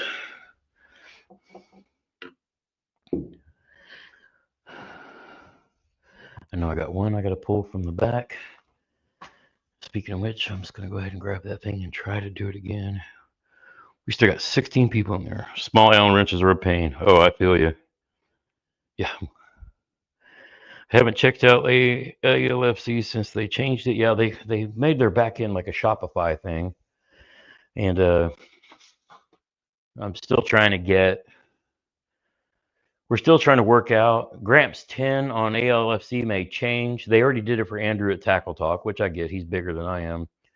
But I think what they're going to do is they're going to change the codes so that it's a 5% discount, but you can stack it on their sale. So instead of using GRAMPS 10, you would be able to use GRAMPS 5, but you would be able to use it on the stuff that they have on sale, which is like all the time. That's one of the things people were like, with the codes and whatnot, it's like every time they reset the website, the codes will stop working. So I always tell everybody, look, you'll get your best deal on American Legacy, and this is still true. You'll get your best deal on American Legacy by calling them on the phone, because what that lets them do is these vendors that put all this special pricing on stuff, if it's not, they track that stuff through the web. But if you phone call it in, then they can't dispute whether somebody traded something in or was using another gift card, or you have a lot more flexibility. So if you just call Brian or any of the crew at American Legacy and say, hey, Gramps told me to give you all a call for the best deal, That's how you get your best deal. And the more you buy, the more they can kind of bundle and save. Like those guys that are like pro anglers who fish, like every year and upgrade their gear, they'll trade their stuff in by bulk. Make me a half iced coffee, LOL. Oh boy. Iced coffee's life. But I shouldn't be drinking anything with caffeine in it this late in the day. But I like these little 10-calorie Celsiuses. But yeah, I can't believe I haven't had a soda. I haven't had a soda, Coke, Mountain Dew. Oh, I love me some Mountain Dew. Haven't had one in like 5 months now. In a long time. But the Celsius kind of get me through when I need something that cuts that crap out of my throat. Generally, I drink electrolytes like Relight. Okay, so now I need to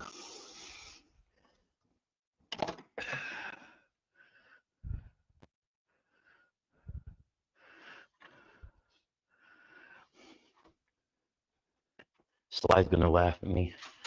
I'm gonna take this wire thing apart and then throw it away when I'm done, but I just want to use the metal tape one more time.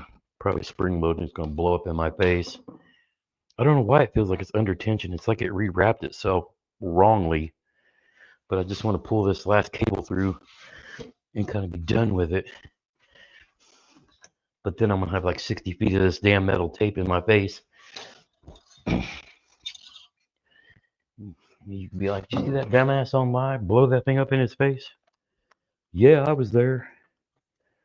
Is this what it takes to become viral? I don't know. I guess I could have fell off my ladder earlier. All you heard was,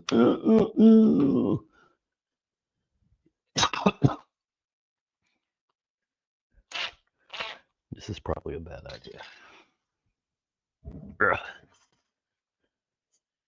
All right, I need a smaller screw.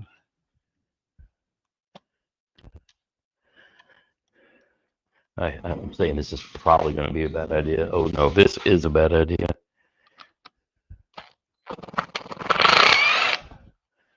There's one screw.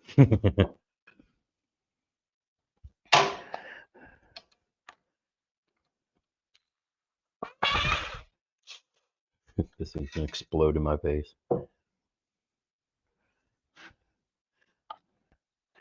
What? One more screw. Oh Lord, please don't.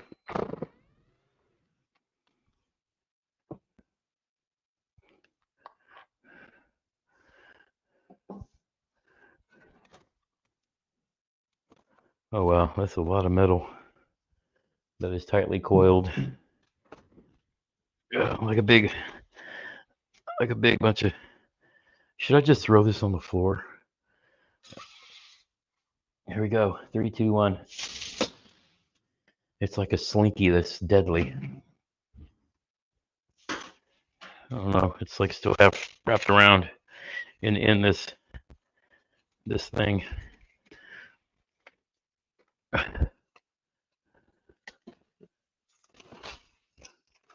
Oh Lord, there it goes.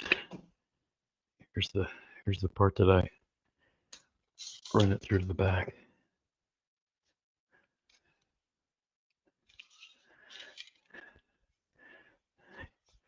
Hey, let go of that.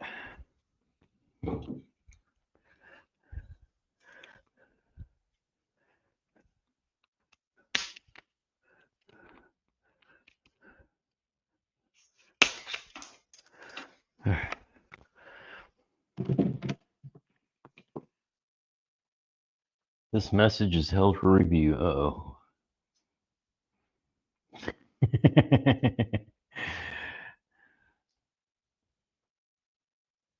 Another moderator just handled it. Who else is modding the channel? Show. Oh well, this is like a big Moose is standing over there like, what in the hell do you have going on here? Yeah, I don't know, homie. I'm just trying to. I need like 10 feet of this to pull that freaking deucer from the back. This is such a bad idea. It's like some point in time there's going to be like tension that lets go and then explode. Okay, I needed to run.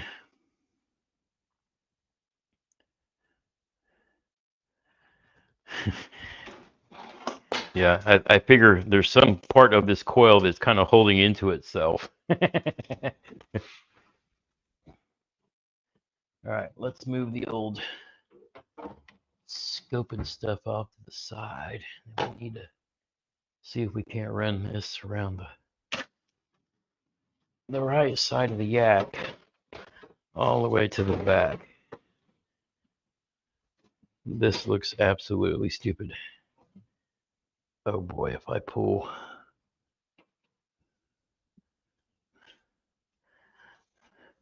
I know if this figures out how to unwind itself somehow, I'm going to be in trouble. But I just need to, I just need it to give me enough.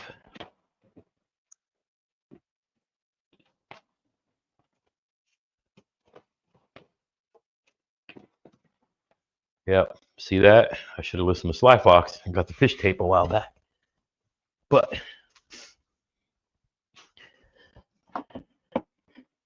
if I can get lucky on that back here somewhere.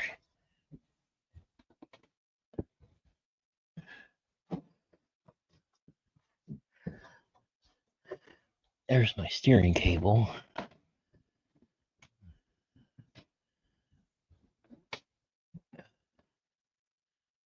I don't feel it, so I don't think it got all the way back there.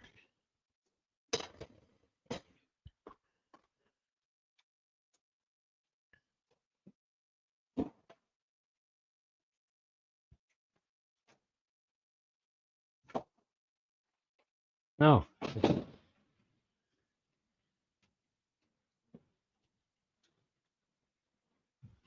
I think I saw it.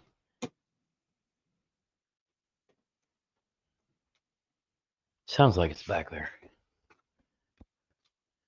Somewhere.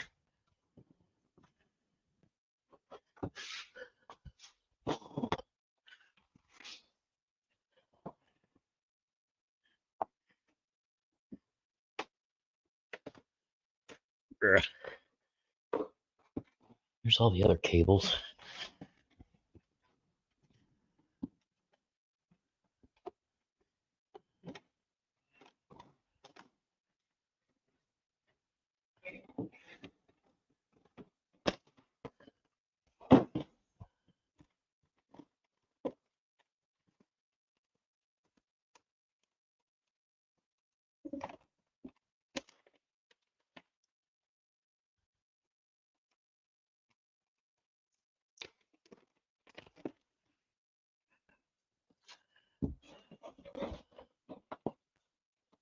Oh, sweet. There it is.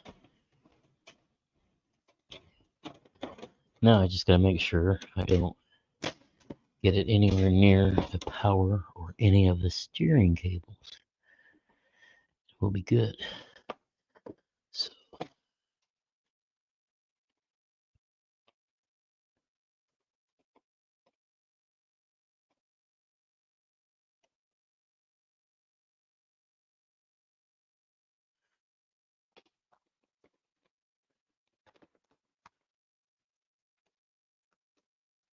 right, so we'll unwind all of this.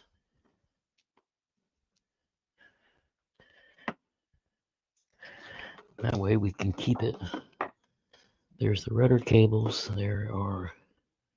Okay, you're under. Oh, wait. Where are you at?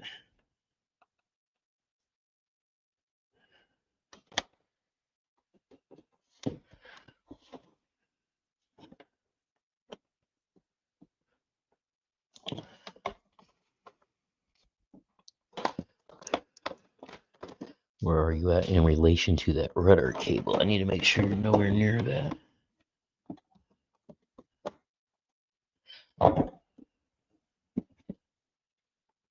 Okay, under the rudder cable. Perfect.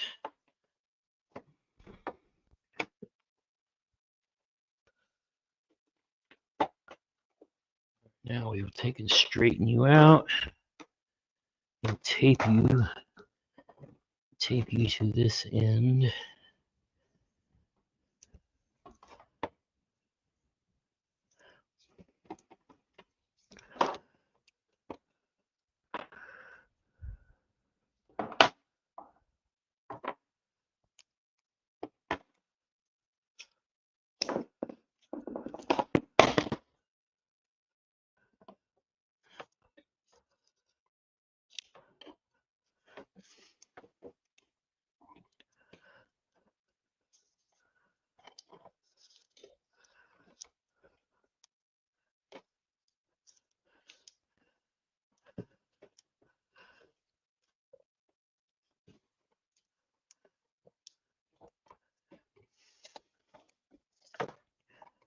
There we go.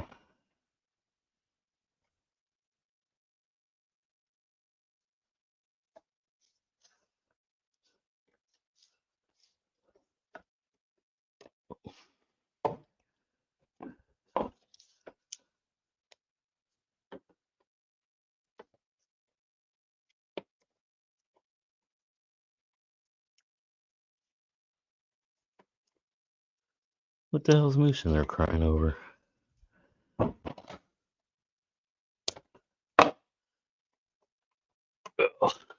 Oh, my back. Oh, God. You gotta go potty, Moose? You boys gotta go outside. Well, there's Todd. Oh, come here. Gunner, don't go chase Todd. Go potty, Moose.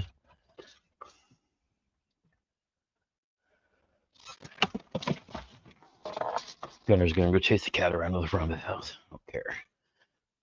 Oh, God, my back. All right. Let's feed this into here. Go up. Yes, bark at the cat.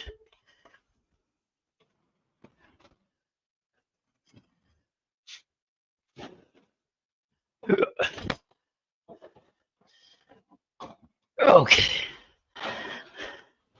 Now we're ready to gently pull. Maybe. What did you get caught on?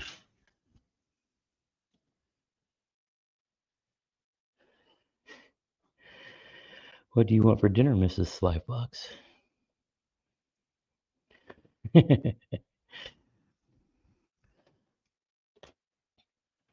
What time is it? It's almost 5. We're going to have to do a drawing and let you guys get to it. I'll go order dinner. And then we'll pick this up again tomorrow.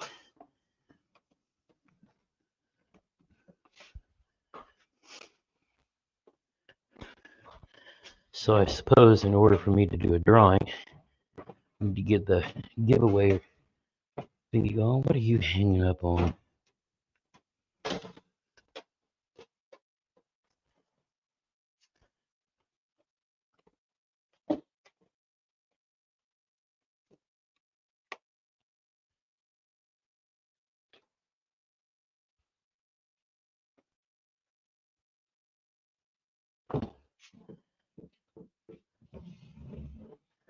I'm going to slide up in here and I'm going to get a giveaway going while you guys are in here. Let's see, StreamYard. For the 18 of you who are hanging out, StreamYard giveaway.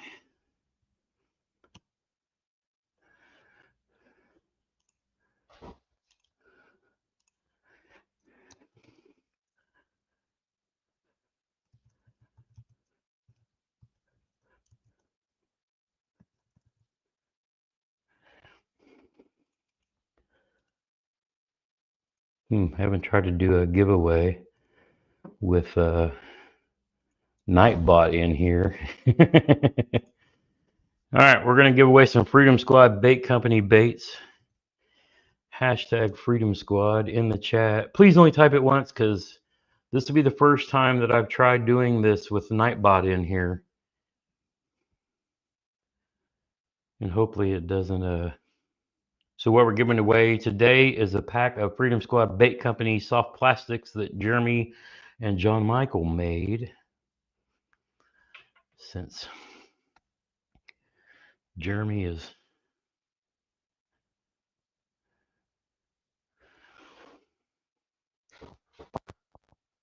okay. Looks like it's collecting the entries.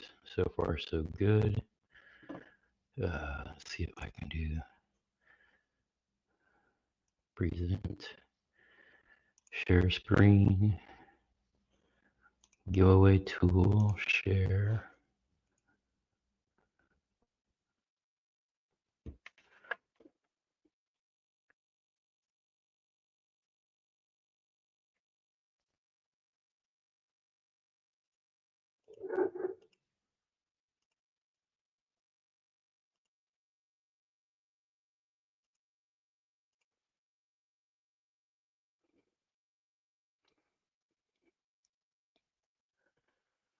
Let's see, we got 17 in here, 8 entries. I'll let this run for a minute. I'll come back to it here in a minute. We'll just let that run. But yeah, just do it once and we'll make sure we don't piss off. We're gonna piss off the Nightbot.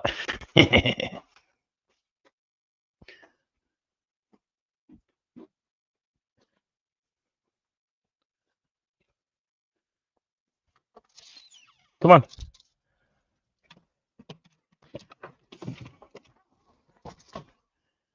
Everybody happy? Had your dinner?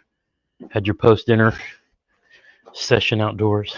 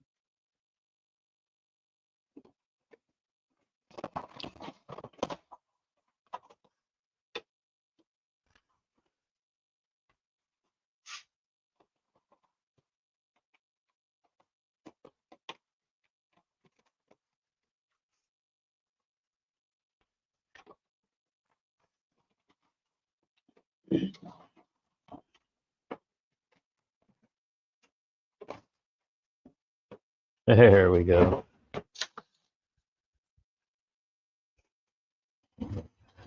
Oh, we got a transducer cable from the back to the front.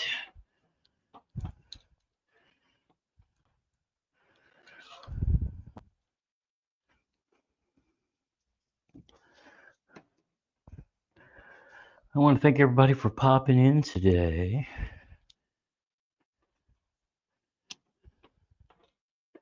And I'll tell you what I do. When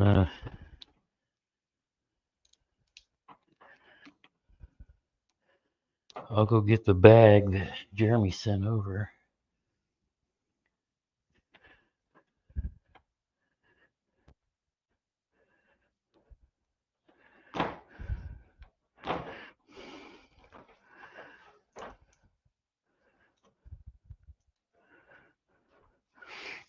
Little tip for you guys too, if you run Garmin units, these little tags that are on the end of the cables, especially for these transducers, do not remove that tag. Because if you cut it off like I did, and then you damage the transducer, and you need to do a warranty on it, if it does not have that tag with the serial number on it, you are SOL.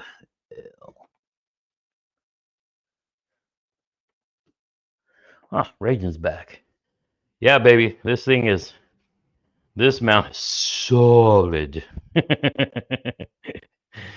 I'm gonna take some of your smaller stickers and I'll put them on the sides of the side of the mounts, so that way when I'm going down the road and whatnot, people can check it out. But man, That thing is solid. And of course, I'll do a close-up when I do the video after we get everything all done. And I get everything all rigged up. But yeah, this was great. But like I said, I'm still looking forward to that custom double stack thing. But for now, this side by side is going to work perfect because I mean, there is no movement to that. That got that thing cranked down, and that is going nowhere. As much as I travel around the country, or even when I'm just traveling locally, and I'm on these country roads and whatnot, bouncing up and down on the gravel, those GRAPS are going to be solid, solid. So yeah, I'm real happy with how the side by side came out. And like I said, eventually want to collab with you and do that double stack so they're sitting more in the middle. But yeah, this still works really well too.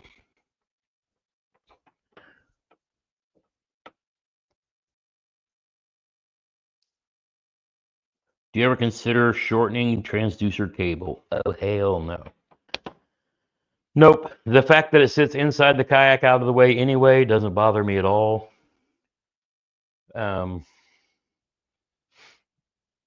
I know they have to make them for boats and for kayaks, and especially a kayak that's almost 14 foot. I mean, this thing is almost as long as my actual boat. I hate it when I'm trying to deal with it up on front because they're so long. But the thing about the inside of the kayak is, all the extra cable and all that's tucked all the way anyway, so it doesn't really matter. Yep, just coil them and use a tie and keep it clean. Yep, that's all you got to do. So I need to run these bad boys up through the. I need to get all the rest of this stuff out of the way because I got to bring these up through the plate underneath and then out of the hole that are in here.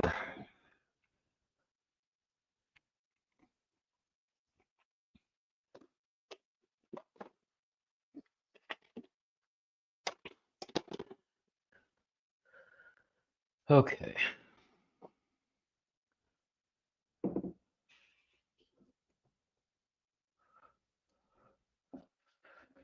Hashtag Freedom Squad for the giveaway.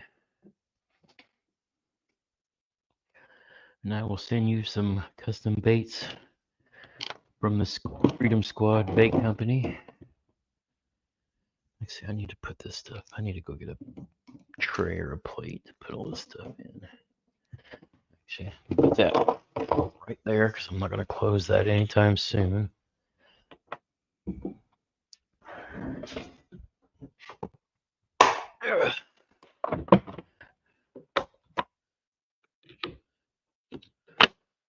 Yeah. Who knew that I would find something really handy off of TikTok? But yep, these tulip bits are pretty dang awesome and inexpensive. Okay, now we got scope, we got rear transducer, which is right here, and this one needs to go to this side. And I need the power one that I did. Is that you right here? Yep. All right, so what I do with mine, dual scopes, the one on the left is my side down mapping graph, and then my other one is my scope graph. But if I'm moving around and scanning, I will scan with this one. I'll bring the maps up on that one. That way, if I'm watching contour lines and I'm watching the side scan to mark brush piles and things like that, I'm able to switch back and forth. But the cool thing about these EchoMap 2s, they can wirelessly connect. So I can literally use either one for either or. But generally, when you see me moving around the lake, I'll have side imaging on this one, the maps on that one. And then when I get to the spot, if I'm going to scope, I'll switch this to the maps, and then I'll switch that to the scope. And then that way I can see where my waypoints are, and then I can, look around with my scope there, or I can switch back.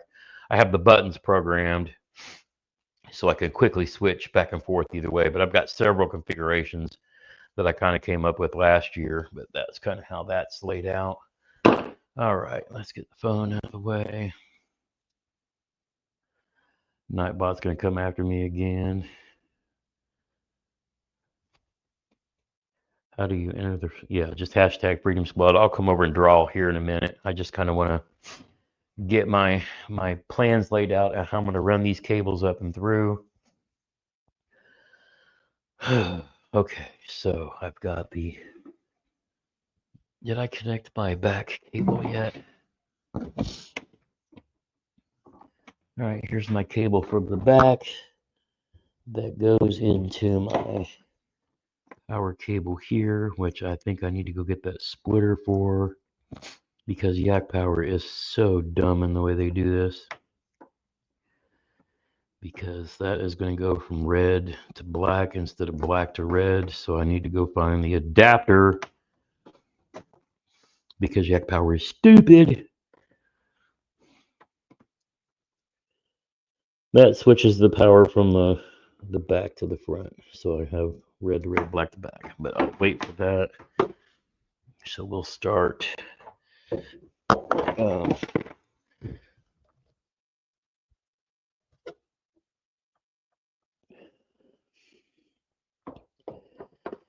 here's our controller cable, which comes into, right now I'm connecting up the power panel from the side of the kayak up there by where you guys are in the camera into the Yak Power. Those are my 6-button control panel that actually does the off and on from back there to up here. Like I said, I'll do a whole full walkthrough video when I get all this stuff set up in the near future. Probably next week before we take off. All right, there's that. And then I gotta go through and remember which button I had going to what. So 1 is going to go to graph 1, which is going to be this power cable right here.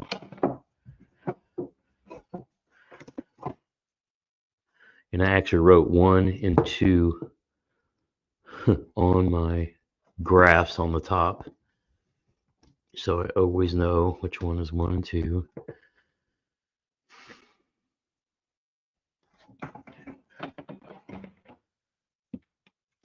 So there's 1. And this is the power for the scopage.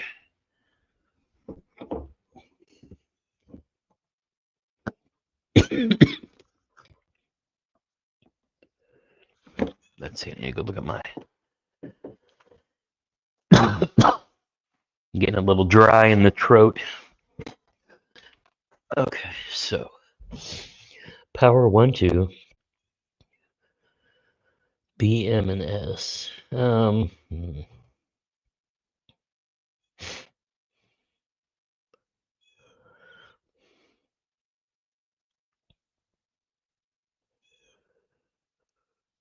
Realistically, I'm not going to use M and S unless I hook up the, or I'm not going to use B and M unless I hook up a back USB port, but I'm not going to drill that and run it from this. I'll just run it from the black back in the back.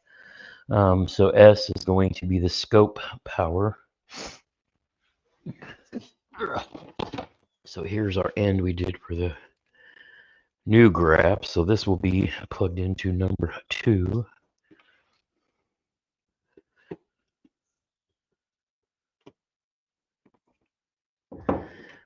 There's the B. I'm going to put a cover on you. I am going to M, put a cover on you. Number 2 is number 2 scope, or number 2 graph. There we go. Get you connected. So your power for graph number 2 over there. And then the S will be Mr. Scope. There's S. Here is the scope power. And there's S.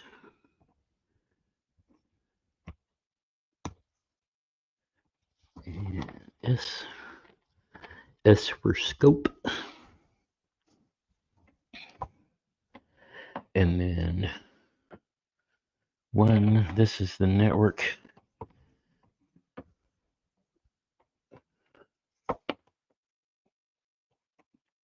All right, that is Mr. Scope and Power, so you can go.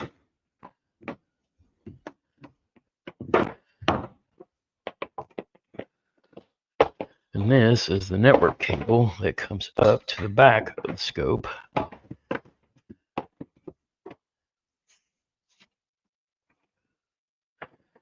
You are the back transducer, so I'm going to hand you through. I'm going to poke you into underneath this hatch. That is so handy. Just being able to reach right there and do that. Then, which one are you? Are you 1 or 2? You're 1, so.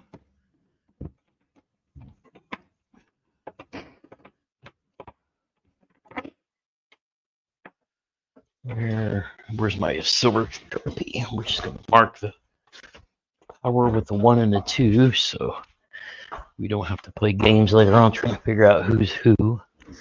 So you are number 1.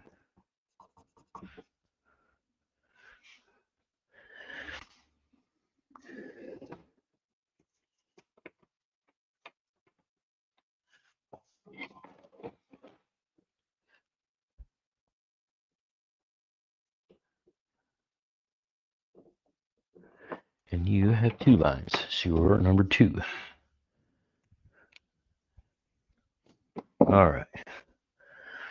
So now I can lay you down in here for short term. Lay you down on the floor. We'll put you back up where you actually go last. So now I've got the transducer pans through these 2 power and Mr. Network. You can lay down in there. And then we'll open our lid. Oh, it's going to be so nice. So, transducer.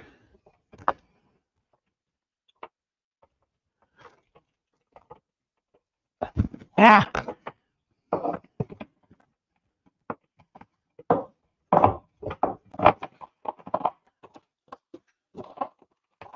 So you guys all there. Oh, you know what I can do while I'm back?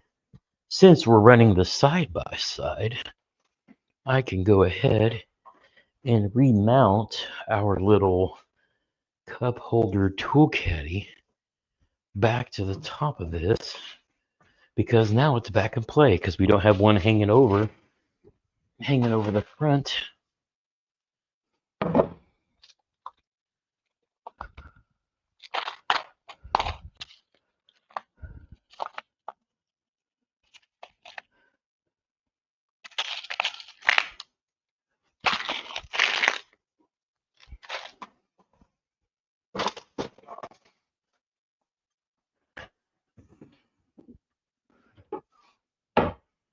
So now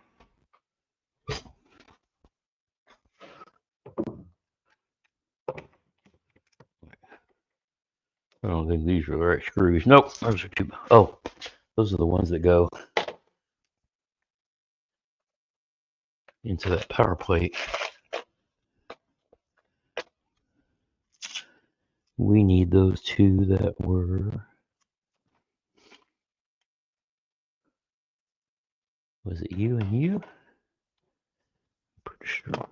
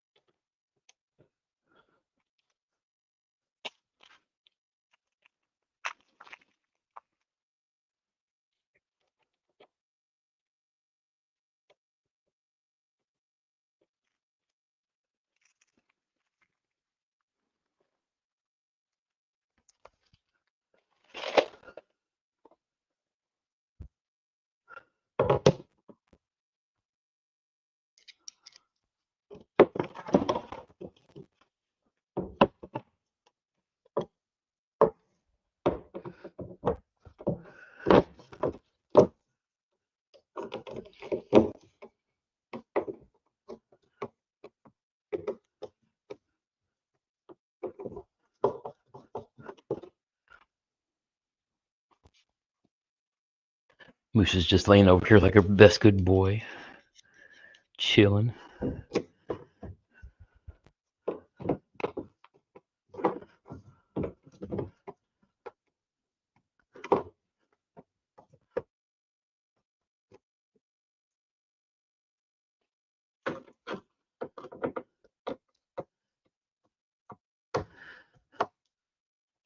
Yeah, now we got our hangers for our pliers and chatterbaits and spinnerbaits and scissors and so forth and so on.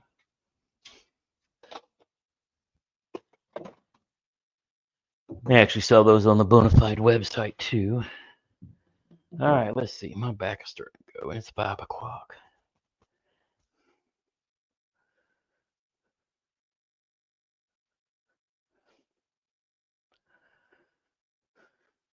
It's so much of a better feeling when you work on something that you don't have to get done to get to work the next day. You can actually enjoy the process. I would generally agree, but I'm running out of time. But again, I don't have to take this kayak with me next week, but boy, I would really love to. Now I got this stupid metal thing underneath. Okay. Okay.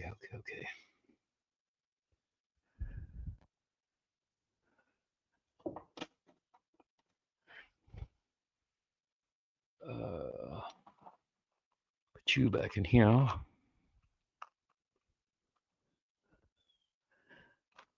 Yeah, I've just got so much to do in the next week. Got to get this thing lined all the way out and then get on the water with it next week to make sure we're good. And I've also got to get a bunch of videos edited to cover for while I'm gone.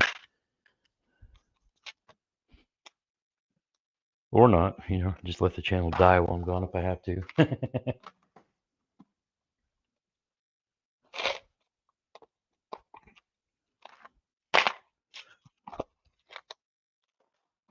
Or I just may do a bunch of shorts and whatnot. Who knows? I got some stuff I'm going to post up just to kind of keep the channel busy while I'm out. Let's see.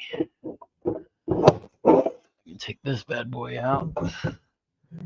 Oh, there's those 2 screws. Okay.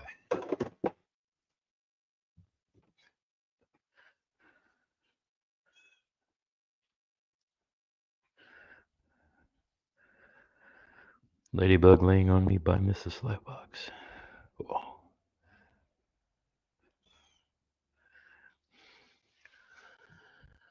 Okay. Now let's get this passed through these little bobbers here that we're reusing. If we can get this done, then I can get those cables run up and through the back of the GRAMPS. Hell, I may come back on live after I eat dinner just to give you all some more chat. And today's Saturday, right? I want to make sure I don't step on Debo's toes. That's not till like 8:30 though. I don't think anybody else is live on Saturdays before that. So, you know what? I'm going to do that. I'm going to end the live, recharge my phone, and I'll let you guys go have dinner. And then I will schedule another session for later on. So let me ask you all this. Get me in camera here. Am I on? There we go. What do you guys think? Do you guys like the vertical format like this when I'm in the garage versus my regular lives where I'm at the desk, so that you have like more chat space and things like that too? YouTube says that it opens, when you're doing shorts lives, it opens up to maybe different audiences to see what happens too. So, let me go what you guys think. Would you rather have the horizontal, or do you like it like this? Do you like the wide so you see more of the garage, or do you like having more chat space like this? Slyfox says either one is fine. But yeah, let me know what you guys think. Is it too limiting to stream this way in a vertical format, or would you rather have it or would you rather have it or would you rather have a horizontal? I'll tell you what I'll do. After I end the live, I'm gonna go order dinner. But first, we're gonna do this Freedom Squad drawing. Let's go back and present. Scott, like it wide. Okay, so what I'll do is I'm gonna go, and of course, when I do my live streams with guests and whatnot, we'll leave it the horizontal format. But I'll do a poll. That's what I'll do. I'll do a poll in the community, and you guys say, you know, for rigging sessions, do you like it vertical? Do you like it horizontal? You tell me what you guys like. Yeah, I would think it'd be better if you want something to show something wide works better. Yeah, because that's kind of my thinking too. Is, you know, if I'm out here doing a kayak, it would be one thing if it was just me out here smoking a stogie, doing a bullshit session with y'all. This I think would be a good format, and maybe I'll do that this evening, and come out and you know, fire up a stogie, and we'll just do a bullshit session. But I think for rigging, the horizontal might be a little better. But again, I wanted to try this camera, which it works. I mean, I don't even have to turn it. I just say, do it this way instead of this way. And I hadn't done that in StreamYard before. So you guys can see who, let me get over here. We got 9 people in the drawing. Hashtag Freedom Squad. If you want some Freedom Squad baits that Jeremy and John Michael made. Yeah. All right, so let's go ahead and do the do, and we'll see who our winner is.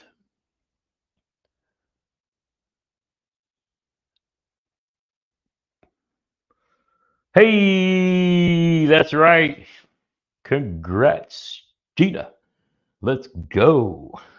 I will put a pack together for Mrs. Sly Fox for winning the drawing. That's what I'm talking about. Let's go. Gotta love that. You got slow rolled again. So, you know what? Real quick, I'm gonna go grab this bag of baits, and I'll let you tell me what kind that that you think, you know, fits you guys, and we'll get you some packs out. Because Jeremy's gonna be doing a bunch of different. You know, Jeremy and John Michael. I gotta say both because they both own the company.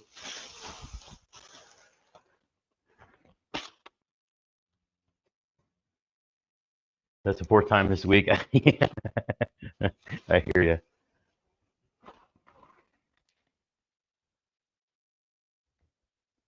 Oh, I hear my wife's cat. That means I need to go feed her. Yeah, mommy cat, I'm coming. All right, so Jeannie, you'll have to tell me what kind of baits that you kind of prefer, and then maybe some colors you like. So I'll go through some of the goodies that Jeremy put in the bag. So we've got like Hogramite type baits, right? We got some drop shop type baits. We got every spring. Ugh, the black and blue freedom bugs, right? We got the green pumpkin freedom bugs. We got like some green pumpkin drop shot. We got some freedom sticks.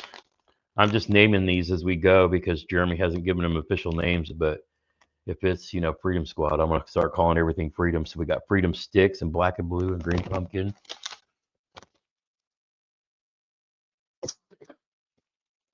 And we got some freedom crawls. Look at that. Imagine how that would be chasing smallies on a Ned rig. Oh.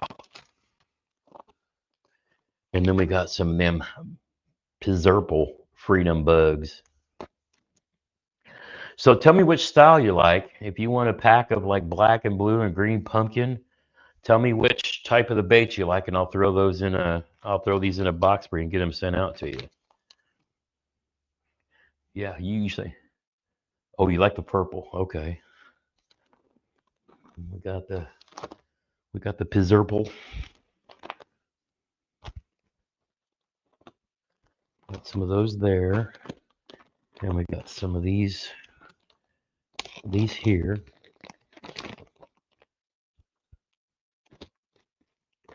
So what do you think? Some purple freedom bugs and purple sticks.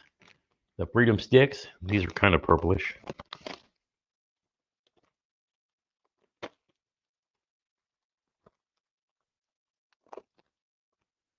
And I'll tell you what.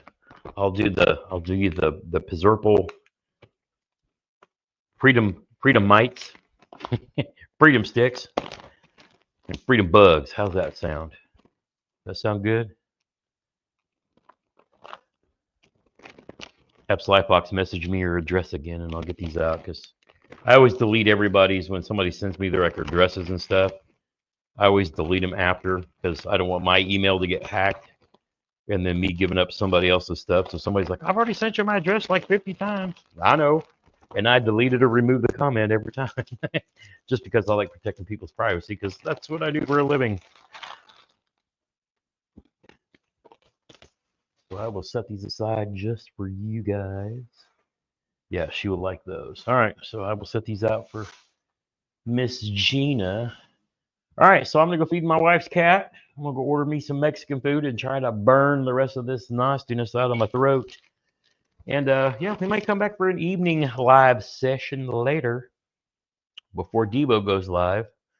But yeah, right now it's time for me to go find something hot and burn this crap out of my throat, because feeling better. There we go. Well, you're going to catch some of these baits that Jeremy and John Michael made. And with that, I will let you guys out of here. Until next time, get outside when you can and make some memories. It's still winter, but hey, one cast at a time.